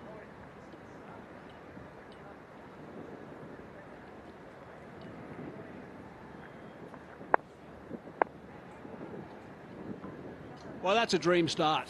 2 wickets in the second over. Harry Tector in at 4. That's what they want. He's a fine player, Harry Tector. Get him in nice and early. See what can happen at the start of his innings. 3 slips and a very fine gully. In fact, I'm going to call it 4 slips. Nijat now. He's bowling quite briskly. Inside edge under the pad. He's got the wind at his back. 138 k's per hour, that ball. Wow. Afghanistan tails up. And this one just to see him angling into Andy Balbirnie, and that's why it's just nipped back after pitching.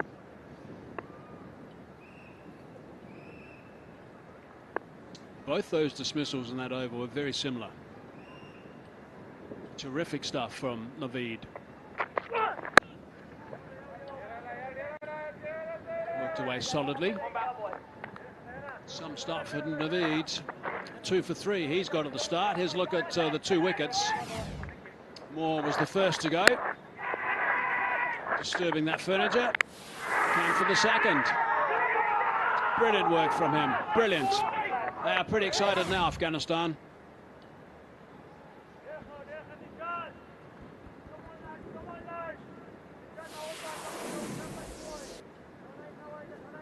Harry Tector, by far the most accomplished Irish batsman in the side. And I'll be looking to him. This one goes away.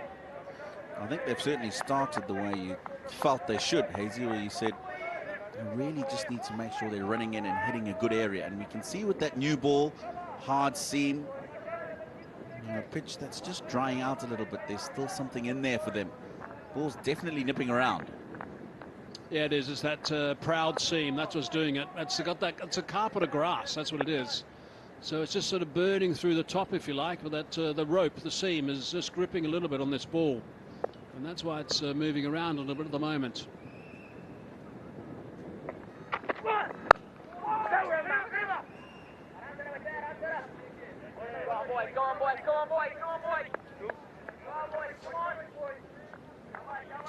Every single ball slips Corden and Gabaz, the keeper.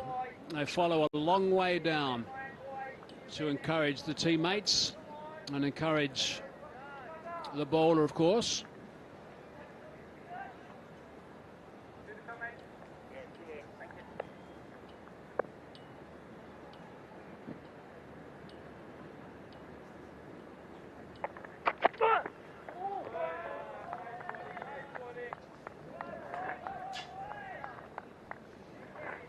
Harry Tector, as you know, will take his time early on.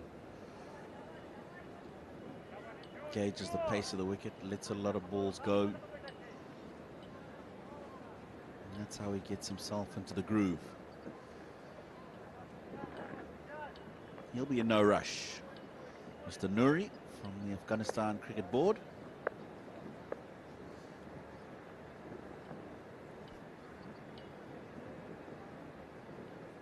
Last ball, the third over. And it's a good one too. Nicely bowled, nice and direct, good pace. 9 for 2.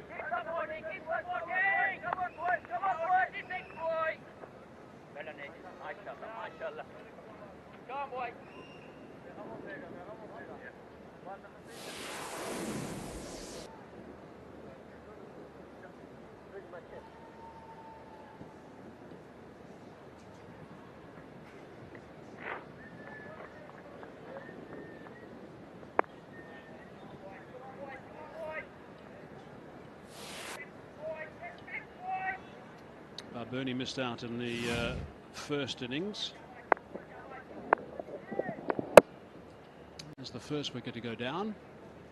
Hitting that off stump nice and hard. Tector got 32 runs. And Naveed it is again, charging in. He's found a yard in pace too. That one at 136 k's per hour. Generally operates around about the 130, 132.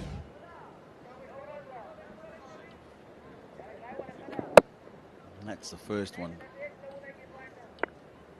PJ Moore found the going tough in this test match, and that's the next delivery. I think just a slight inside edge.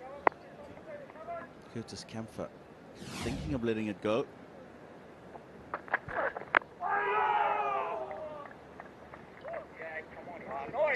So the batsmen know exactly what he's trying to do, because he's done it twice successfully already when he's hit those stumps.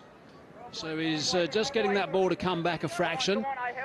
He is bowling nice and full at the moment, so Balbirnie is thinking about getting forward. Thick inside edge onto the pad.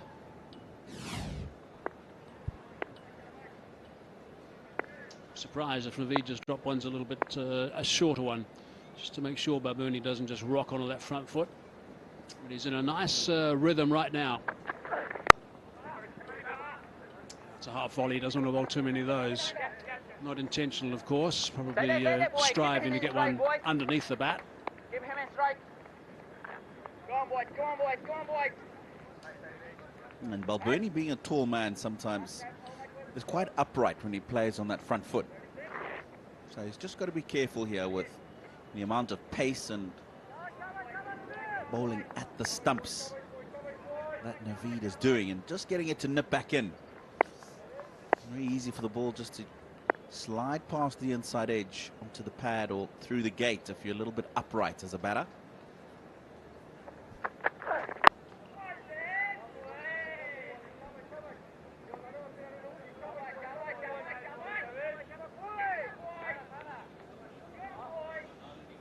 Eight for 95 for him, Mark Adair. Superb stuff in this test match.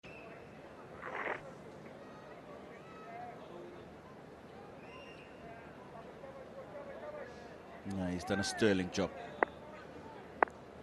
5 in the first, 3 in the second. No, Sterling got 52. Tino. That's past the inside edge.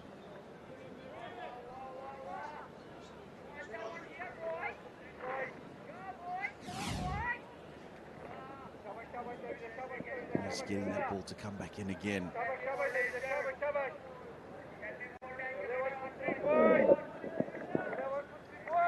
I guess the good thing, you still have to remain positive, and Balbirnie just looking to take advantage of that full delivery. Have a look at that. 16.5 overs in the first innings, 5 for 39. 16 overs in the second, 3 for 56. Outstanding. It's well outside the line. Well, they certainly gave it a good shout. That's for sure. I wonder if they're going to send this upstairs. It's well outside the line. They should be getting enough advice to know that's not going to be much of an opportunity, I don't think. But they have decided to go upstairs. To the umpire director, we have a player review for LBW. Original decision is not out. Check the feet. Fair delivery. Front on first, please.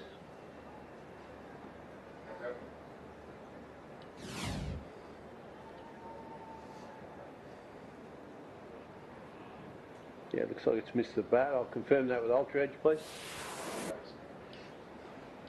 Coming through, clear gap between ball and bat. Onto the pad. Ball tracking when ready.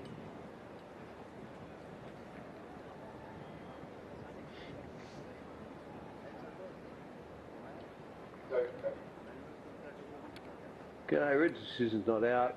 Impact outside. Go back on field. To get you to stick your original decision not out. Confirmation that that's not out. And the end of the fourth over, 11 for 2.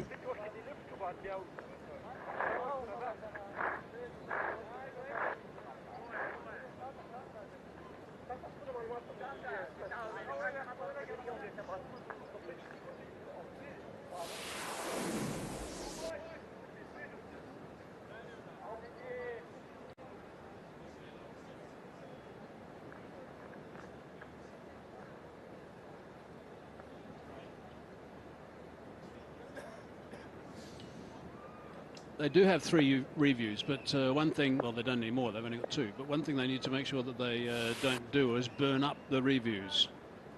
Last thing you want is have a really tight test match and you haven't got any reviews left. Nicely bowled by Najat.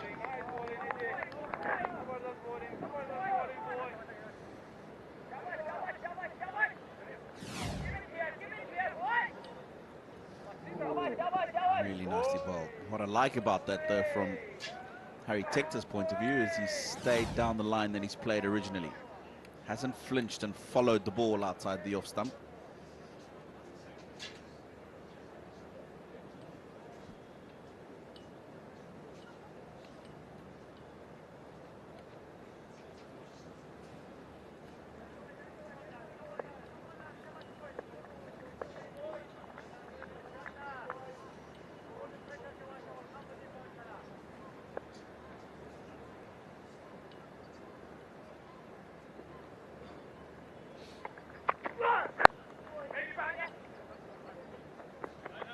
Worked off the hip, be able to come back and pick up a couple comfortably.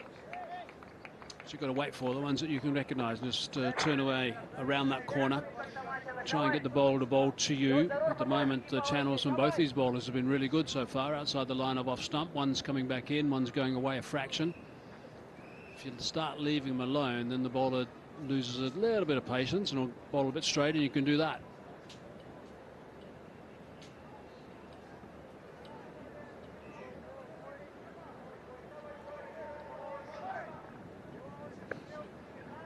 They've been outstanding, these two, with the new ball. Can they just nip out another one? Really set the cat amongst the pigeons in the Irish change room.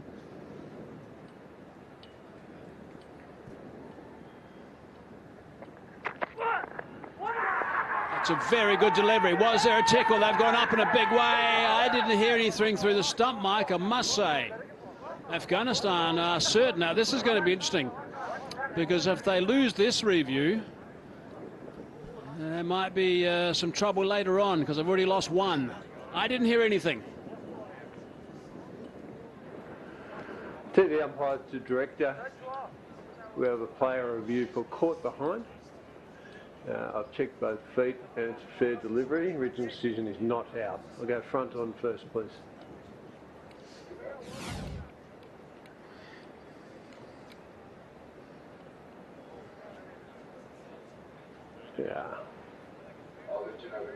Yeah, Ultra Edge looks like it's gone past the bat.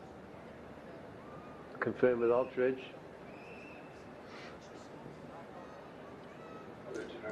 Thank you. Thank you.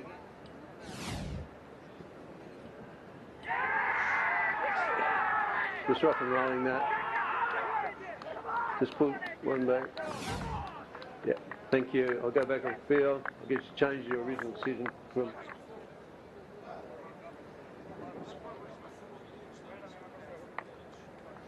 Well, that's interesting.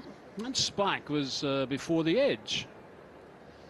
I didn't hear a thing, and that spike was before contact with the bat. Halfway through the 5th over, they've lost their 3rd. Tector goes for 2, 13 for 3.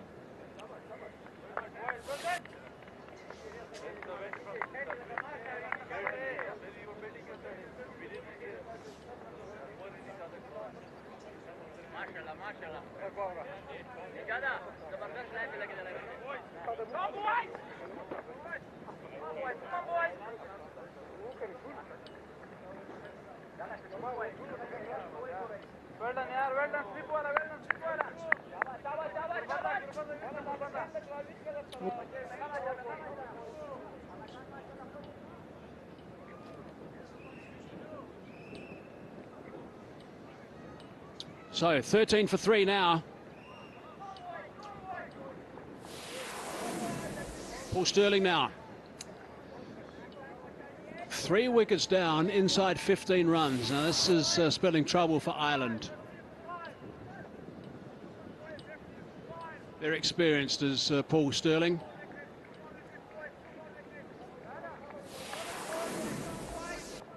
He's playing in his sixth Test match. He's got 100 and 150. Needs to occupy the crease now. Another look. A bit of a listen as well.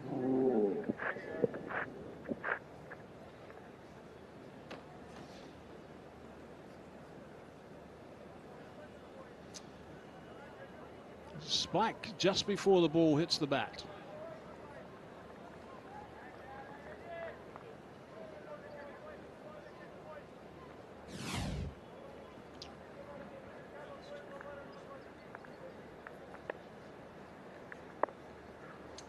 So 13 for 3.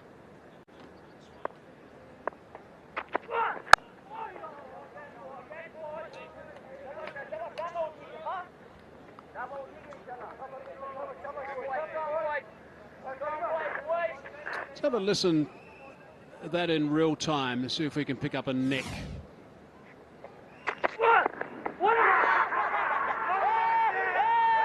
I didn't hear a nick.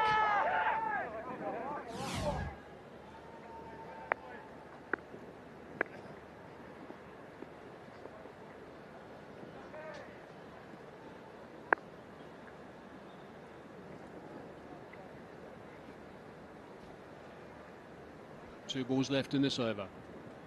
A little bit leg side, that's worked away. Going to pick up, I would think, 3. The chase is on, they should be able to come back. Sterling will touch and turn, he does. And 3 the result.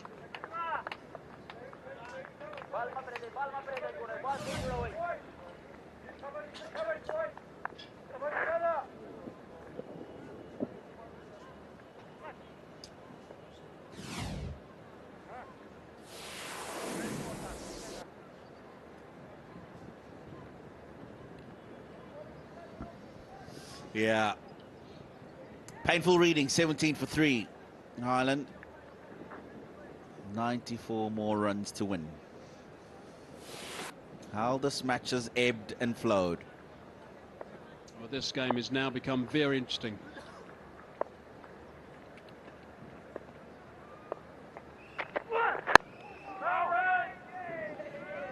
Fair to say, I think it's been interesting all the way through, but there's an edge to it now. 17 for 3.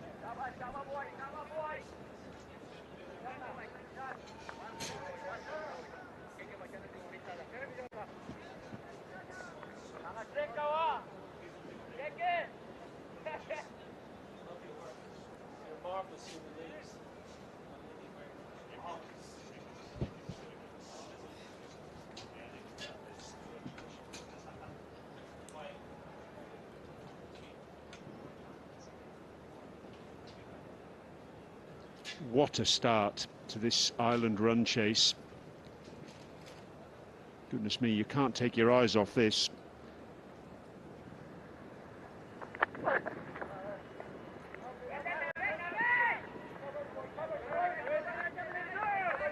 Got Niall O'Brien alongside me. Good afternoon, Niall. And the amazing thing is here, I was expecting the Afghanistan spinners to do the lion's share of the work to defend any target that was set, and the pace bowlers have come out and they have been fantastic. Exceptional. I thought there might be a bit of spin and seam, but 2 quicks operating in tandem. The bowler with real venom. Some good aggression. They're attacking the stumps. They're pitching the ball up, Brian. They've learned from the first innings. Adapting to conditions. We saw Ireland do that so well. And Afghanistan are doing it superbly, but they know they're under par. 111 to play with, but they're smashing a length time and time again. And they're saying to Balbirnie, to Tector, Sterling, PJ Moore, Curtis Camphor, what have you got?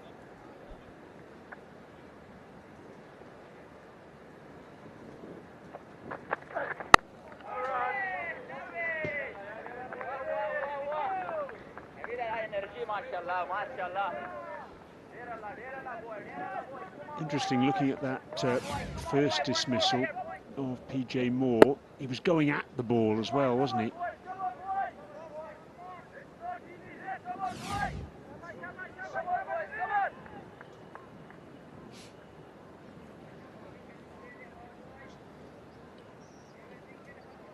It's not to detract, of course, from the quality of the bowling that we've seen.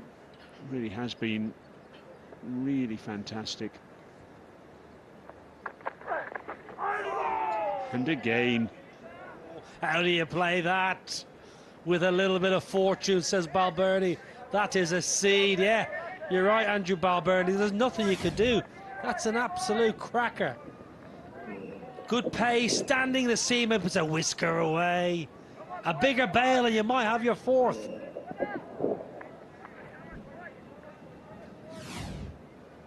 Highly skillful. This is brilliant from Afghanistan. This man on your screen as well. Don't forget those runs he got at the back end of the innings.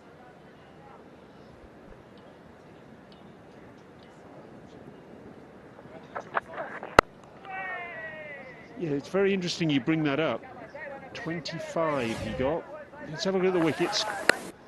Yeah, it's loose. It's hesitant. It's a shot with no conviction, no confidence. That's a very good ball. Truth be told, you test the batter's defence first time and he's too good for camphor.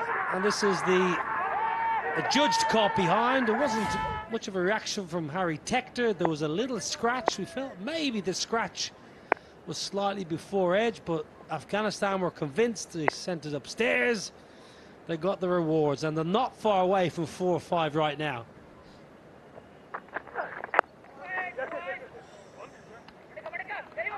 Every run here is going to be cheered by everyone from an Ireland perspective. 19 for 3.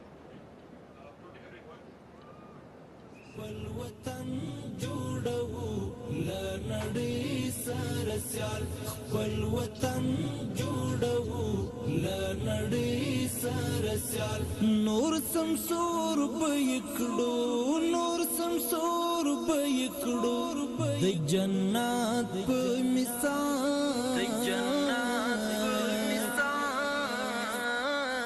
Wal watan judawu, la nadi sarasyal.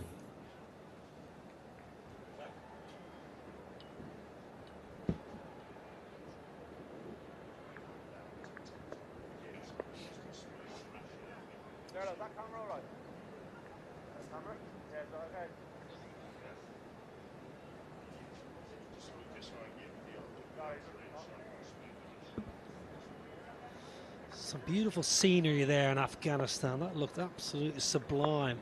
Love the music as well. It's not my favourite artist out of Afghanistan. Ariana Saeed is my favourite musician and pop star.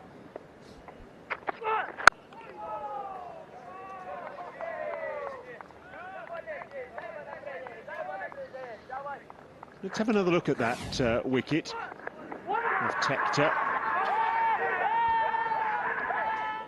Well, the rationale behind that decision is that if a spike appears a few frames before or after contact, it is supposed to be considered an edge as per umpiring guidelines.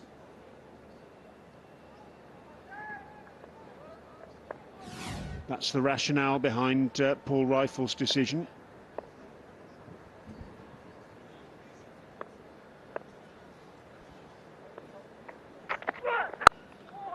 What a lovely bit of timing from Paul Sterling. Yeah, listen, the technology is there and it's been used to its fullest under the letter of the law, so I've got no issue how they came with the decision to be judged caught behind. Not a problem at all. You go through the protocols and it's there in black and white for us all to read and understand. Harry Tector just felt a little bit hard done by. And it wasn't as if it was just one or two Afghanistan players appealing. They all appeared and appealed, and it was all spontaneous as well. So it wasn't one of these little orchestrated appeals where someone in the slips clicks his fingers and everyone goes up.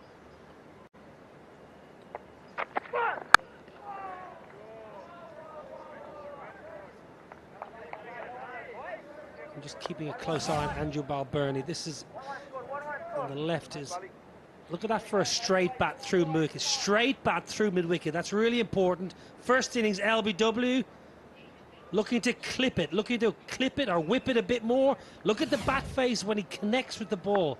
It's only a minor detail, but he just holds the bat face, the bat plane on the ball a little bit longer, allows him to make connections. That's really good from Balbirnie. It's a subtle change from the first innings.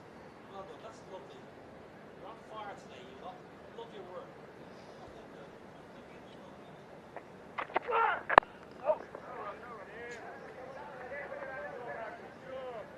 Yes, we were chatting in the first innings, weren't we, how he's a little bit susceptible to planting that front foot and working a little bit too square on the onside. Picked up a pair on his Test debut. Mohamed Abbas got him LBW both times. Yes, he got me as well in the first innings, that game, Mohamed Abbas. I was also on a pair. And I said to my teammates, I'm retiring in a couple of weeks and I am not ending my career with one Test match and 2 ducks. So the first ball I hit in my second innings, I am going to run, no matter where it goes. Nice timing. Energy through the ball. And the first ball I hit, Brian Murgatroyd, I hit straight to Shadab Khan, who was fielding a backward point. I took off like a Irish greyhound trying to make my ground. And Shadab Khan, he picked the ball up and he almost had time to look at me in the eye and say, I've got 3 stumps to aim at and I'm going to run you out for that pair you were trying to avoid. He missed. I made Pakistan pay. It was a wonderful 18. This is about the point that I should refer you to the podcast we did on your one and only Test a couple of years ago, One Test Wonders. Yeah, wonder's a bit of an exaggeration, but one Test is correct. Balbirnie, you mentioned he got a pair. The second innings actually was going over the top. I'm not going to mention the umpire's name, but there was no review system in that match. Shout for LBW. Will they review?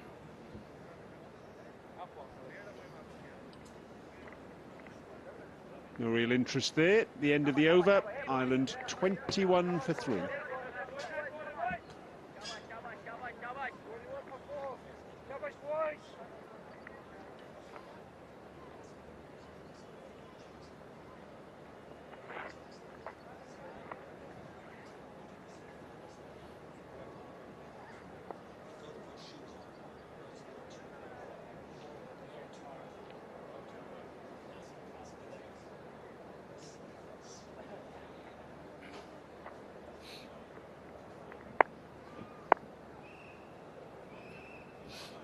Ireland need 90 to win.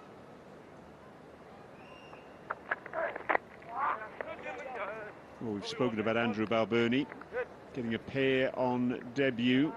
Ireland's first ever Test match against Pakistan in Malahide in 2018.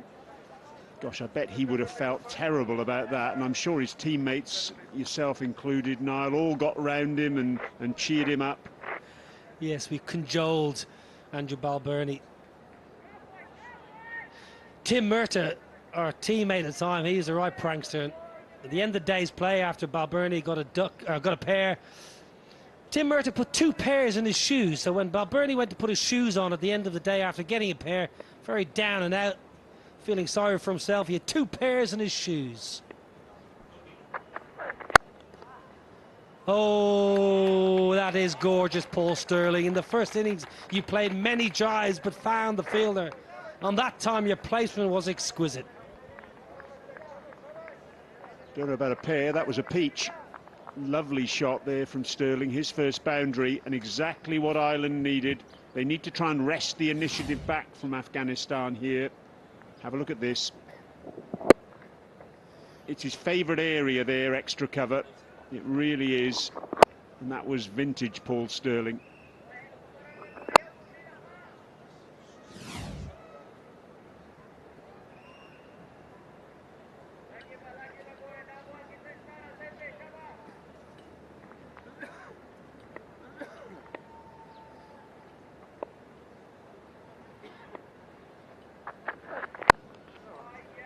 Trying to repeat the dose, not timing that one. Here's that Test match that you played, and Also Andrew Balbirnie played Ireland's first ever Test match. And you very nearly won it in the end, thanks to 100 by your brother. Yeah, it's a great game, great occasion actually, and credit to Pakistan, they played their part. They were wonderful tourists. They got plenty out of that game, and if you remember correctly, if you're a Pakistan fan, they had that great Test match in Malahide as preparation, and they went on the next game probably a week later to beat England at Lord's. So if any board is watching around the world, if you're touring England, please come to Ireland for a Test match as your preparation. You'll get a good competitive game of cricket and set yourselves up for a tour to England. Yeah, some bloke, Kevin O'Brien, got a pretty handy 100. I think, to be fair, Kevin, everyone will remember his 100 at Bangalore, and rightly so, 100 or 50 balls to beat England, the old enemy, but from his cricketing pedigree, for a player that people just presumed was a hitter, and a six-hitter and a fine stroke maker in white ball, I think that was his best ever innings for Ireland, because he batted so much time. He occupied the crease, Kevin. He sucked up so much pressure that was upon him, and to avoid a really poor loss for Ireland, to get us in a position to potentially get a win on a Test match debut. So for me, probably not the most decorated innings of his career, but where I would rank my baby brother's best ever knock.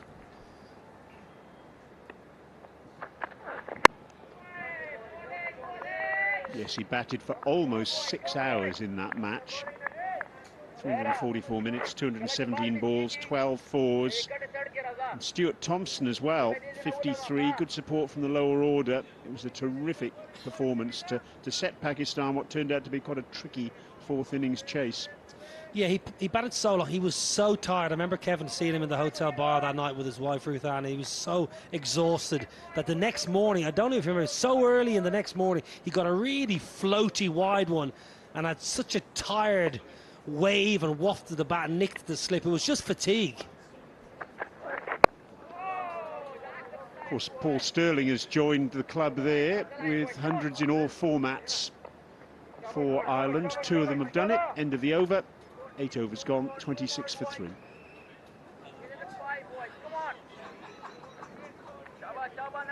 Number 4.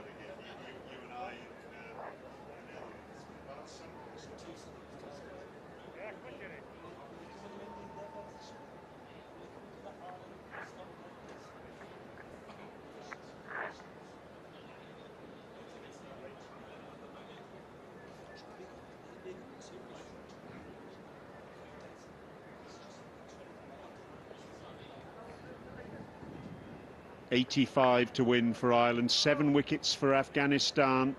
They're going to get a result in this Test match, but which way is it going to go? Quicks are being persisted with here. Nijat outstanding from the northern end. And he comes again for his 5th over.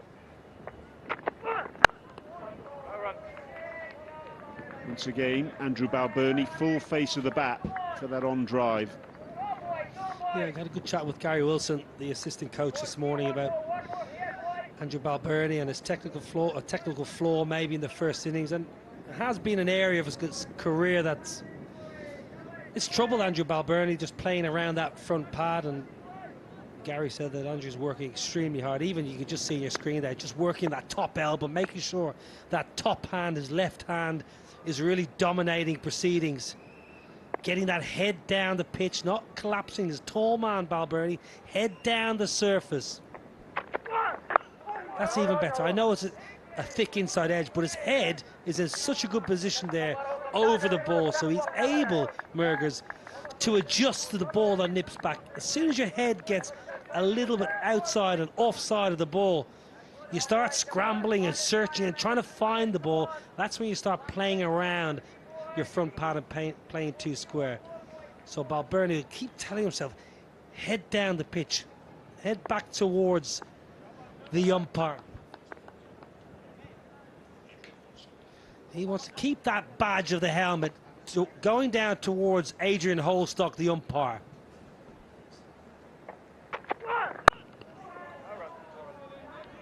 Brilliant. It's a solid forward defence, 87 mile an hour, good wheels, but it sends a message to the opposition. No, I've got my game in order. Yeah, you got me first, Stig. I played around a straight one. But I've worked on that. I've looked at the research. Have a look at this.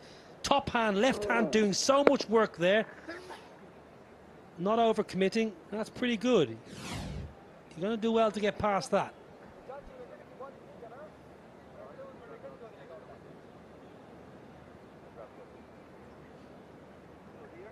Probably going to be time for one more over after this before the tea break.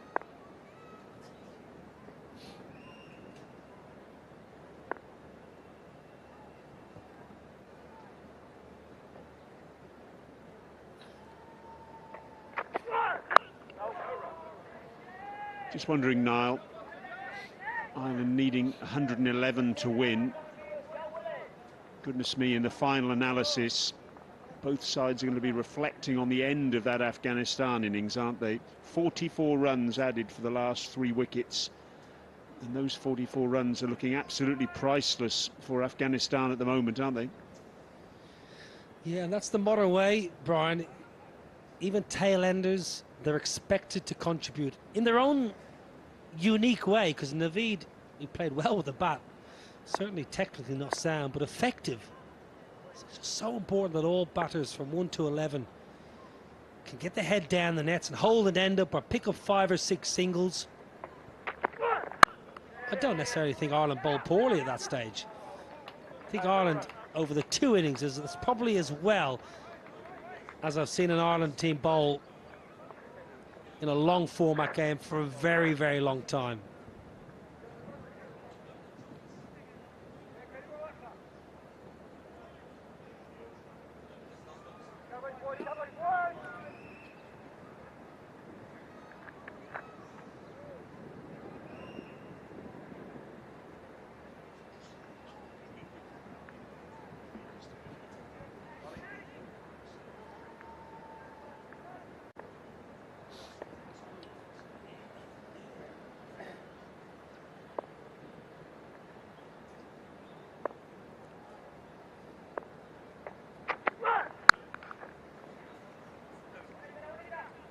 And a nice sound off the bat, that, and it's misfielded out on the deep backward square leg boundary. 4 to Sterling. Ireland 31 for 3.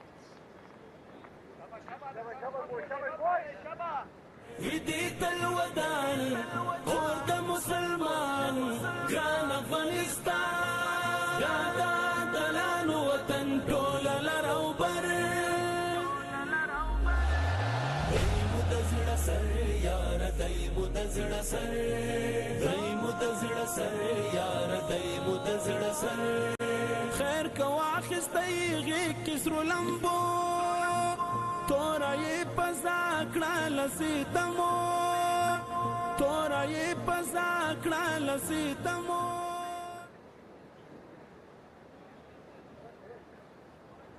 One more over to go before the tea break.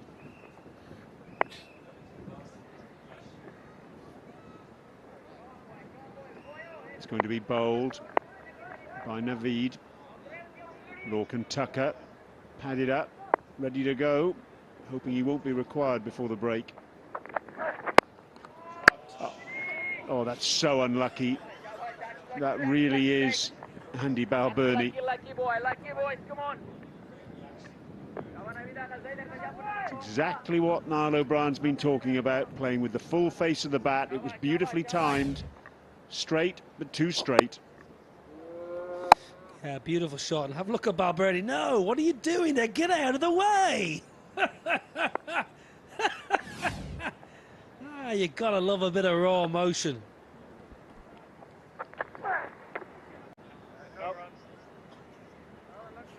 Well, if you're an Ireland fan, turn away now, because when they were chasing a 4th innings score there at Lord's 5 years ago, that was a really tricky chase as well in difficult conditions, but well, they fell over in a heap. It was pitch black. I'll never forget it. Never seen a morning as dark and dreary, even by English standards. The floodlights are on at 9:30 in the morning at Lord's, and Chris Wokes, as he often is in English conditions, was unplayable.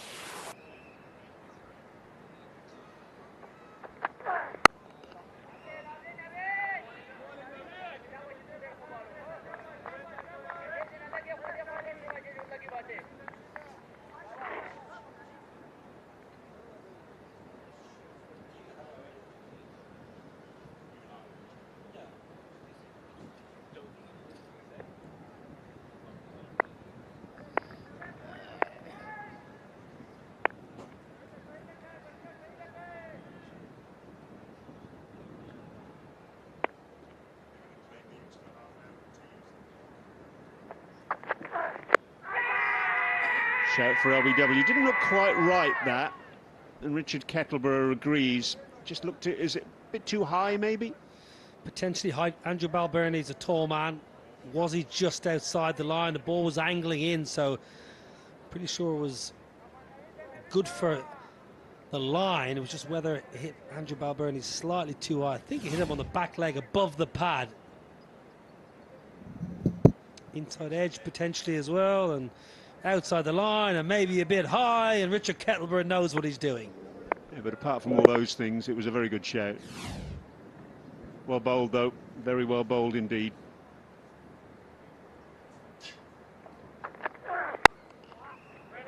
It's a nice shot as well from Balbirnie.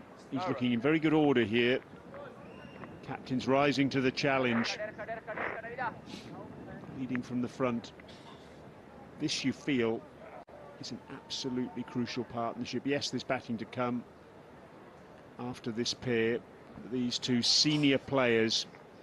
Well, I tell you, from an Afghanistan point of view, Brian, the tea break that's about to be upon us, it's not a bad break actually, because it'll give these two quick bowlers a chance to maybe get a drink, get some refreshments, get a clean shirt on, and probably come out for one more burst after tea and give Jonathan Trott 2 or 3 overs each end to try and make a massive difference. Fantastic. That'll send Ireland into the tea break with a little bit of a spring in their step. Wonderful punch down the ground by Paul Stirling. And that will be the interval with Ireland. Well, they've been 13 for 3 at one stage. They're now 36 for 3. Well, there was a shout of catch, but it was gone past the bowler before he had a chance really to react. It was good timing and commitment from Paul Stirling. It was a lovely shot. Going to the tea interval on day 3 at 36 for 3. They've had their scares, but they only need a further 75 runs to get that historic first test win. Captain Hashmatullah Shahidi can be proud of his efforts from his 2 premier quicks in that 10-over burst, but there's a lot of work to be done and plenty for coaches and captains alike from both sets of dressing rooms to ponder over a cup of tea and a sandwich. What a fantastic session of cricket that was. Compulsive viewing. Every ball was an event. Test cricket, don't you love it?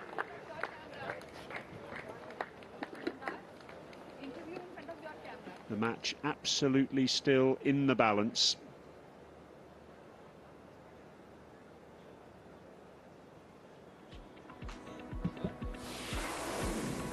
Well, Ireland chasing 111. They lost PJ Moore for a duck. Lovely bit of bowling. Curtis Camp for first ball. Harry Tector, a judge caught behind for 2, but Balbirnie and Stirling, 2 brilliant mates, have combined nicely in a partnership of 23. Pace and Nijat 1 for 15 was aggressive. Naveed has been impressive all tournament, 2 for 17 from his 5. Okay, we've got Tina Maway, who's got a superstar alongside him. Yeah, thanks. I've caught along with the debutant Ramanullah Gurbaz. Ramanullah, congratulations. First of all, how's this Test match debut been for you so far? Bismillah Rahman Rahim. I think yeah, it's really good, but not happy from the performance, honestly. But yeah, feel excited and proud. Didn't register too many in the first innings. Looked good last night. And Afghanistan in a good position today. A little bit disappointed that you only managed to be 110 ahead. Yes, honestly, disappointed with the performance because we didn't well with what we expect from ourselves. But still, it's cricket. Everything can happen. We try our best to defend the score. Yeah, you certainly tried your best. 3 early wickets there, but Ireland just pulling it back towards the end before the tea break there. So you need to come back out here and get another couple of early ones to still entertain a chance to win. Yeah, we could look very good for the spinners. I think if we look at what we want, we did that, but still we are in the game. If we take some wicket in after the tea early, and I think we are still on in the game. Yeah, you live to fight after the tea break. All the best for that. Thank you. Thanks indeed to Ramanullah Gurbaz. Let's have a look at the highlights of that session. And it was a session which saw the Afghanistan tail wag. First test wicket for Theo van Workom. Zia Rahman, caught by Balbirnie. And Nijat was bowled by McCarthy. And in the end, Navid Zadran, agricultural, but he did his job. 25 he got, and the quicks, fantastic effort from them. 19 of the 20 wickets for Ireland. Drop catch in the very first over by Ibrahim Zadran, but thankfully from an Afghanistan perspective, it didn't cost them anything. PJ Moore failing to break his duck. 2 in 2 for Naveed. Fantastic bowling. You miss, I hit. And then the caught behind, Harry Tepter sent on his way, on review. Paul Stirling, though, throwing a few punches back in return. Belligerent stuff from the big man. How about that in the last over before tea? Stirling then, he's on 14. Balbirnie on 15, and these two carrying the hopes for Ireland at the moment. Another 75 for their first ever Test win. Time for a cup of tea and a lie down, and we'll be back after the break with what promises to be a really thrilling final session of the day.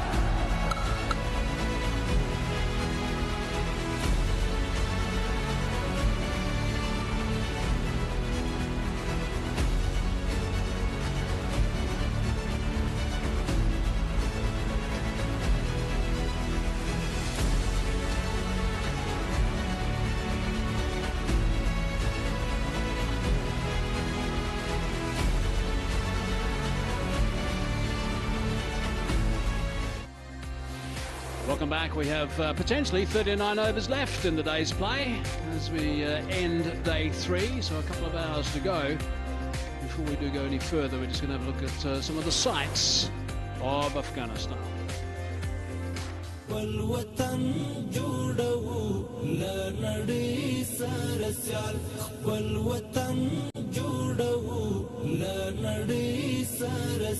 نور سمسور بيکړو نور سمسور بيکړو د جنت په مثال د جنت په مثال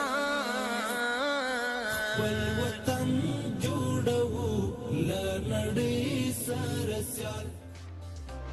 Right, so this could be quite interesting. Nice to see those sights of Afghanistan. We'll bring you through the broadcast as well. The situation right now, 36 for 3. They were 3 for 13, and there was certainly, I'm sure, a little bit of concern in that Ireland camp. But since then, it's been Sterling who's played nicely. Balbirnie also, both on 15 and 14 respectively. Let's have a look at the wickets that have gone down. And the first one was Peter Moore. He was sent on his way. Really good work from Naveed. He was running in and bowling very briskly. This one just came back enough to knock that off stump back nice and hard. So really good work from Naveed. He's ended up with 2 for 17 because that was the next one. Beautiful delivery. Kamfer was on his way with that delivery. It did come back considerably.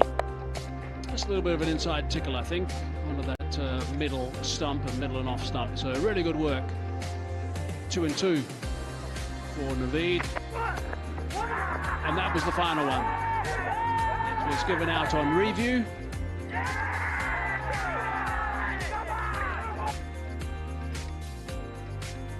So 3 down at that stage for 13 runs on the board. As you look at the work that the seamers have done, it's only been right-handers have been bowling to, hence the line that has been so good on the pulsing red balls. 2 have been full, 1 is on a good length, and that's exactly where you should be right at the start of the innings. So that's really good work from Afghanistan to pick up those 3 wickets. Rajat has got 1 for 15, Naveed 2 for 17. He got 3 in the first innings as well, so he's continued to be very impressive. Jonathan Trott having a final chat to his charges. Andrew Leonard's alongside me. Right, Andrew, what are you thinking before we get involved in this final exciting session of day 3? Maybe the match.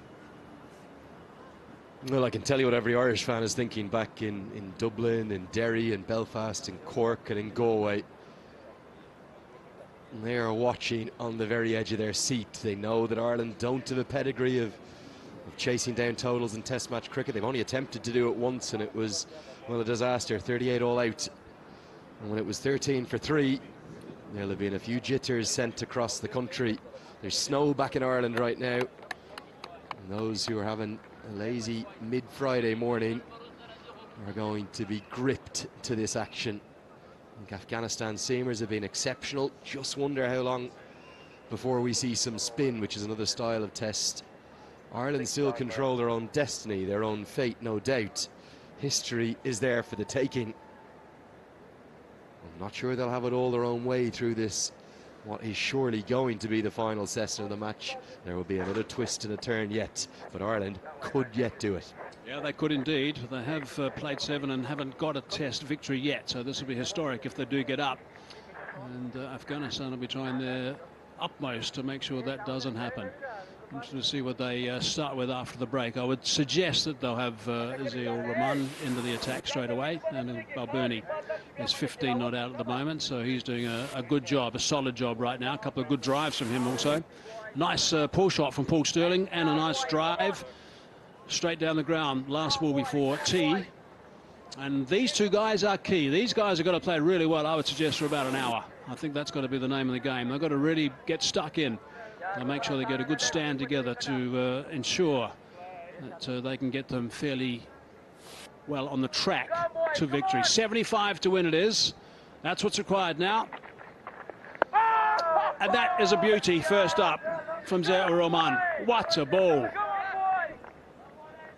And this, for me, Mikey, is why I was surprised that they didn't just give Zaire Rahman 1 over. I'm not saying 2 or 3 before tea, just 1 to try and find a 4th. Look at this. It's not just the turn, it's the bounce as well, sharp turn. Bowled 30 overs in the first innings. It was outstanding. With his 5 for 64. So he kept the runs down, but picked up wickets regularly. These two do play spin well. Balbirnie in particular likes to sweep. But it's a battle of the mind here. It's one up above the eyes. 75. It might seem like not too many, but with the ball reacting like that here into the afternoon evening session on day 3, 75 also feels a very long way away for Ireland. Becomes problematic also with the boys in the change room, in the dugout, watching this in the viewing area. They'll have a TV monitor there. I would suggest maybe turn it off. Might be my advice at the moment.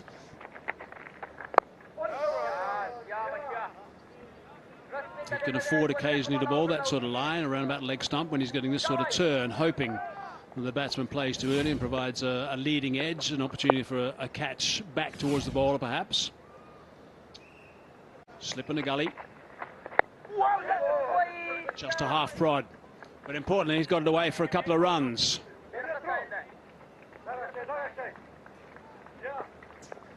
Well, that was certainly an exciting over first up from Ziaur Rahman. 38 for 3.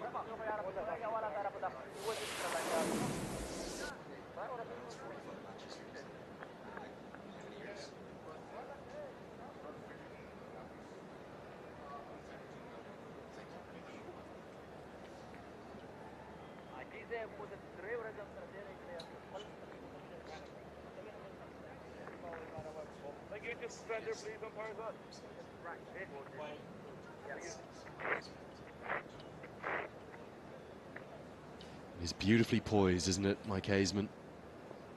It's not going to go the duration, this test, by any stretch. It may well all end this evening, who knows, with a setting sun across from us. But we will have a result today, I'd be pretty sure. Afghanistan, they've got mystery and brilliance with their bowlers always. And they need 7 wickets. Ireland needs 73 runs. 1 for 15 at the moment. He also can get that ball reversing quite nicely. Najat also, it's too new at the moment to do that. 11 overs old right now. Good broad bat from Paul Stirling. What time is it right now in Ireland? Just a fraction after 11 a.m. Reasonably rare that Ireland gets snowfall, but a healthy dose right across the capital and the surrounding Dublin and Wicklow Mountains apparently too. There's probably an even number of Irish and Afghan fans here in Abu Dhabi as we nudge past 3 p.m. local time on a Friday. It's the 122nd Test match venue coming into play for this Etisalat Cup. Ireland desperate to find these 73 more. We're talking about how this could be historic for Ireland, the first Test victory, but let's not forget it's also Afghanistan's 300th international match, so this could be massive for them as well. It will be massive anyway if they get up, but it could be extra massive because of that number. And that's one of the really big things that Afghanistan have. It's their 9th Test, but they've won 3 of them, so they know what it feels like to taste victory. The first one came against Ireland, and they followed that up against Bangladesh. Comfortable win by 224 runs, and they've also won a game at the main stadium behind us here against Zimbabwe. 3 from 8 is a good start. Very strong. The cut shot is Paul Stirling. Afghanistan have got a further 5 Test matches this year, which is great news for them. That's a nice little run. And for Ireland, unless they can find something maybe into the autumn or winter, just one more, likely against Zimbabwe at home. It'll just be their 2nd home Test match. Ireland have had to go away to try and find fixtures, a couple in Lords, a couple in Sri Lanka, to Bangladesh, now here to Abu Dhabi. playing Afghanistan for the second time. The first time they played them in India, lost that one by 7 wickets, and they'd love to win this one by 7 wickets. Looking to advance, Sterling. For me, Mikey, Paul Sterling, the man on your shot there, is utterly integral to this chase. The reason why, he's got so much red ball cricket experience through his time at Middlesex. He went over there as a fresh-faced teenager. He was incredibly popular and successful in his time. And although much of his fame and his legacy there will be with the white ball cricket for Middlesex, he did play quite a chunk of first-class cricket, over 60 games. He looked so good in the first innings. It took an incredible piece of wrist spin bowling from Zahir Khan to remove him. If he's still there in an hour, Ireland may well taste victory.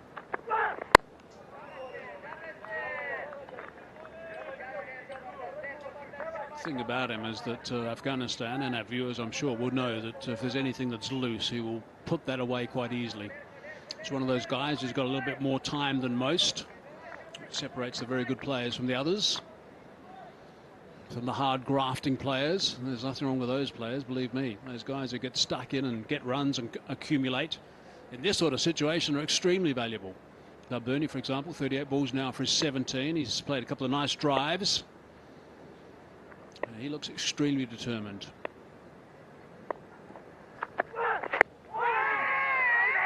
Over the leg side. It's a maiden, 38 for 3.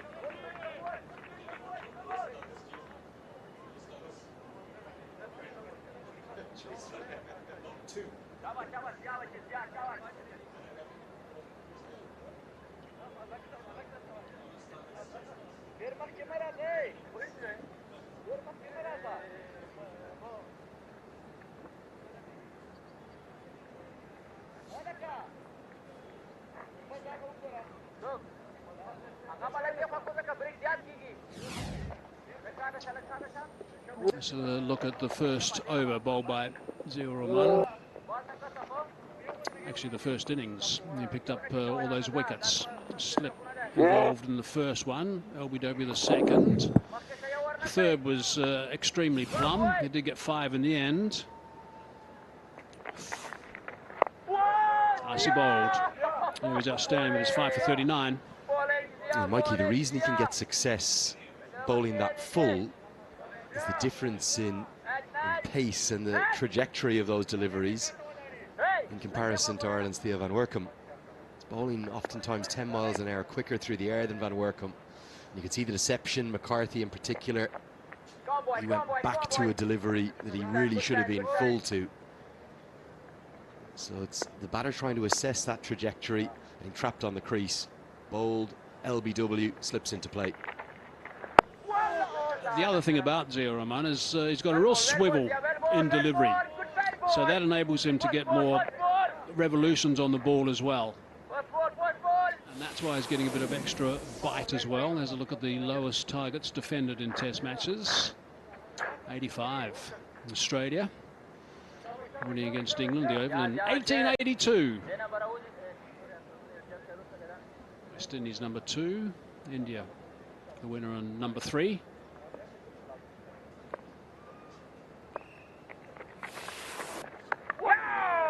That's a magnificent delivery. And again, look at how full it is. He drags Paul Sterling forward. He has to come forward to this. And that is spitting sharply out of the surface. Great accuracy and great threat posed by Zia Rahman. Yeah, just disturbing the top of that pitch. A little bit flatter that time. That's nicely bowled. I don't think that's going to get any assistance from the umpire. It's turning so sharply, it's going to be very difficult to get this one to go in Afghanistan's favour. They have the option of the review. They look like they've no interest, and Shahidi doesn't want to use a second. It's probably pitched outside leg. May well have gone on to hit the stumps. If it pitches outside, it doesn't matter. Now that might be pitching in line, that one. Hard for the umpire to give that with the turn that he's getting at the moment. Big factor here is, Mikey, does Hashmatullah Shahidi think as though it's hit Paul Sterling on the full? Because then the projection will be that it will go straight on. Shahidi goes for it. Up for the DRS to Paul rifle. TV umpire director, we have a player review for LBW. Rigid decision is not out. Check the feet, fair delivery. Front on first, please.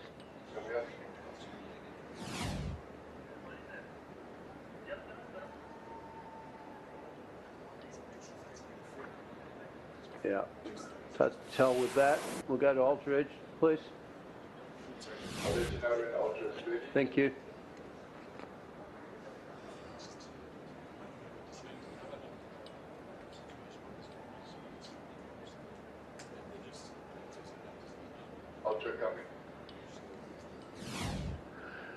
Ultra edge now, coming through. Running through, balls under the bat. Keep running through. Keep running through, bats hit the ground. Then onto the pad. Just run that back again so I can make sure it's all clean. Thank you. Yeah.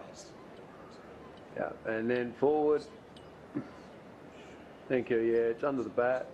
Coming through. Bat hits the ground there, and then the ball goes onto the pad. So I'll go to ball tracking when ready. Okay, rigid decision's not out. Impact outside. Go back on field. Adrian, get stick.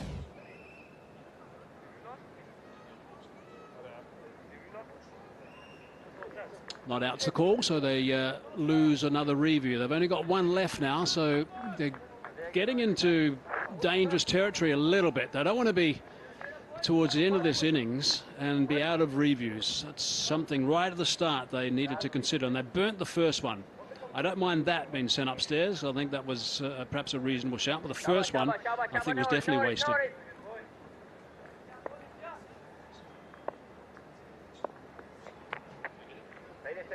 Yeah, I think my point, Mikey, was that for that to be close and to be worth burning the review on, they needed to feel as though it hit Paul Sterling on the full. It clearly didn't. And as a consequence, the turn imparted meant it was going to miss the off stump.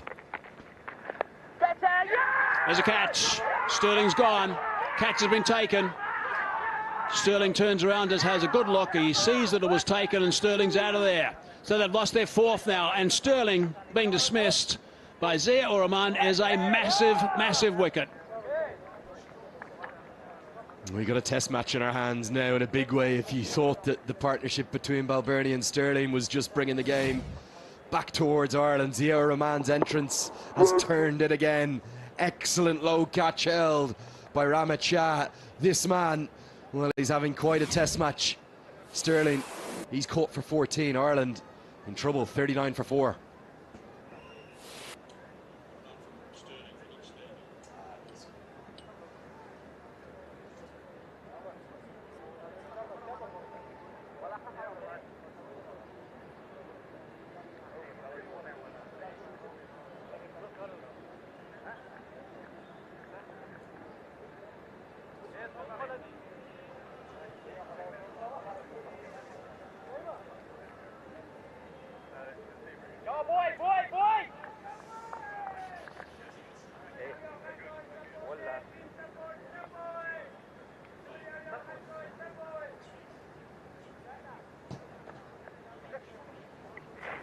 .39 for 4. 72 runs required. Afghanistan needs 6 wickets. Zia-ur-Rahman is going to be a handful. Lock and Tucker now in at number 6. Got 42 in the first innings. Sterling got 52 in the first innings. Everyone's tense now at this ground. Najat to continue. 2 slips and a gully.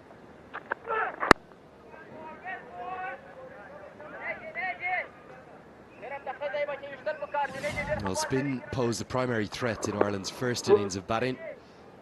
Could provide an even bigger challenge here. It's just a beautiful piece of left-arm orthodox bowling. It's the angle in, a little bit of drift, then the dip. Because he bowls so full at that excellent pace, Hazy, Sterling has to come forward and he has to play it. It brings first slip, second slip, brings the keeper into play. I just saw an LBW review the ball before. You're keeping bowled in as a dismissal too. We saw him bowl a beauty to Theo van Workum, the night watchman. In Ireland's first innings, excellent spin bowling. It's on the outside quarter of the bat, I think, and running down to that vacant area, so they're going to pick up 4 runs.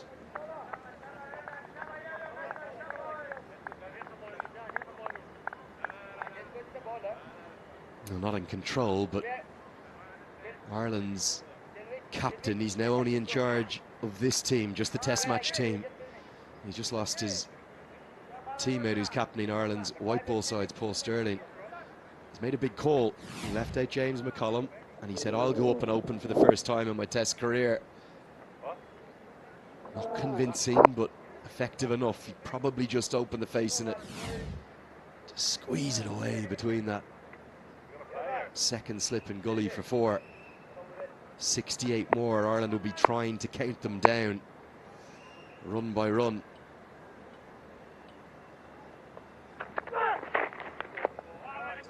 It's good work from Gurbaz going down that leg side.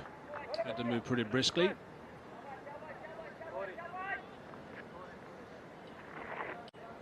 Again, lots of encouragement out there at the moment. Gurbaz getting down that leg side quickly. In the test match, 1 or 2 of those got away from him, but as soon as he got down there and grabbed it, there were a couple of his teammates that went across to him smartly and said, well done. That's 4 unsaved, isn't it? One of the things I've really enjoyed about this test is Gurbaz's debut in particular, and how much he has clearly enjoyed it. Massive star of the white ball game, loving his first taste of the red ball.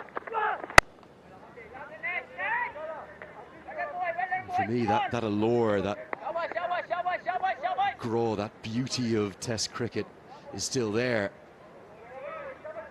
Sometimes it's much maligned, isn't it? It's not given the scale of love that it deserves. There is no other format like it. There is no other style of cricket that will put you through every emotion over the course of multiple days. That's the key word. Test cricket is emotional. White ball cricket isn't emotional. Test cricket's emotional. Time and time again over 4 or 5 days. It's a nice solid shot. There is protection out there. It's only going to be the ones. That's a good fielding position.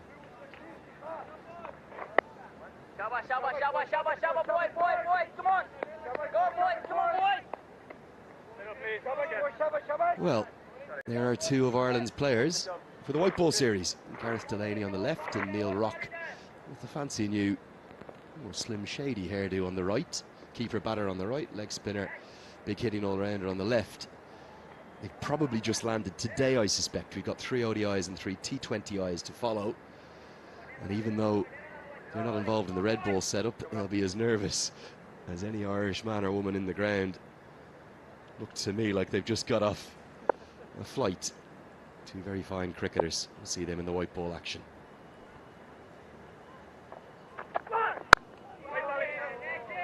Might keep a camera on those guys. They're looking really relaxed at the moment. See how things unfold. 44 for 4. Yeah, Lorcan Tucker's entrance to the crease just faced that first ball there.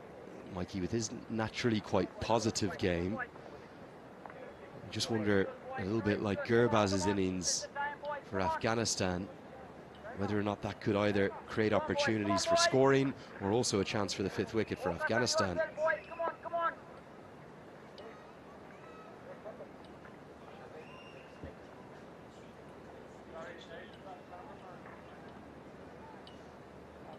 I suspect Lorcan Tucker will play his natural game, particularly against the seamers.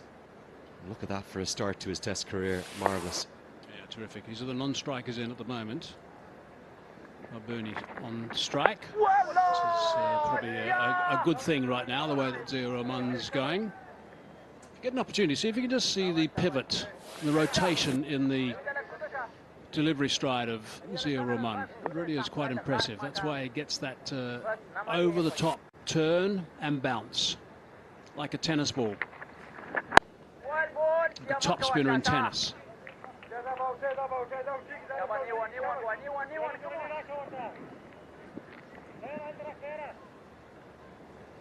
There's the other spin option, the other primary spin option in Zahir Khan.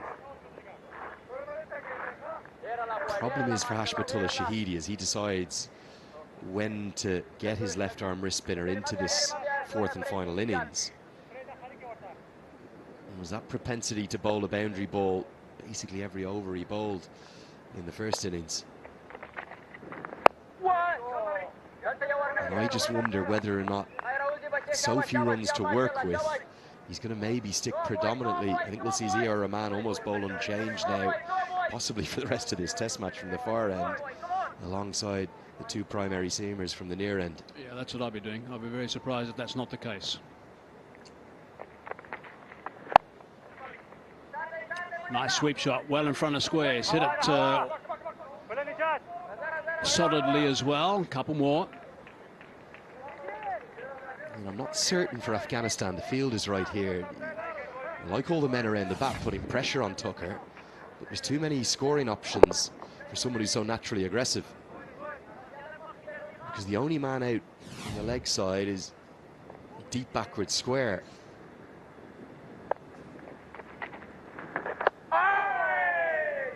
Just wonder maybe one more protecting. Don't have many runs to play with Afghanistan. Again, beautifully bowled here, Mikey. Yeah, it's terrific bowling. Turn and bounce again. Yeah, I'd be quite happy to have this field maintained for a while. Try and get him to sweep across the line. Maybe a top edge.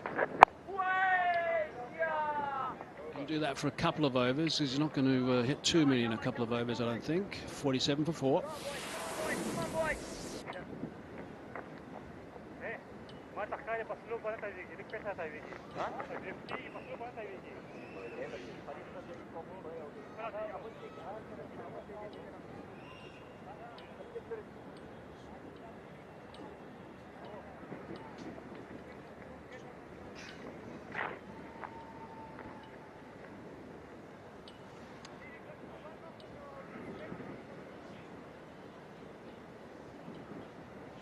Look at that lowest targets defended in test matches. What about the more recent ones? Where are we?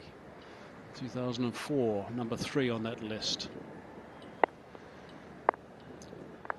Zimbabwe, the loser against the West Indies in 2000.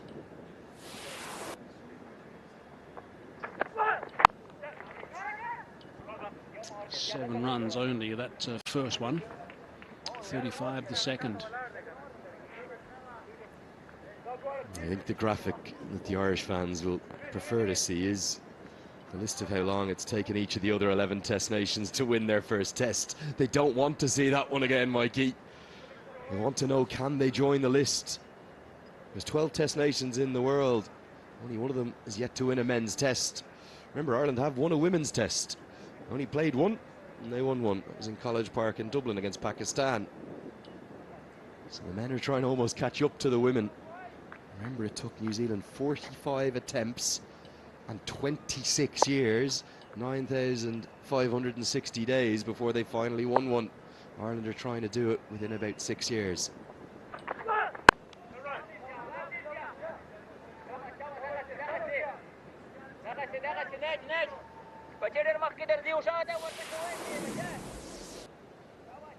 Yeah, that's the one there.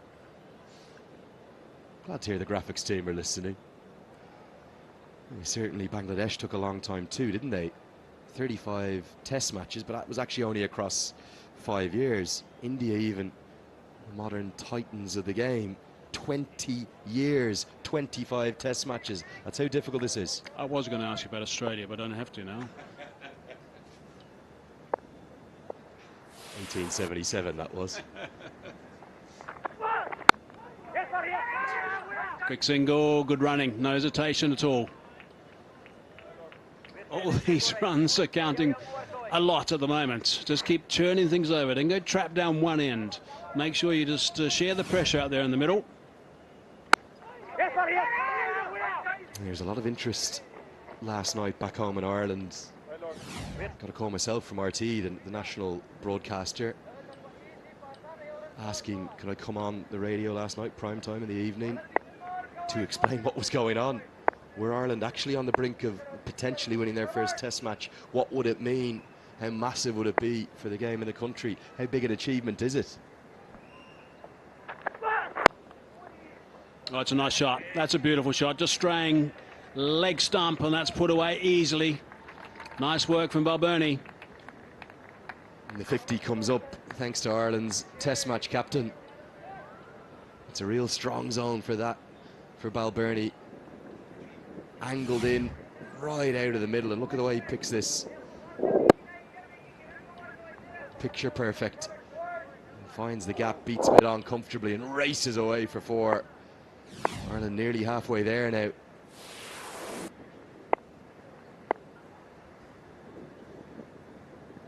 Six runs off the 4 balls in this over, which is a little bit of a rarity so far in this innings, to have an over that's comfortable. I wonder, will this over here maybe start to press a few buttons of Hashmatullah Shahidi into thinking, do I need to turn to my X factor of Zahir Khan, the wrist spinner? Do I need to go with spin from both ends? Ireland's fragility historically has been against wrist spin. We've got nightmares about the likes of Rashid Khan, but he's so few runs to work with, Shahidi. There will be a clue if Naveed is introduced, because he warms up for about 2 overs. Does all sorts of contortions. He's not doing so at the moment. Oh, that's nicely bowled. That's come back beautifully. That's a very good delivery to finish the over, 54 for 4.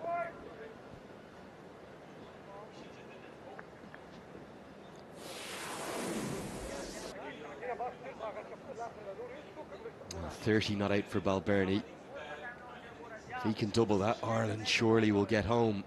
Nobody's made more than 55 in the test match. That's been one of the real idiosyncrasies of this match. Every time a batter's got in, they've tended to get out. Lots of 30s, 40s and 50s. Nobody's been able to get past that 55 of Hashmatullah Shahidi. Balbirnie could set the road for Ireland to victory. Aha. Naveed. He started. He's got 6 balls from spin, I would imagine. He'll have to warm up and fast forward here to make sure he's ready.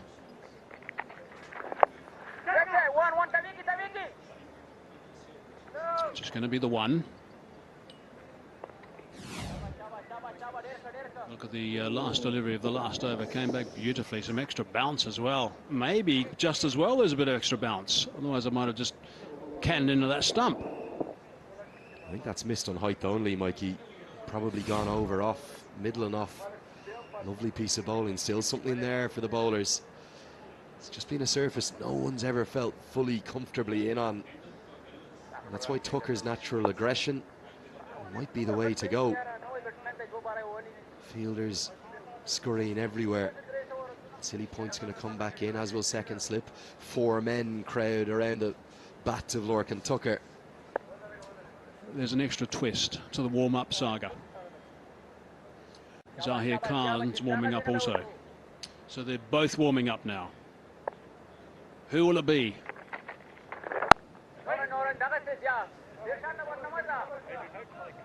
I think it's a risk, but I think it's a risk that could win Afghanistan the test match.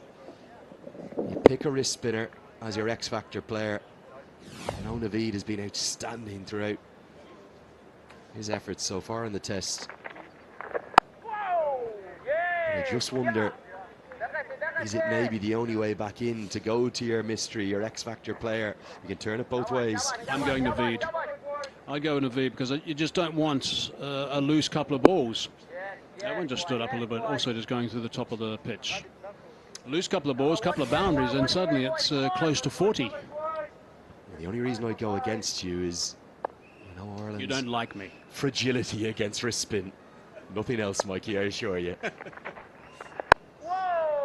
It's beautifully bowled. We've only got 2 balls left, Mikey. I just think you pick a wrist spinner to win you a game in both white ball and red ball cricket.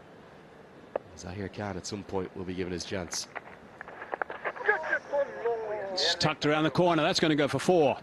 And that might have just decided who's going to bowl the next over. Boundary off that ball. Still 1 ball to go. Last thing he would want is a couple of loose deliveries in the next over. I'm going to Veed. Yeah, nicely tucked by Tucker, as you said. All you need is just some bat on it there. The line, not the right one. Particularly with no leg slip in place.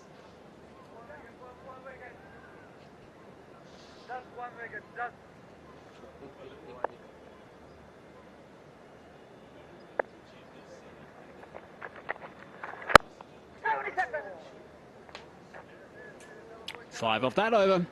59 for 4.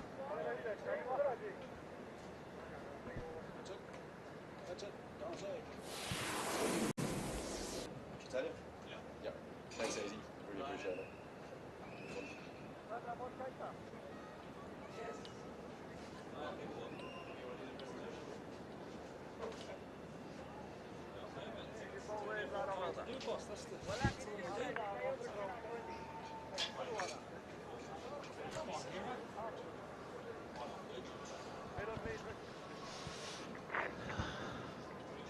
Nicely set up, isn't it? 59 for 4. Well, Bernie has worked through some difficult periods in this innings. 31 to his name. He's really knuckled down, shown some grit. Naveed Zadran back into the attack. That's well played. Over pitched.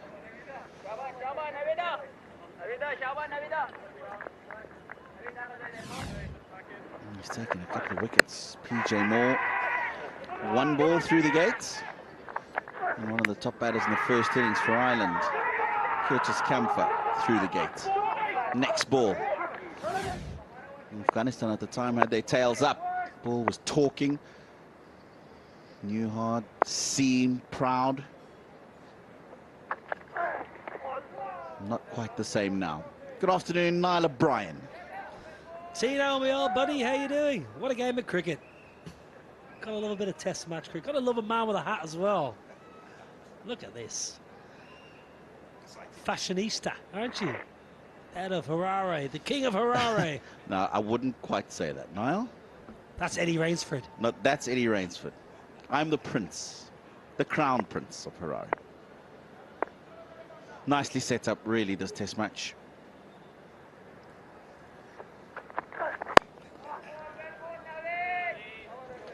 Maybe a short test match, 3 days, but it's been gripping. It really has been a wonderful contest.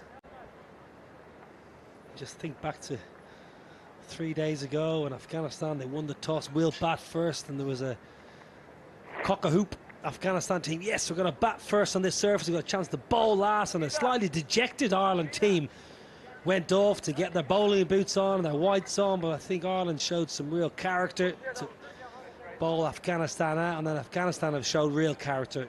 The back end of their innings, second time round, and with the ball first up. Still 52, that's a long way away. Catching mid-wicket comes into play. Oh, through the gate again. Now, we talked in an earlier stint with Mike Haseman about Andy Balbirnie and his approach to the seamers. Yes, he's a very tall lad, so often he stands upright. Doesn't really get down to the pitch of the ball. Have a look at that front foot. Almost braced, that front foot. It should be bent and trying to get a little bit more weight into the ball, but I think he has to try and do that on the surface a little bit more, because he is getting the ball to nip back in. Some of them now not quite bouncing the way they were.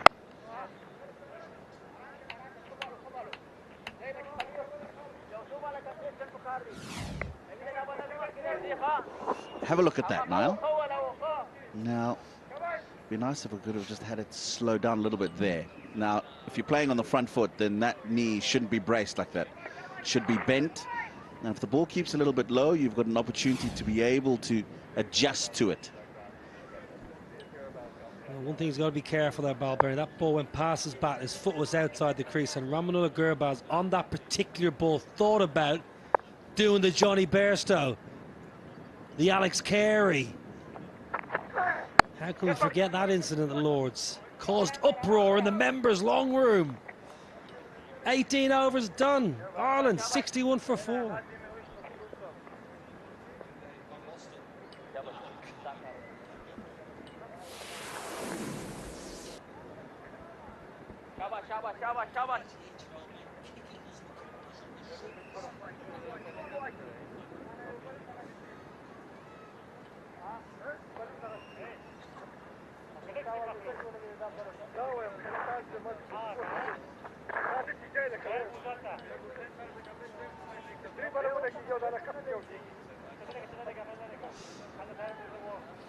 They've tried and tried hard, these three. Ziaur Rahman, 1 wicket in 4 overs that he's bowled. Now they'll be expecting that he'll be the man to try and get a couple of middle order wickets here. Jatin Naveed will continuously be given bursts. Conserve a bit of energy to try and get wickets from the other end.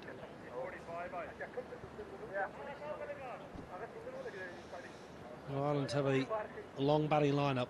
They've still got options, and Andrew McBride is very useful. Mark Adair's a clean striker of the ball, an aggressive player. Even Barry McCarthy's no mug, so there's still plenty left in the hutch. Inside edge onto bat. I don't think you want to leave Mark Adair, Barry McCarthy, and so on, too many to work with. These two really do need to get the job done. Short leg and play 2 slips is 45. There's an oceans of space for us. A hard sweep in front of square. Resisting. And the sweep is a shot that he likes to play. And that one in front of square as well. I think he's okay now. He's in good form, and he played the spinners defensively very well first time around. So it might be something that he might keep out of his repertoire at the moment. But I can guarantee you, if he starts to get balls bouncing and turning past the outside edge, we will see that sweep shot. That hard sweep, it takes some kahunas, I tell you that. Takes some real guts to get that hard sweep out.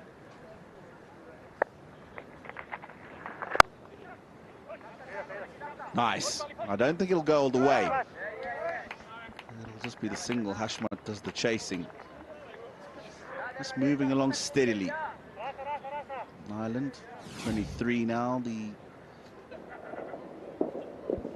partnership between these two. Is there anything more, Tina, you feel Afghanistan could do right now? Yeah, there is. Definitely on the offside. I mean, there's a fielder who's just in front of where normal cover would be. Get that fielder in front of the batsman's eye, because you've still got an extra cover fielder who is probably 30 meters off the boundary. That's okay. So if he hits it, there's somebody there. But to me, you're not putting any pressure with that fielder there, and I don't see how the ball's going to be looped into the covers in the air. Oh, he's gone on the sweep. Now that looked premeditated from Balbernie. 19 gone, 62 for 4.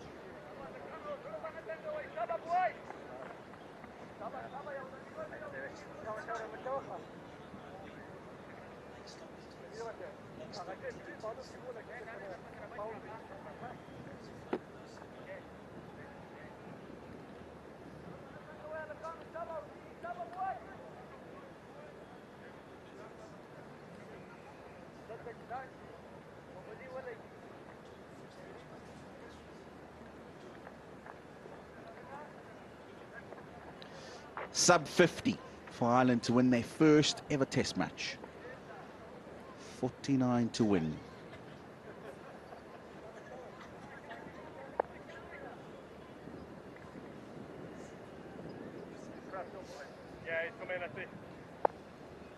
Two for 19, Naveed. He'll be looking for another.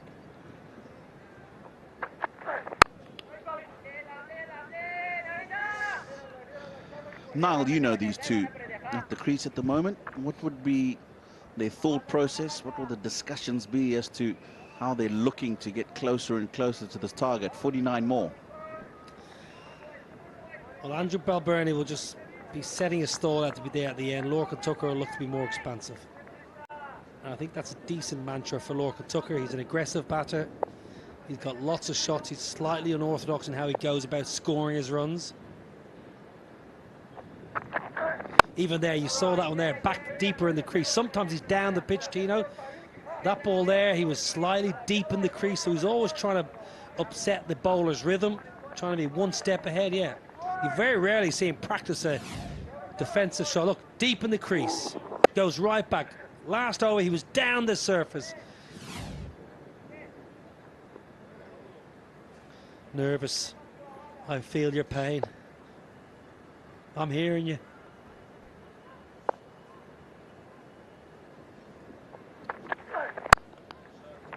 That's well played, and he's done well off his own bowling. He's had run. I don't think it would have gone to the boundary anyway. Hashmatullah is quite straight and he's given himself a bit of room at mid-off. Yep, again, back in the crease and stays leg side of the ball this time. So just trying to find a bit of a rhythm here. Lorcan Tucker, Ireland's, well, one of Ireland's premier batters, really. First Ireland player to 400 runs in the Test arena. He was magnificent last year, won some accolades in various media outlets, was named in a team of the year, a Test team of the year. He was named in a global media outlet, which is no mean feat for an Irish cricketer and a wicketkeeper to be named in such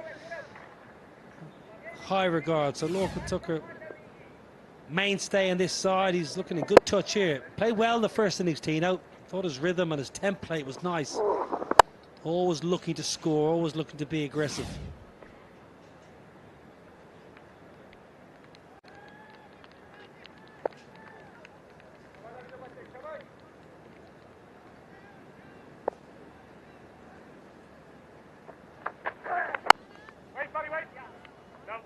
I've had the pleasure of watching him in a few Test matches. One thing that stood out for me in this one definitely is his defence has become a lot more assured.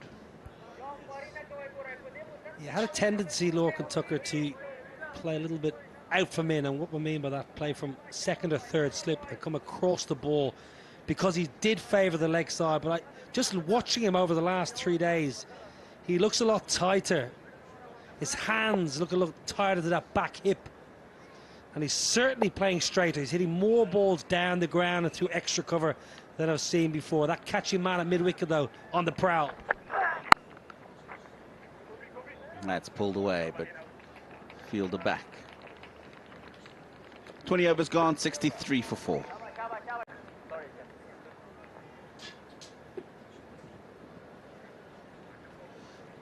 Tolerance Oval here in Abu Dhabi. His first Test match draws to a close. 155, Afghanistan batting first, 263 in reply. Ireland 218 for Afghanistan, 55 to the captain Hashmatullah. And Ireland needing 111 to win, need 48 more at 63 for 4.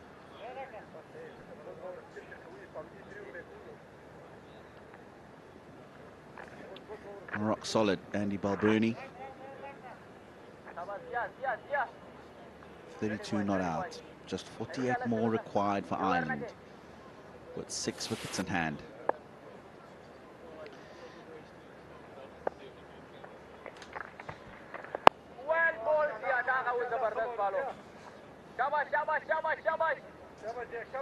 Well, the change in the field, Tino. The previous over for Lorcan Tucker, they had the man at 45, so now he's out. 2 slips and a short leg in play, so that paddle sweep is on. That risk versus reward. He could pick up a boundary, but brings the bowler into play. Very nice, good footwork, sweet.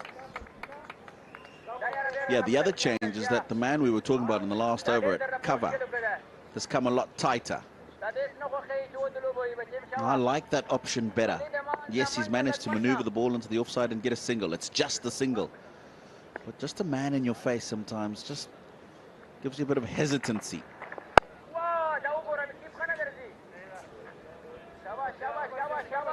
What would you be doing right now? Test match cricket, a fine test match cricketer. You were 47 to win. You're on. Put yourself in Balbirnie's shoes, Tino. 32 not out. How are you playing this one? Well, Bernie's faced 59 or 60 balls now. So if it was me, I wouldn't be on 32. I'd be on about 12. But what I would be doing is definitely trying to hit those sweepers. Ball turning away from me. Never really used to try and do too much. Swept well if the ball was going down the leg side on the line.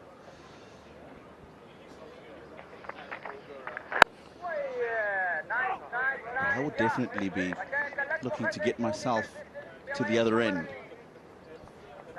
How? How are you going to get there? There's that gap to sweeper on the offside. Maneuver the ball into that gap if I can. Mid-off is back a little bit, so you can hit that and go straight away. Oh, beauty. Beauty. 64 for 4.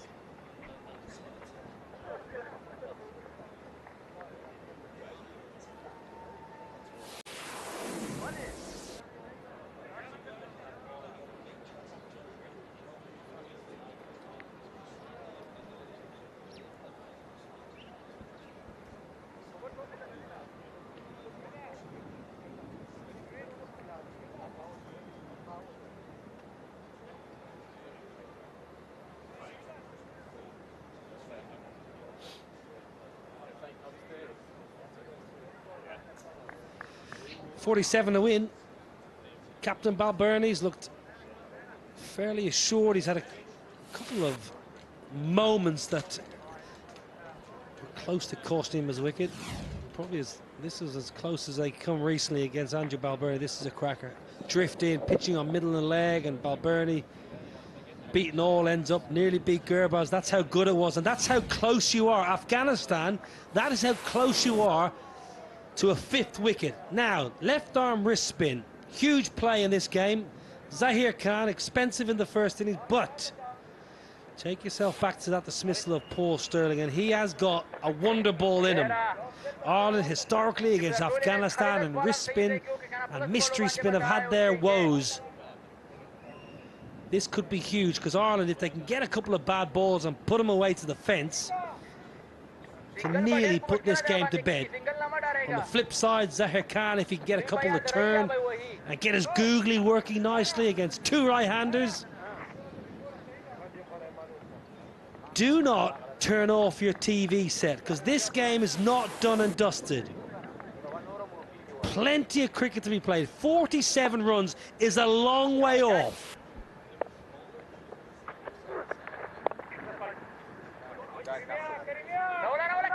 They're thinking about 2. Lorcan Tucker's coming now. Confusion, ball's gone to the wrong end. And now, great work from the captain, Hashmatullah Shahidi. Oh, it's all happening.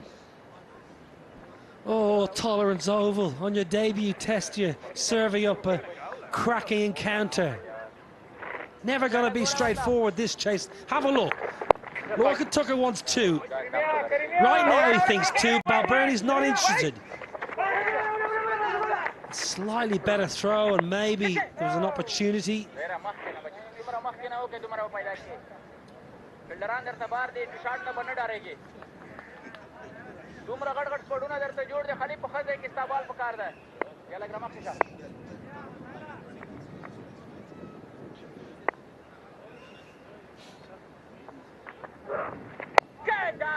It's well watched. It's well watched.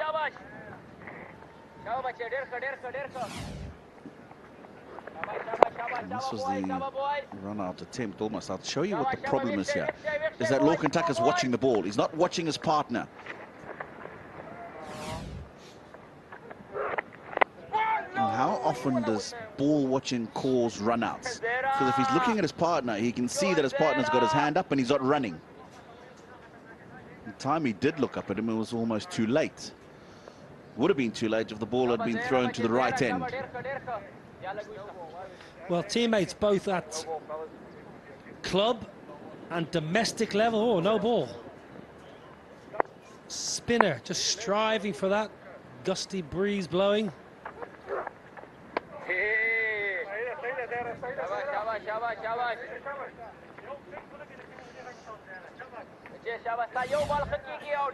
Yeah, he was well over. It's a bit of a gamble, like you said, at the beginning of the over to bring Zahir Khan on now. We saw in the first innings him deliver a few batter-friendly deliveries, to say the least, but he also produced some fantastic ones. So how was his introduction going to affect this game?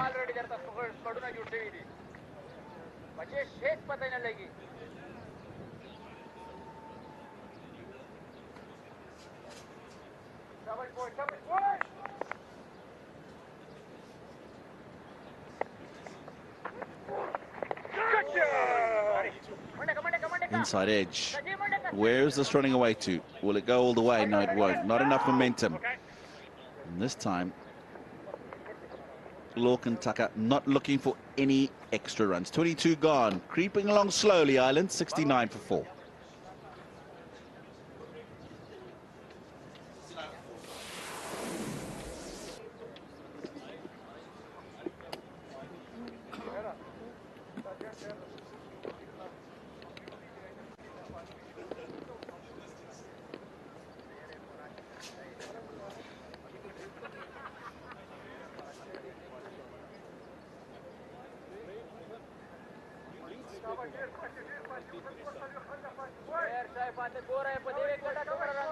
Fourth bowler into the attack in the second innings, introduced in the previous over for Afghanistan. It's been heavy workload for the faster bowlers.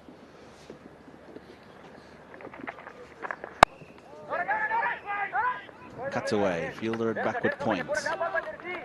Makes sure Balbirnie stays on strike. Well, they need to get the communications right here. Andrew Balbirnie and Lorcan Tucker. There was nearly a run out in the last over, and there was a bit of yes, no, and thankfully for Ireland, there was no sorry. Nerves creeping in to the two men in the middle. Oh, now, I don't think that's come off the glove. Looks like it's come off the forearm of Balbirnie. 2 more to the total. 2 crucial runs to the total. Yeah, 2 leg byes, good spot. Tino. Don't mind the sweep shot option from Balbirnie. The hard sweep, he's a good sweeper of the ball, Andrew Balbirnie. He just picked this one up on length, I feel, yeah, pitching a good bit down leg side, a little bit of bounce and turn. It does bring risk, but it brings 2 leg byes. Required runs now, just 40.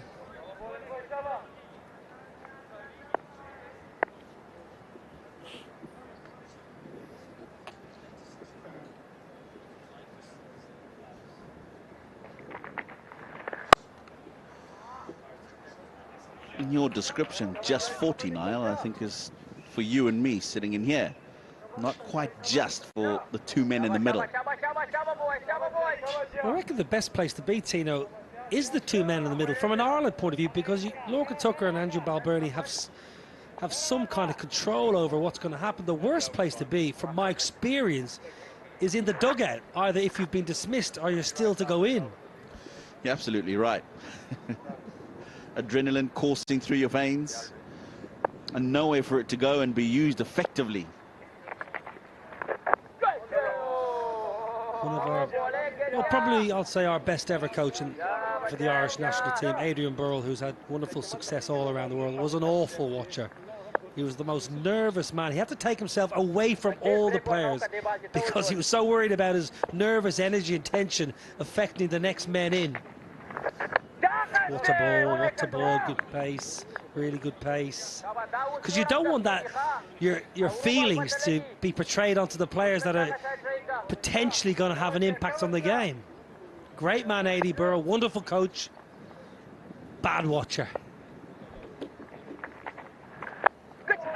Oh, he's pulled it out, but it's ended up slightly fuller than he would have wanted to be able to execute that sweep properly. 23 overs gone, Ireland 73 for 4. It's also time for a welcome drink.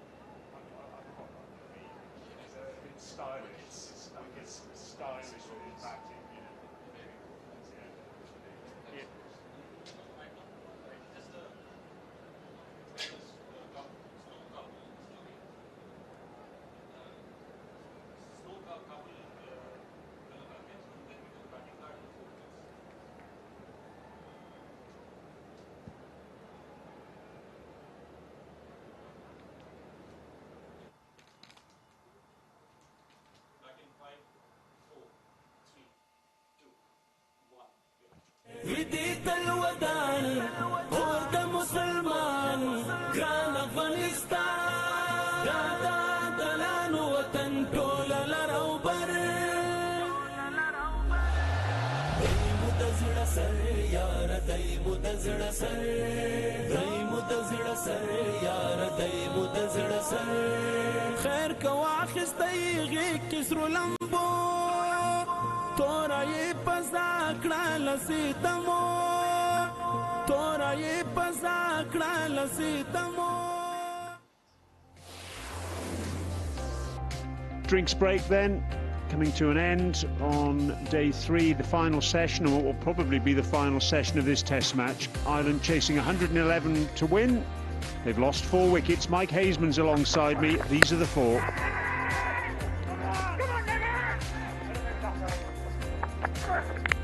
It was really good work right at the top.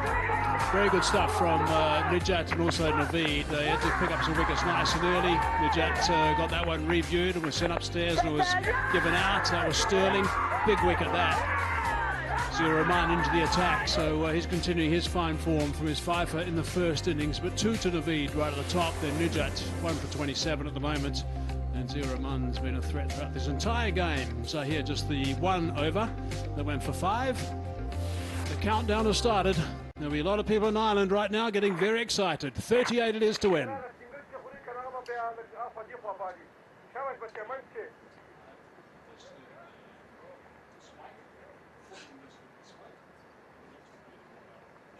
on, Bache. Come on, Bache.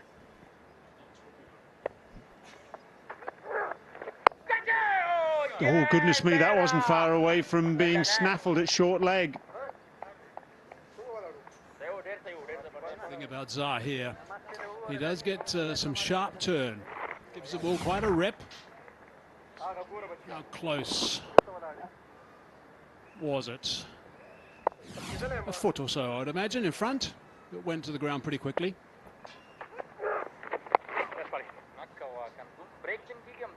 I know you were very concerned, Hazy, about Zahir coming into the attack. Yes, he offers the threat, but there's also the possibility of a few cheap runs, should we say. I don't think concern is the word. Yeah, I think that the thing about him is if you're going to get runs against someone, it's likely to be him. Because he will, because of the art he does bowl, he's going to dish up the odd loose delivery, because those back of the hand balls, the left arm unorthodox spinner, it's a very difficult ball to control. And he certainly bowled a beauty to get rid of Sterling in the first innings. But I think Naveed running in with 2 for 20 after 7 overs might have been a good option. The seamers would certainly keep it nice and tight and keep asking questions. Nijat as well. Leg slip's gone in now to keep Andrew Balbirnie company.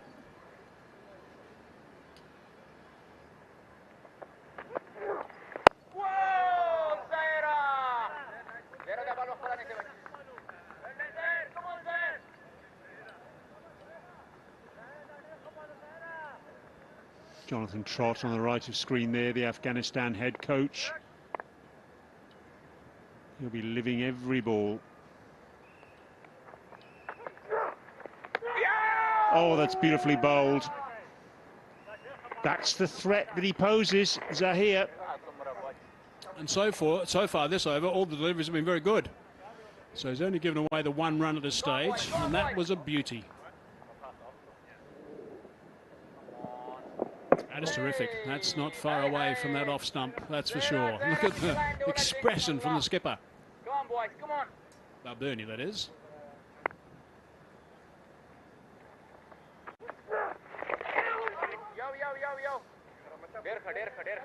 Balbirnie's response to get the sweep out. Karim Janat down at deep backward square leg.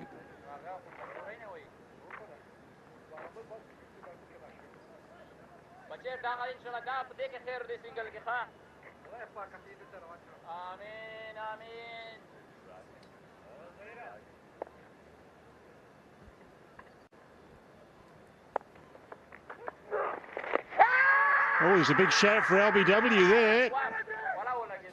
Attempted reverse sweep. I have to say, looking live, that looked like a decent shout. One review left. One remaining. And it's a no ball. Goodness me. If you want drama, you've got it here.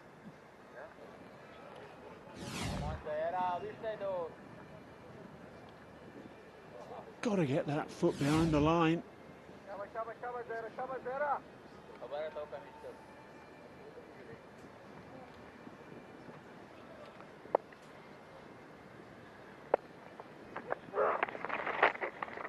And there's that poor ball. He's got away with it, Zahir. End of the over. 76 for 4.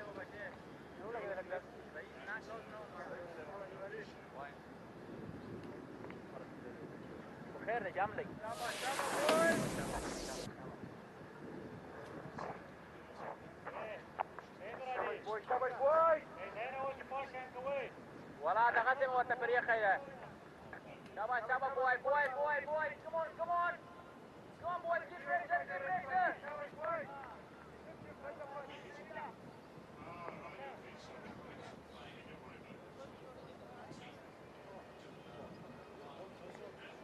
35 to win, Ireland. 6 wickets for Afghanistan.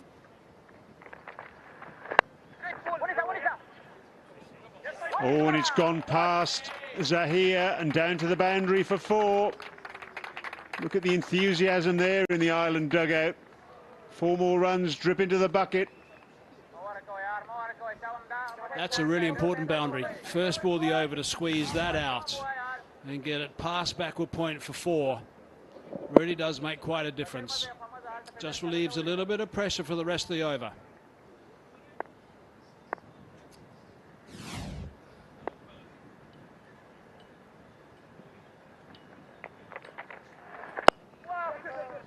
And Hazy, you know how things are in dressing rooms. Players count down, usually in things like 10s.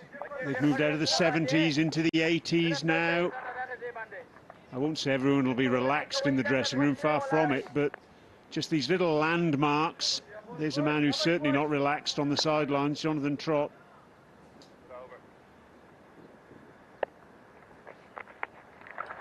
The guys in the middle will be talking about 10s, definitely. So the partnership is 42 at the moment. They'll be thinking, they won't be looking at the scoreboard too much. They'll be just thinking about their partnership, just ticking away with 10s with their partnership, knowing that they'll get closer and closer as they go along.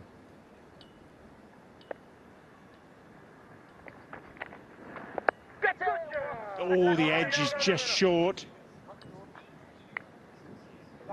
Nur Ali is there, at a sort of second slip gully.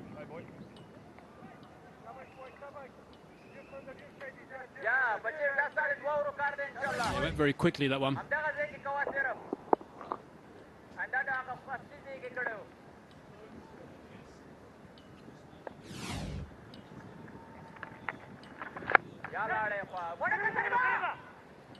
Good running from Tucker.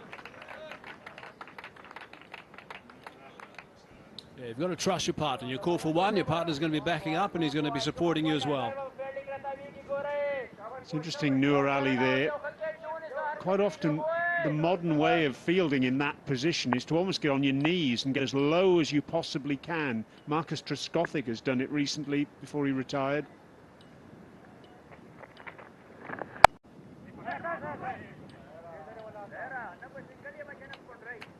It's the end of the over, another good over for Ireland as well. 7 runs from it, 83 for 4.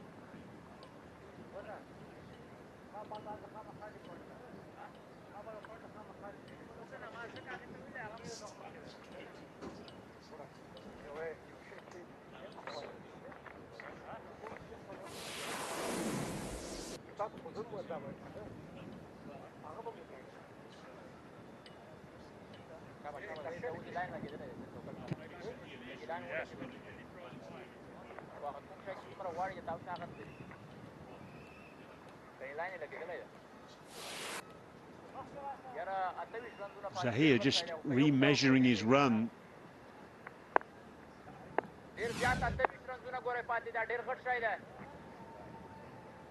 Now, the reason he's doing that is because he bowled that no ball in the last over. Do you know he's bowled 15 no balls in Test match cricket? All the other Afghanistan bowlers in the history of Test cricket combined have bowled 23. So he's got a real problem with overstepping. And in this sort of situation, every run is like gold dust.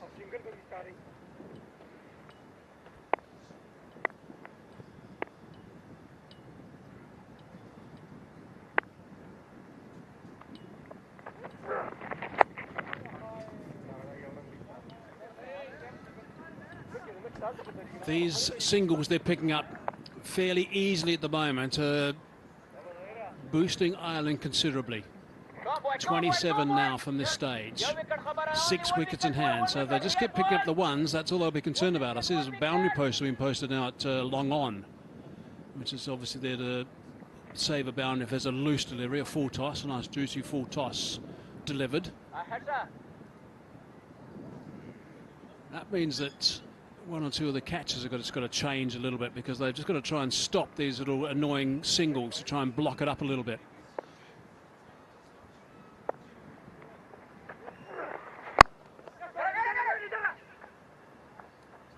Another single.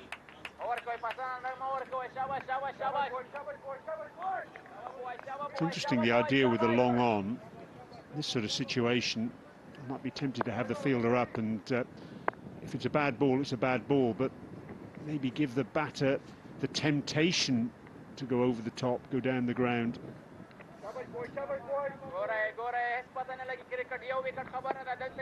I think they're waiting for over-pitch deliveries in particular they can put through the offside. I think that's what they're waiting for, these two batsmen. Like that. Carved square by Balbirnie. They should pick up another 3 here. In fact, no, they've decided discretion is the better part of valour, and they've gone for 2, and the throw has hit Ramanila Gurbas on the knee. Both batsmen were screaming no before they even turned around at each other.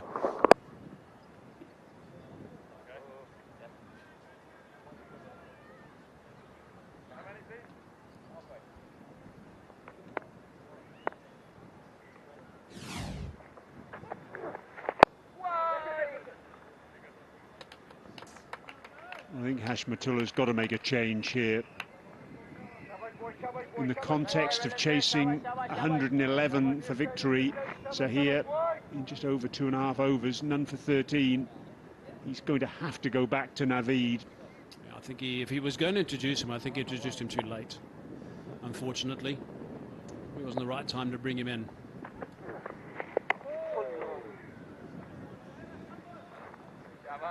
Just put so much pressure on him as a bowler. He's going to be losing confidence and giving the ball a lot of flight, because he can't give anything away.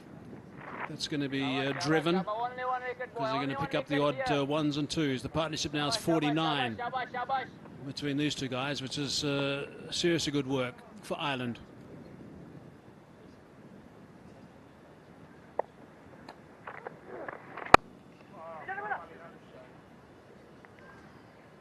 It's the end of the over. Ireland just 23 runs away from their first win in Test match cricket. 88 for 4.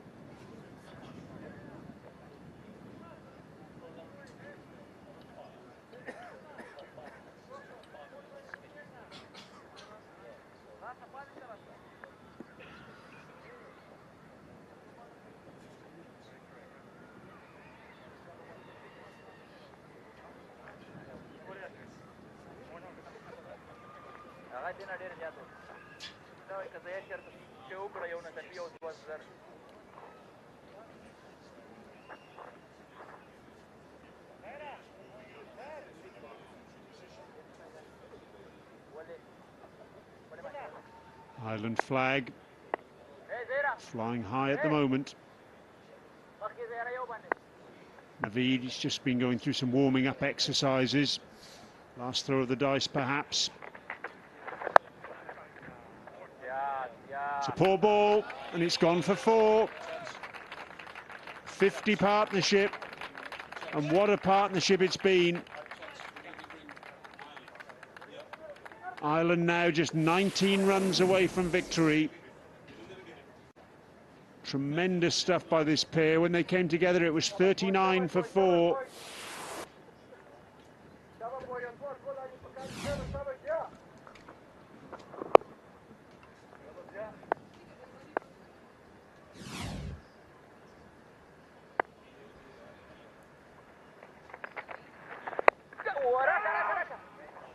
Balbirnie looking for the single, which would take him to 50.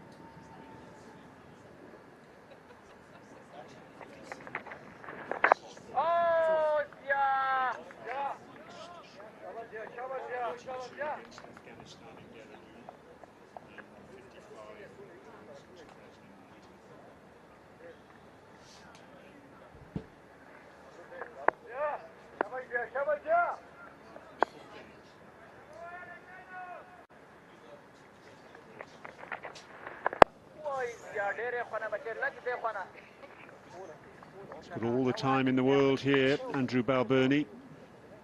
No need to rush. No need to go searching for big shots.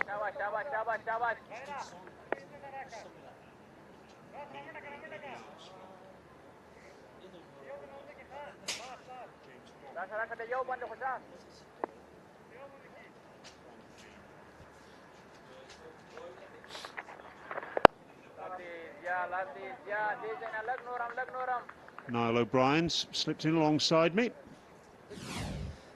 Yeah, Balbirnie on the cusp of a half-century.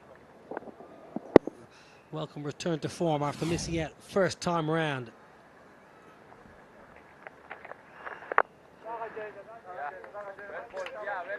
End of the over. Ireland 92 for 4.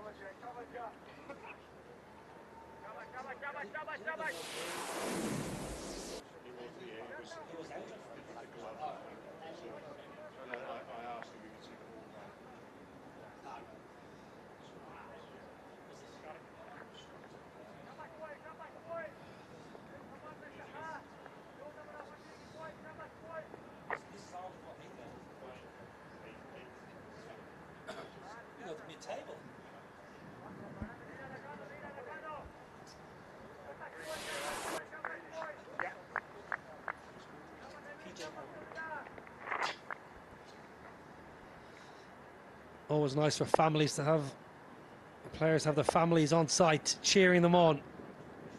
Naveed back into the attack. Last throw of the dice this by Hashmatullah Shahidi, recalling his big strike bowler. Yeah, he's been impressive over the 3 days. He's bowled with real heart, very good skill and some excellent control. His pace has generally been up on the quickest bowlers in this fixture, 2 for 20. That opening burst this afternoon was sensational, really did rock Ireland. 13 for 3 Ireland were really at one stage, but Balbirnie has stood firm and Lorcan Tucker has given him excellent support as always.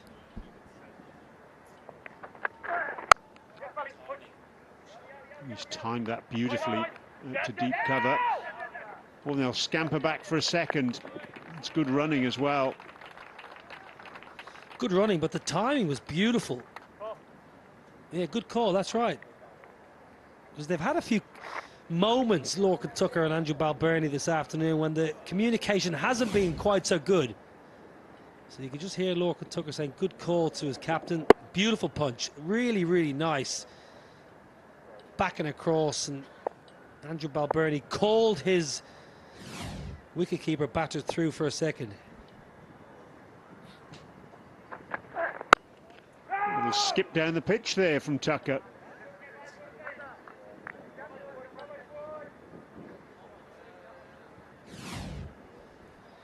Yeah, I mentioned earlier how he likes to play around with the bowler's lines and lengths. Sometimes he goes slightly deeper in the crease, sometimes he stays a little bit leg side of the ball, but his preferred method is getting down the surface, as we've seen a lot in the green of Ireland, in the white ball formats, but not afraid to express himself down the surface in the test match arena.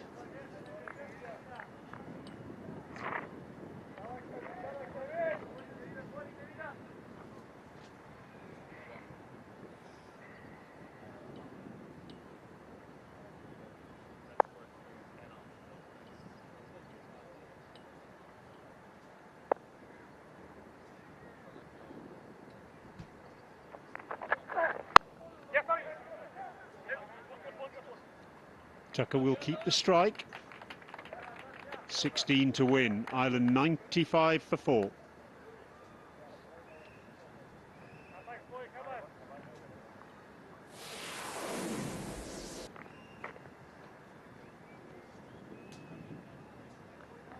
Well, if Ireland win, they'll slip into the middle of that particular table.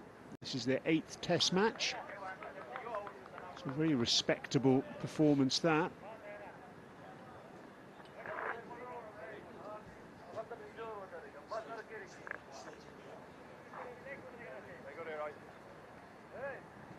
A couple of wins for Afghanistan already in test match cricket. Will Ireland join them today?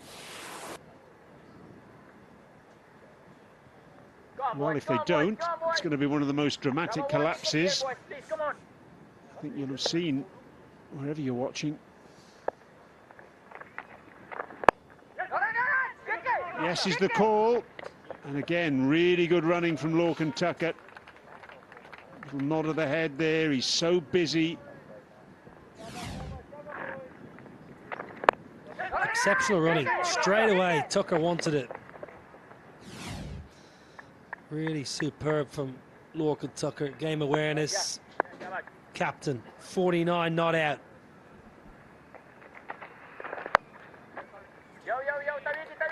50 for Andrew Balbirnie. It's his 4th in test match cricket.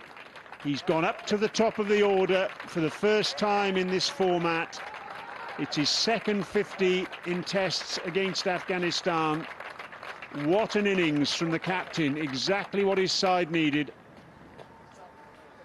Superb leadership from Andrew Balbirnie. A wonderful half-century. Missed out in the first innings, looked all at sea. This afternoon, his technique has been spot on. He has seized the situation, analysed everything that's been put in front of him. Then the hard sweep, what else? A wonderful sweeper of the ball, and recognition from his teammates. His parents are here cheering him on in Abu Dhabi, as they always are. Lovely moment for Andrew Balbirnie. One of the most popular men in the Ireland side. He'll want to be there at the end, Brian. He will want to see this game over the line. First 50 by an Ireland batsman in the 4th innings of a test.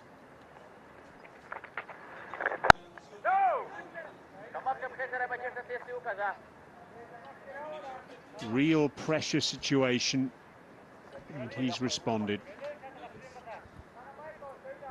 Yeah, he's a great character. One thing he will never shirk away from is responsibility. He harbours all the hopes of the nation on those broad shoulders. He's a wonderful character, Andrew Balbirnie. Negotiated safely from Lorcan Tucker. Ireland are just 14 away from history, 97 for 4.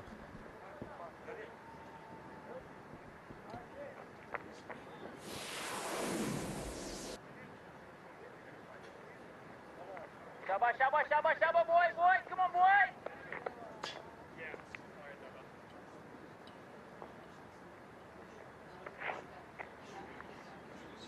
Middle please, cut.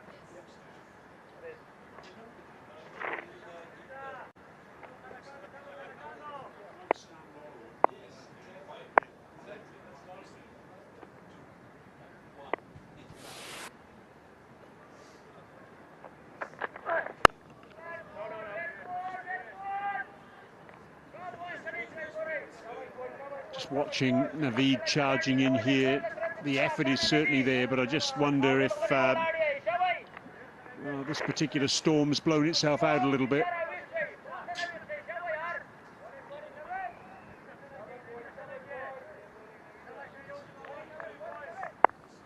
Very difficult to keep going back to the well with a quick bowler.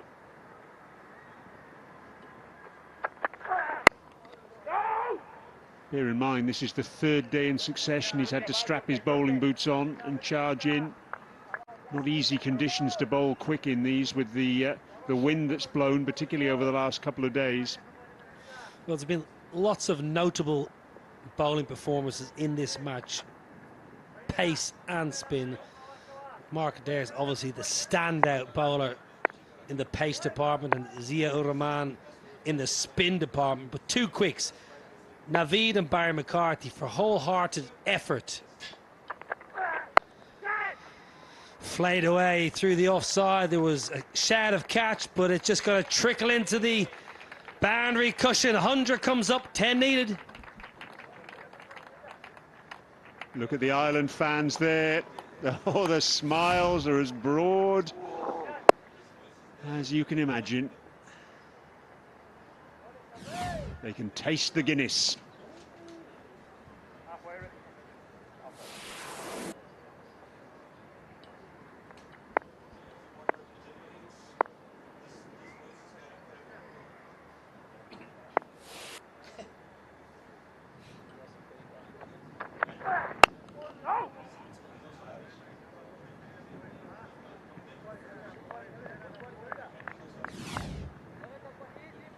Andrew Balbirnie's 50. A little bit of fortune early on, that's fine, you expect that, that's good there. Timing, balance, much better than the first innings. Always good square the wicket, Andrew Balbirnie, and he's an excellent player of spin bowling, so when a spinner comes on, he's always looking to score. It's a favourite area, that shot, sweep shot, has brought him a lot of success. The little fist pump, excellent from the captain.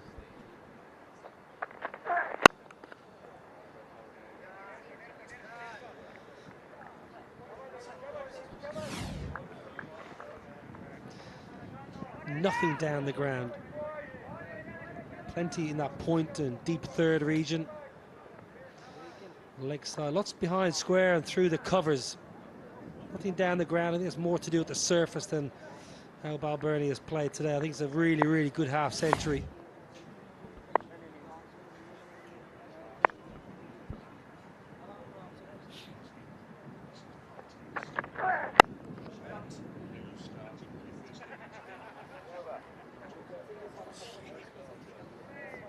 It's the end of the over, 101 for 4.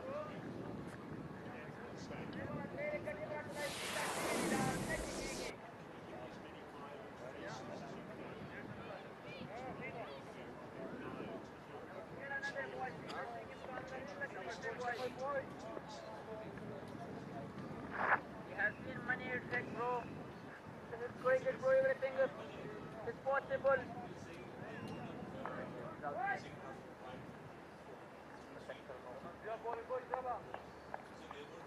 10 to win.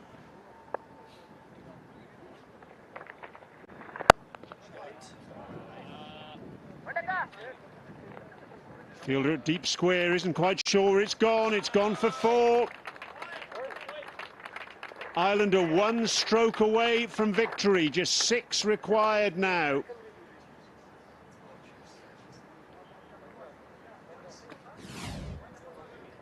Two good sweepers at the crease. And there's a hard, flat sweep well in front of square. There's oceans of space. There's hundreds of yards. Hit it where you want, Lorcan Tucker.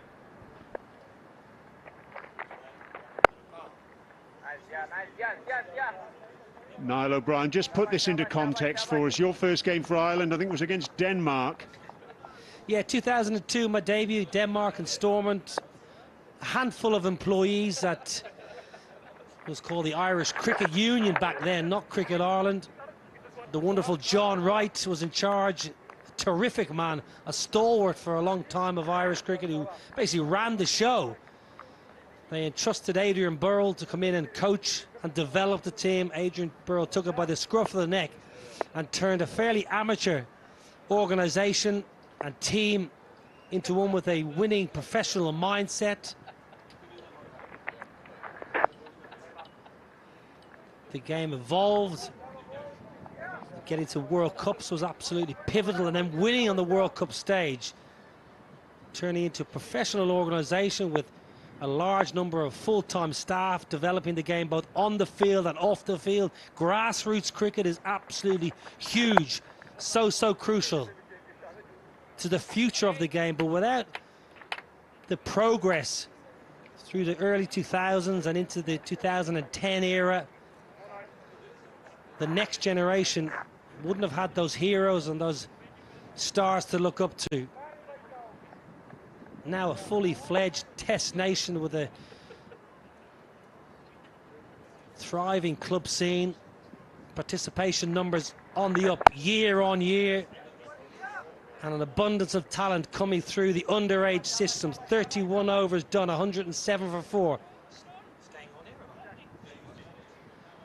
To get to the stage where Ireland are 4 runs away from an historic first test victory, it's almost too hard to think of, Brian, from where I started back in 2002. Coming from a family where my dad captained Ireland, our whole family were just besotted with cricket. We lived for cricket. That sounds hard to believe for a lot of people who are not from Ireland, that a family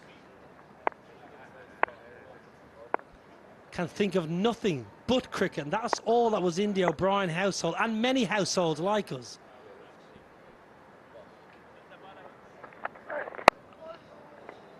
So when you travel around the world as a player, as a commentator, as a fan, and you see the highs and the lows, you feel those emotions. You feel the losses, they hurt you. And when you get a win, you ride the crest of a wave and you're loving life. But most importantly, you play for moments like this to get victories, to make a landmark statement, to put Irish cricket on the map once again. Pumped away through the covers. Balbirnie, the captain. Is it going to race into the rope? Hit it harder, captain. It's okay. You're nearly there, Mr. and Mrs. Balbirnie. The scores are tied. Wry smile there from Andrew Balbirnie at the non-striker's end.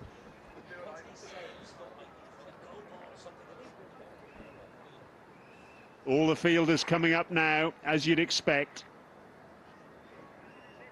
1 to win, 1 run is all that separates Ireland from their first ever test victory.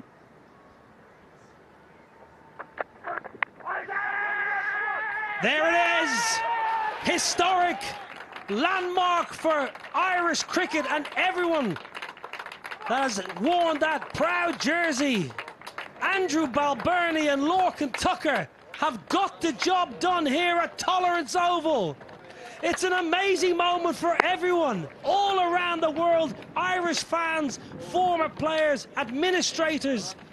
This is a moment we will never forget for the generation, the next generation watching all over the Emerald Isle. You can dream, you can believe. Ireland have won a test match. Magnificent moment. Very proud man in the commentary box, very proud of the captain Andrew Balbirnie to lead his side here at Tolerance Oval.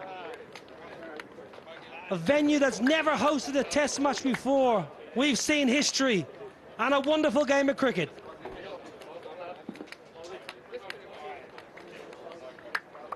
Magnificent performance from Ireland. Wonderful, wonderful stuff. The skipper leading from the front, 58 not out. He takes a couple of souvenir stumps. But there's disappointment as well. Afghanistan, they'll be bitterly disappointed with their showing in this match. But the story is Ireland. A test victory for them in their 8th match at this level. That's a remarkable achievement in itself. Well, there's mutual respect. Ireland, of course, jubilant, and so they should be. Afghanistan have played their part. Do not forget that. Afghanistan have fought so hard. Both nations, there's a fierce rivalry, but there's a mutual respect between Afghanistan cricket and Cricket Ireland. They've locked horns many times before, but now it's all about Andrew Balbirnie and his Irish team, as they have created history in front of a loyal following here in wonderful Abu Dhabi, who have played host brilliantly well. Smiles, hugs, there will be tears. Gary Wilson, who was a stalwart for 15 years for Ireland, part of the coaching staff. Gareth Delaney, part of the white ball squad. Richard Holzer, performance director, is here looking over proceedings, and Lorcan Tucker and Andrew Balbirnie, two products of Pembroke Cricket Club, one of the strongest clubs in the region, have got their nation over the line. Excellent from the batters, wonderful from all the bowlers over 2 innings. Bowling Afghanistan out twice on this surface was a remarkable achievement. Great game of cricket played in really good spirits, and a beautiful new test match arena. Yes, you mentioned some of those names from the past, Niall. Just thinking about the likes of Trent Johnston. You mentioned Adi Burrell, Phil Simmons, all these people who've been responsible for the progress that Irish cricket has made over the last 2 decades. This wins as much for them as for anyone else. Yeah, Phil Simmons has already sent me a message. He's watching from Karachi. Was a brilliant coach for 8 years, Phil Simmons. Graham Ford. Do not forget Graham Ford and the role he played. And credit to Heinrich Milan, the new coach, who's overseen a difficult early start to his coaching tenure with Cricket Ireland, but he's persisted and he's given some young players opportunity. Lorcan Tucker, Curtis Camphor, Harry Tector, and they have produced. This is the winning moment. This is history right here. Lorcan Tucker, Andrew Balbirnie, hands aloft, and that's what it means. Well done, Cricket Ireland. Hugs, smiles, delight. Oh yes.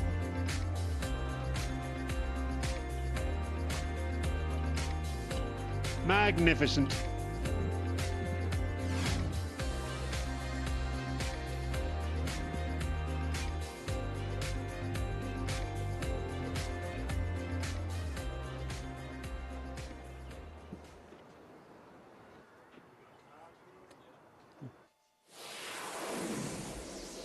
So, Ireland required 111 to win. They got there in the end, but not without the odd wobble. They were 13 for 3, 39 for 4, and then captain Andrew Balbirnie and Lorcan Tucker, they came together and added 72 unbroken for the 5th wicket to see their side to victory.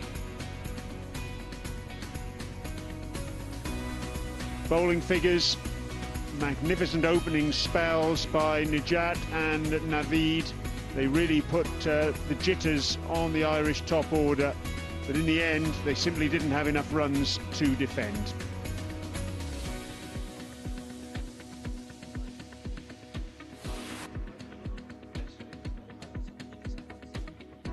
Let's have a look at the highlights of the innings, and there were plenty of them. Well, Ireland would have been hoping for a solid start. Nick in the first over put down routine. Ibrahim Zadran, and then PJ Moore castled. And all of a sudden, there were nerves, and nerves aplenty. Camphor gone, first rock. Ireland lost 2 and 2. Score was 8 at the time, and then Harry Tector nicked an absolute cracking ball by Nijat.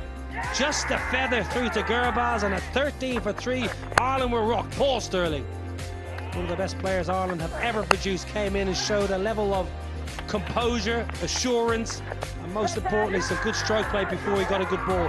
Excellent from Zia Uraman, who had an excellent test match, picking up 6 wickets.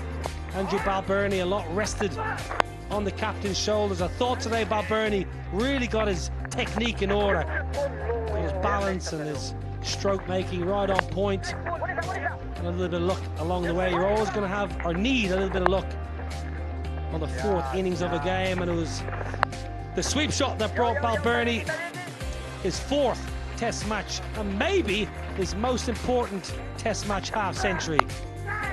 The end was nigh, and the ball started to be flayed to all parts, and the hard sweeps came out, and Ireland could see the winning runs very close, and this was it. Balbirnie calls Tucker through, and history is made in Abu Dhabi.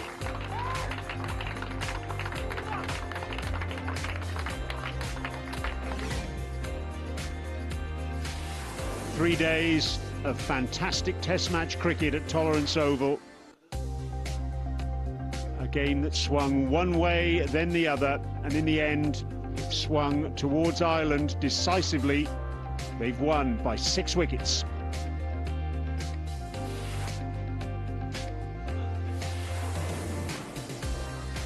It's just the beginning of this Ireland tour, because we move into the white ball action now.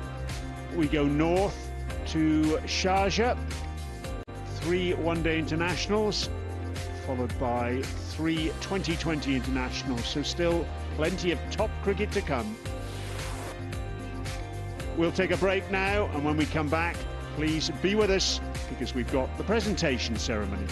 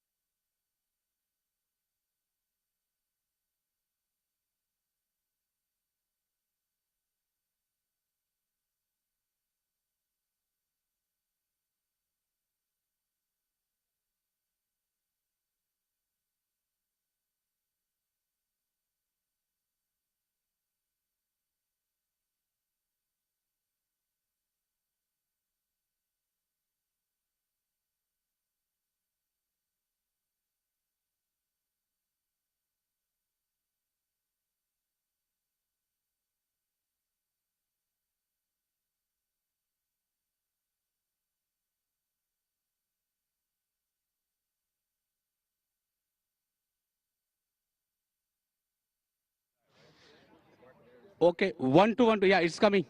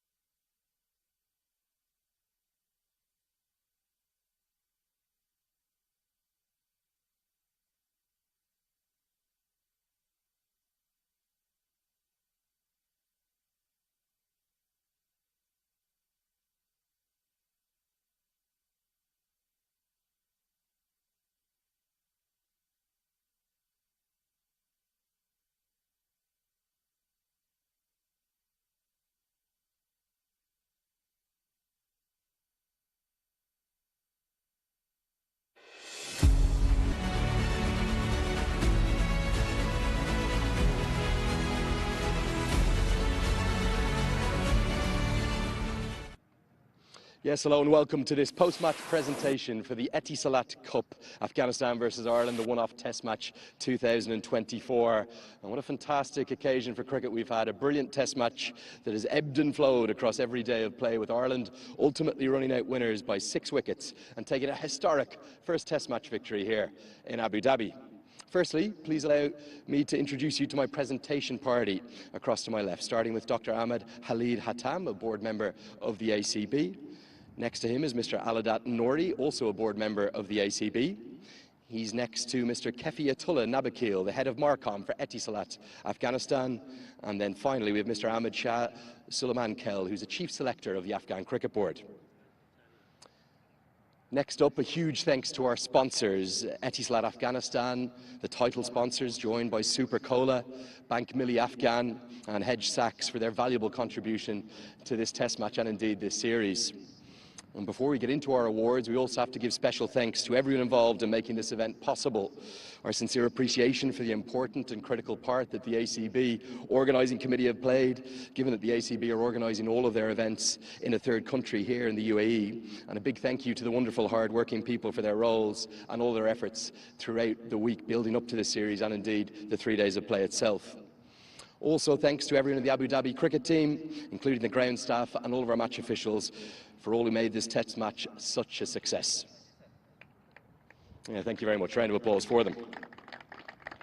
Okay, we've got a couple of awards, and we're going to hear from both captains, and we've got also the award for the winner's trophy for Ireland too. Our first award is going to be presented by Mr. Ahmed Shah Suleiman Kel, the chief selector. And this is going to go for the stylish player of the match, with a cheque for 25,000 Afghani. And it's going to go to Zia-ur-Rahman for his 5-wicket haul, a maiden 5-wicket haul in Test cricket in just his second Test match, and 6 wickets altogether in the match. Yeah, brilliantly bowled by the left-arm spinner Zia-ur-Rahman. Okay, our second award is the major award. It's for the player of the match, and they're going to receive 2 prizes. The first will be a cheque for 50,000 Afghani, presented by Mr. Kefiyatullah Nabakil of Etisalat. He's also going to receive the player of the match trophy in a few moments. There was plenty of contenders, really good performances with the bat throughout the tournament by the likes of Zadran and Gurbaz, also Lorcan Tucker and Paul Sterling, and the bowlers were excellent too. We've just seen the brilliance of Zia-ur-Rahman. Naveed Zadran took 5 wickets, Barry McCarthy and also Craig Young on their Test match debut in the wickets too. But they're the best figures in the history of Test match cricket for Ireland. The player of the match, it's Ireland's Mark Adair. 8 for 95. He's going to receive that cheque for 50,000 Afghan and pose for a photo. And the next part of his award will be presented by Mr. Aladat Nouri, the ACB board member. This is the official player of the match trophy. Mark, if you could pose for a photo as well, please. And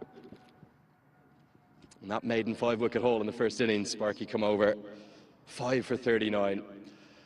Mark Adair, is it a pinch-yourself moment, a historic Test match victory for Ireland? Player of the match for you? Yeah, I'm absolutely buzzing, if I'm honest. You know, the way the lads put out a few fires there at the end, and a bit nervy on the way home, but it was obviously very nice to get us down Broadway and get a win. I know how tight-knit all of you seamers are, and you took 19 of the 20 wickets between you. How much does that mean to you, Barry McCarthy, Curtis Camphor and Craig Young? Yeah, it's nice if you didn't include Kurt in there. He's a bit of an innocent bystander in the seamers group at the minute, but no, the lads are absolutely brilliant, and I'm absolutely chuffed for them. What does this mean for Irish cricket? It's obviously been about 6 years in the making. Haven't played a huge amount of Test cricket for a 4-year hiatus. 4 pretty tough defeats last year, but now a first Test match victory. Yeah, last year Test cricket was pretty difficult. We found ourselves on the losing side every time, and we just sort of, yeah, it was just tough. But no, this is a real stepping stone for us, and hopefully we get back in whites in August time and chase number 2. We mentioned the bowlers. What about the batters? Basically, everyone stood up at some point across the 3 days for you. No, absolutely. I think the way that we showed the sort of length and depth of our batting throughout has been excellent, and I think the way the lads finished off at the end there was really, really top drawer. Okay, finally, it's the start of a brilliant series, white ball cricket to follow. You're continuing to lead the attack for Ireland, all 3 formats, something you're delighted to be doing? Yeah, absolutely. I think we've got a really good bowling group, and I think that's what really matters. There's lads here who've played a lot of cricket, and I think we've now got probably the most experienced bowling group we've had in a long time. So there's new guys coming in, but at the same time, we still have that core. Many congratulations, Mark, player of the match. Cheers, man. Yeah, Mark Adair, absolutely ecstatic, understandably, after a quite wonderful performance throughout the test match. 8 for 95 for him, the best figures of all time. Okay, we'll hear from both captains now. We'll start with the captain of Afghanistan, that's Hashmatullah Shahidi.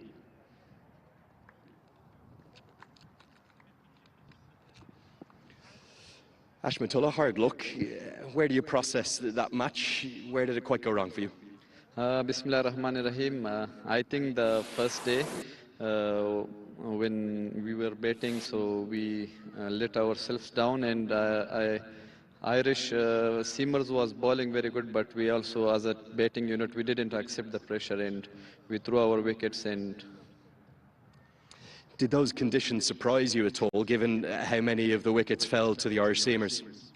To be honest, the condition was not good for batting. From day one, the ball was seeming moving. So the condition was a bit difficult, and also their bowlers bowled very disciplined in the right areas.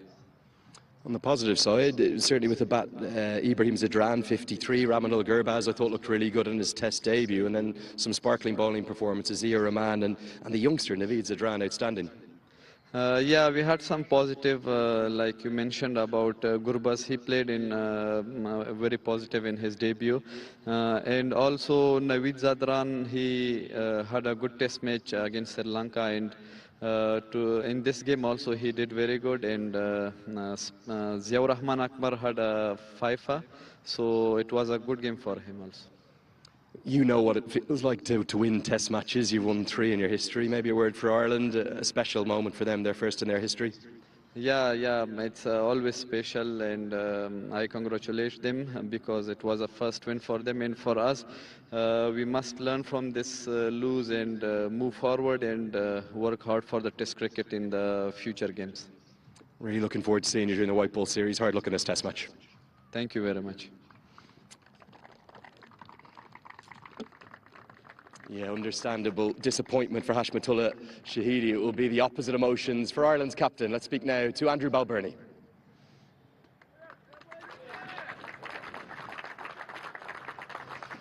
Andy, a test match victory, can you quite believe it? I can. I think we started the test match really well, having lost the toss. You've already spoken to Mark about the bowling effort. I thought it was outstanding, just really disciplined. And we showed again in the second innings with the way we bowled our lengths, and it got a bit flatter for the seamers, for the batters against the seamers. So to take 20 wickets in any test match is a big achievement, and I think it's only the second time we've done it, so pretty special. Yeah, you know your stats. It is only the second time you've done it. The first time was Lords. 13 for 3, you're out there with the bat. What's running through your head? I think just with a score like that, you've just got to, you're one partnership away, and every time, you know, when Serlo came in and Lorcan came in, the more we spent time out there, the easier it got. So yeah, there was obviously a bit of nerves when you're chasing your first win, but I knew if I stayed in there for long, I could see us home. You talk about the journey Irish cricket's taken, not just over the last decade, but even longer than that. Where does this stand in terms of everything in the pantheon of Irish cricket? Oh, I think it's right up there. I think there's a lot of talk in world cricket at the moment about the relevance of Test cricket, but you asked this whole group how special this is, and that's right up there for me. I've played a lot of cricket for Ireland, but certainly that's, you know, as big a moment for me. And a lot of players before us didn't get the chance to play Test cricket. Fortunately, we're part of that history now. We've got to play and we've got to win. So I think it's a lot bigger than cricket. Hopefully we'll inspire some people back home to want to be Test match cricketers, and hopefully we can back them up to do it. I think there's probably too many batting performances to mention, yourself included, being not out there at the end. But what about the bowlers? 19 of the 20 wickets went to the seamers, and the 2 seam bowling debutants in particular played a huge role. Yeah, we knew it would be attritional stuff. Probably swung a bit more than we thought in that first day, but you still got to bowl well and create chances. And I think we did that. I think the spinners came into the game as well and created chances, tied down ends when they needed to as well. And so yeah, it's just an all-round performance, and I think we deserved it from, you know, the first day. We won a lot of sessions out there, and look, to win our first test, we're absolutely ecstatic, even though it don't sound like they are. Very finally, where does Ireland go from here in Test match cricket? Would you like to play more? Would you love to see other sides come to Ireland, or Ireland get a chance to go to many more Test nations?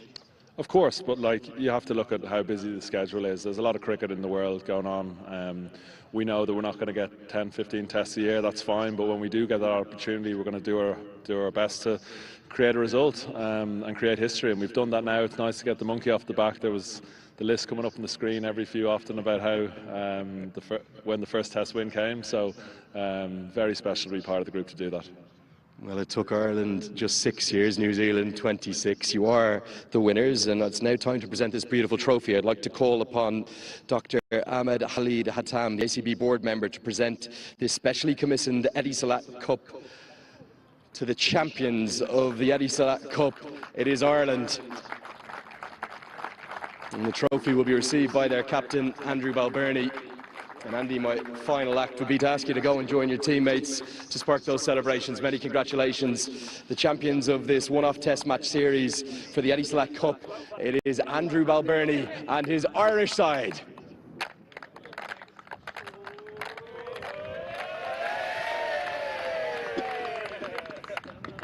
Their first test match success. It's been 6 years in coming. He's not the most demonstrative character, Andrew Balbirnie, but you can see what it means to him. Look at that. So many smiling faces, so much happiness. Niall O'Brien still alongside me. What a magic moment, Niall. Brilliant for Balbirnie, brilliant for Cricket Ireland. A magnificent 3 days. A short test match, but it had pretty much absolutely everything. Very proud nation will enjoy this victory and celebrate in style, no doubt whatsoever. Ireland historic here at the Tolerance Oval. A new test venue in the men's game, the 122nd venue. Afghanistan bundled out for 155. Ireland at day 3, winning by 6 wickets. We're going to have a break, and when we come back, we'll get all the reaction from the presentation party and the post-match show.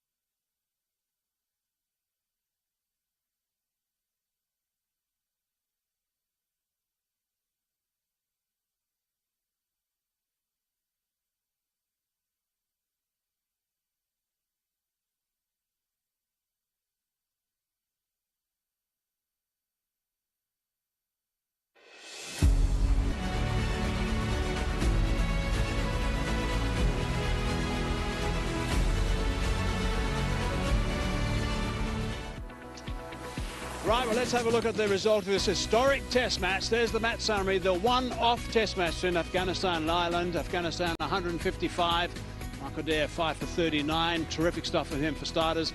Ireland in reply, a bonus of 108 runs after both sides have batted once. Zia Rahman 5 for 64, good work from him. And Afghanistan 218, Hashmatullah 55, and Young 3 for 24. And Ireland 1 for 4.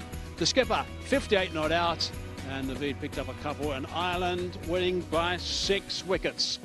What a performance that was. So terrific stuff from Ireland. It's the first test match they have won, so they'll be absolutely delighted. The celebrations will be going on for some time tonight, I'm sure. And I just have a slight little feeling that the little bloke alongside me might be leading those. Niall, congratulations. Great stuff. I mean, you played many games for Ireland, so this must be proud for you. Yeah, and I was there for that first test match. A little bit emotional, Hazy, truth be told, because I was there. I've been through a lot of the journey. When I started playing for Ireland, it was very much an amateur organisation, an amateur team. There was no professional players. A couple of people who really made a big impact, Adrian Burrell, who you'll know very well, took the team and took the organisation by the scruff of the neck and said, come on, we're better than this. Always producing good cricketers. And Ireland, it's such a proud, historic country, sporting nation, and cricket's no different. Don't let people think that cricket's a small sport in Ireland. There's huge participation levels, and the youngsters, the talent coming through is exceptional. The likes of Harry Tector, Lorcan Tucker, they all watched George Dockrell, they all watched teams of yesteryear performing on the world stage. And this game here, this win, will inspire thousands back home. So I'm chuffed for Andrew Balbirnie. I'm chuffed for all of Irish cricket and all the lads in that dressing room, because they put blood, sweat and tears into practice throughout the winter, the cold winter. They've been practicing at home in an indoor centre for weeks and weeks and months for this moment right now. OK, I've got more questions for you shortly, but Tino, what a test match. You enjoy that? What a test match. And I think what was fitting was the way that the captain took the team over the line. And we talked about how difficult it's been to bat out there. We've talked all through the 3 days that nobody's really taken the game by the scruff, really batted long. We thought Hashmat might do it this morning. He didn't manage to, but for the captain to be there right at the end and go through a grueling period that he did, wickets falling at the other end constantly, I thought showed a lot of character. Congratulations to the Irish. I think it's been long coming, and it was a pleasure to be a part of. Right, so Balbirnie was terrific. And whilst we just have a look at some of the work that he did, I mean, he played really nicely and steered the ship. But as we look at his performance, now a couple of things that you enjoyed very much about it.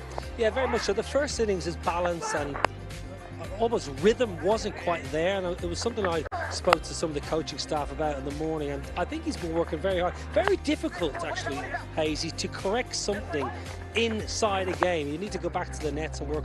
But mentally, Andrew Balbirnie, mentally, Hazy, and you've played so much cricket at the best level, and Tino, mentally, he's played between the ears a lot of the time. When you're a little bit out of touch, and he looked, that first innings, he looked horribly out of nick. That first innings dismissal, playing all around that straight one, was an ugly dismissal. But then, second innings, similar ball, he's getting his balance right, hitting it through that wide bit on, shows he's made of really strong stuff. I know he's made of strong stuff. I've known him all his life. We're from the same village. He's a brilliant character, a great leader, hugely respected. And all the lads in the dressing room, 14 lads, will be just absolutely chuffed to bits for Balbirnie. He played so well. The timing, and as Tino says, when you're there at the end, to grab that stump out of the ground and walk off and punch your fist in the air and say, we won a test, Balbirnie, he'll cherish this forever, so he should. Quite right. What will this do for Test cricket, though, for Ireland? What will it do? I mean, the interest, I mean, I think we all agree on, I haven't actually spoken to either of you guys, but I'm sure you agree that Test cricket is the pinnacle of the game. I mean, this is the real stuff. What will it do for Test cricket in Ireland, and how much interest will there suddenly be about Test cricket and wanting more Test cricket in Ireland? Well, the players want more. Of course. And they're going to play against Zimbabwe in July. They've got 2 games against Zimbabwe in January, February time next year. I would love to see, and we spoke a little bit earlier on about it, 2018, when Ireland had their first test match against Pakistan, Pakistan came to Dublin and they bought into the game. They didn't just turn up for a glorified test match or a practice. They bought into the 4-day test match and got a win, with a 5-wicket win, and then went to beat England at Lord's the following week. What a great game to set yourself up of a tour as opposed to playing a tour. And my big thing for any side out there watching, if you're travelling to England, Get yourself to Ireland, to Dublin or Belfast. Have a test match. Have a meaningful encounter before going to England and taking on England in a test match. So Ireland want more cricket. There's lots of permutations that come with hosting a test match. It's expensive, to the tune of about $1 million per match for Ireland. So financially, it's difficult. They want more. The boys love it. You can see the emotion. It's not all about T20 and 50 over cricket. Test match cricket is what makes people superstars. It's what makes people's legends, truth be told. All the legends of the game, A.B. de Villiers, Virat Kohli, all the likes, Brian Lara. Test cricket has made them legends. Absolutely. Right, let's keep moving on, Tino. What about Mark Adair? Outstanding work from him. Wow, Mark, outstanding is, I think, a word short of what he's been over the last couple of innings. And I think I said this on air a couple of days ago, the way that he's just matured in such quick time. They haven't played a lot of cricket, Ireland. And now I was talking about how much they would love to play a lot more. But his control, I thought the leadership he took of the seam bowling attack was just outstanding. Consistently bowled good areas. And we saw in certain areas in this game where some of the bowlers got a little bit greedy. And after bowling well in areas for a specific period, they went on to try and get a bit greedy, try and get wickets. He never did that. Throughout the test match, continued to just bang away at an area, got the ball to swing around, and when he didn't, he was very consistent in the areas he bowled, and that's why he's been so successful. I'll just say one thing about, and that's spot on, the leadership Mark Adair showed as a senior bowler, that hasn't always been there. In Mark Adair's game, the talent has never been questioned. He has always had the talent. Leadership, maturity, not chasing wickets, something he's generally has looked to do because he's got skills and he's always looked for wickets. I think he's stepped up his game. The last 12 months, 24 months, he's realised Tim Murtaugh's retired. Tim Murtaugh was the leader. Boyd Rankin was the leader. Mark Adair says, you know what, I can really make a big impact for the likes of Barry McCarthy, for the likes of Craig Young and other bowlers coming through the system. So for Mark Adair, it's a massive feather in his cap and a massive pat in the back to show the maturity just to kind of take a game to the next level.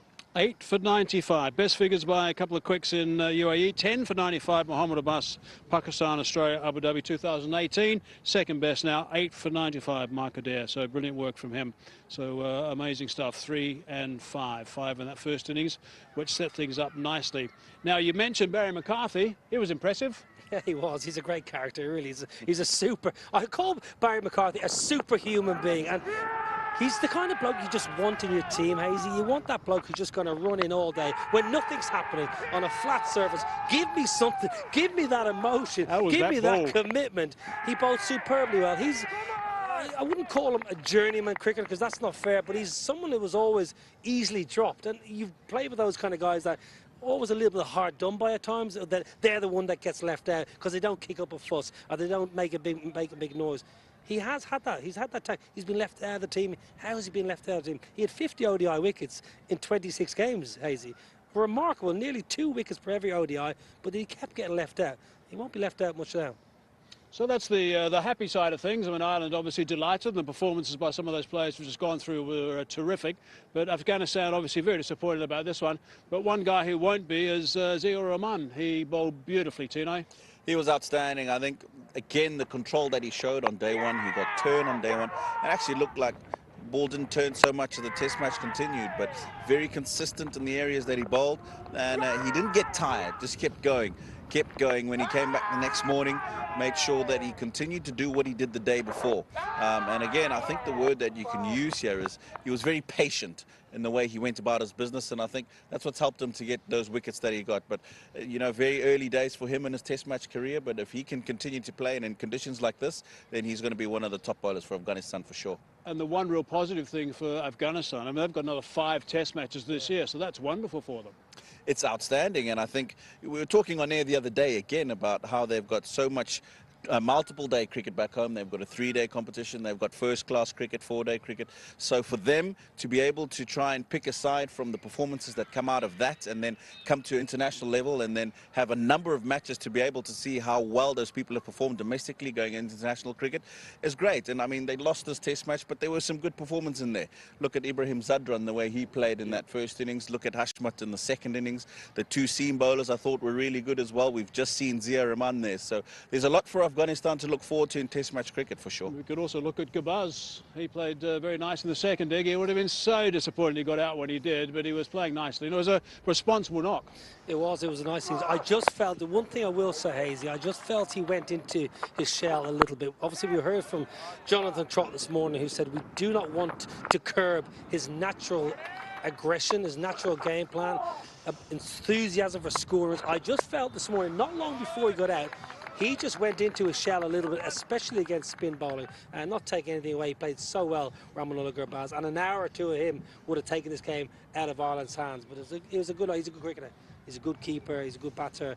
Nice to see him get opportunity in a red ball game. Yeah, he would have been concerned for Ireland, I'm sure, today, and they got him before he got to 50, which was a bit of a bonus. He will be busy in the white ball games, that's for sure. Afghanistan will have some players coming up in the white ball games coming, and just to let you know the schedule coming up.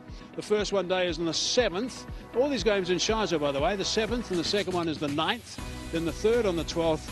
And then we go to 3 T20s as well. So it's a nice white ball series, 15th, 17th and also 18th. So that, Tino, is going to be action-packed. It's going to be action-packed, and take nothing away from Ireland's performance in this Test match. They were outstanding, and we've spoken about that already. But Afghanistan are a wounded line. They've come out of a very terrible series in Sri Lanka, lost all the ODIs there.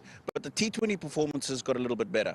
Just lost the first one, got blown away in the second, won the third. So they'll be looking to improve their performances in white ball cricket. It's a shorter format, so there's less time to make mistakes, if I can say that. But they're definitely, I think, a much better white ball side, and we can look forward to some better performances from them in the white ball game. And I know, of course, you're looking forward to the white ball stuff. You always love the white ball stuff. Yeah, love the white ball cricket, but and also for Afghanistan, they've got some serious players coming into the squad. So a totally different squad. Faruqi, another one. Faruqi, Omar Tsai. Someone called Rashid Khan. He's got over his back injury. They reckon he's going to be in the T20 squad. Oh, really? So make sure you get to Sharjah if you can. Okay. Interesting. So it's going to be great. Righto, well, congratulations again. Well done. Good stuff now. Good stuff. You can go and join those players now in that change room and have a quiet little glass, I'm sure. Tino, thanks for your views as per normal. Thanks, Hazy. It's been fantastic working with you once again, and I look forward to the white ball matches coming up. Yeah, we've got a couple of days where we can relax and just rest up a little bit, because we've got a nice series coming up in 3 one-dayers and 3 T20s. But this Test match has been absolutely terrific. I'm sure you've enjoyed it as well, particularly if you support Ireland. Goodbye.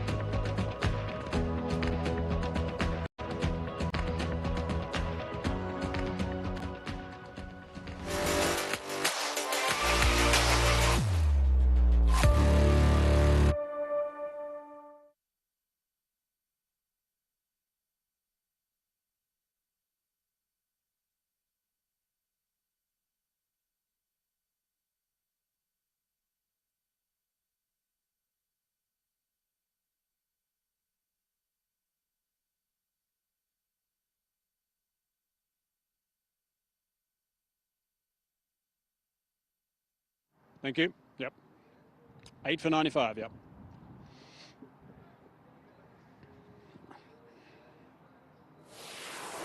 Wow, what a Test match that was. Afghanistan in the first innings, not enough. 155 Ibrahim 53 and Adair 5 for 39. Brilliant work from him. Ireland in their first innings 263, so 108 run advantage at that stage. Sterling 50. Zia Uraman in his second test match 5 for 64. Afghanistan 218. Hashmatullah 55. Young picked up 3. And Ireland 1 for 4. Balbirnie, the captain, steered him home, 58 not out. And Ireland have won their first test match by 6 wickets. What a performance that is. So congratulations to Ireland. They certainly did play terrifically. Mark Adair, by the way, was the player of the match with his figures of 8 for 95, so outstanding work from him. But Ireland will be very, very happy looking at what happened today. It's a day they'll celebrate, and I hope you enjoyed the highlights as well. We'll catch you next time. Bye-bye.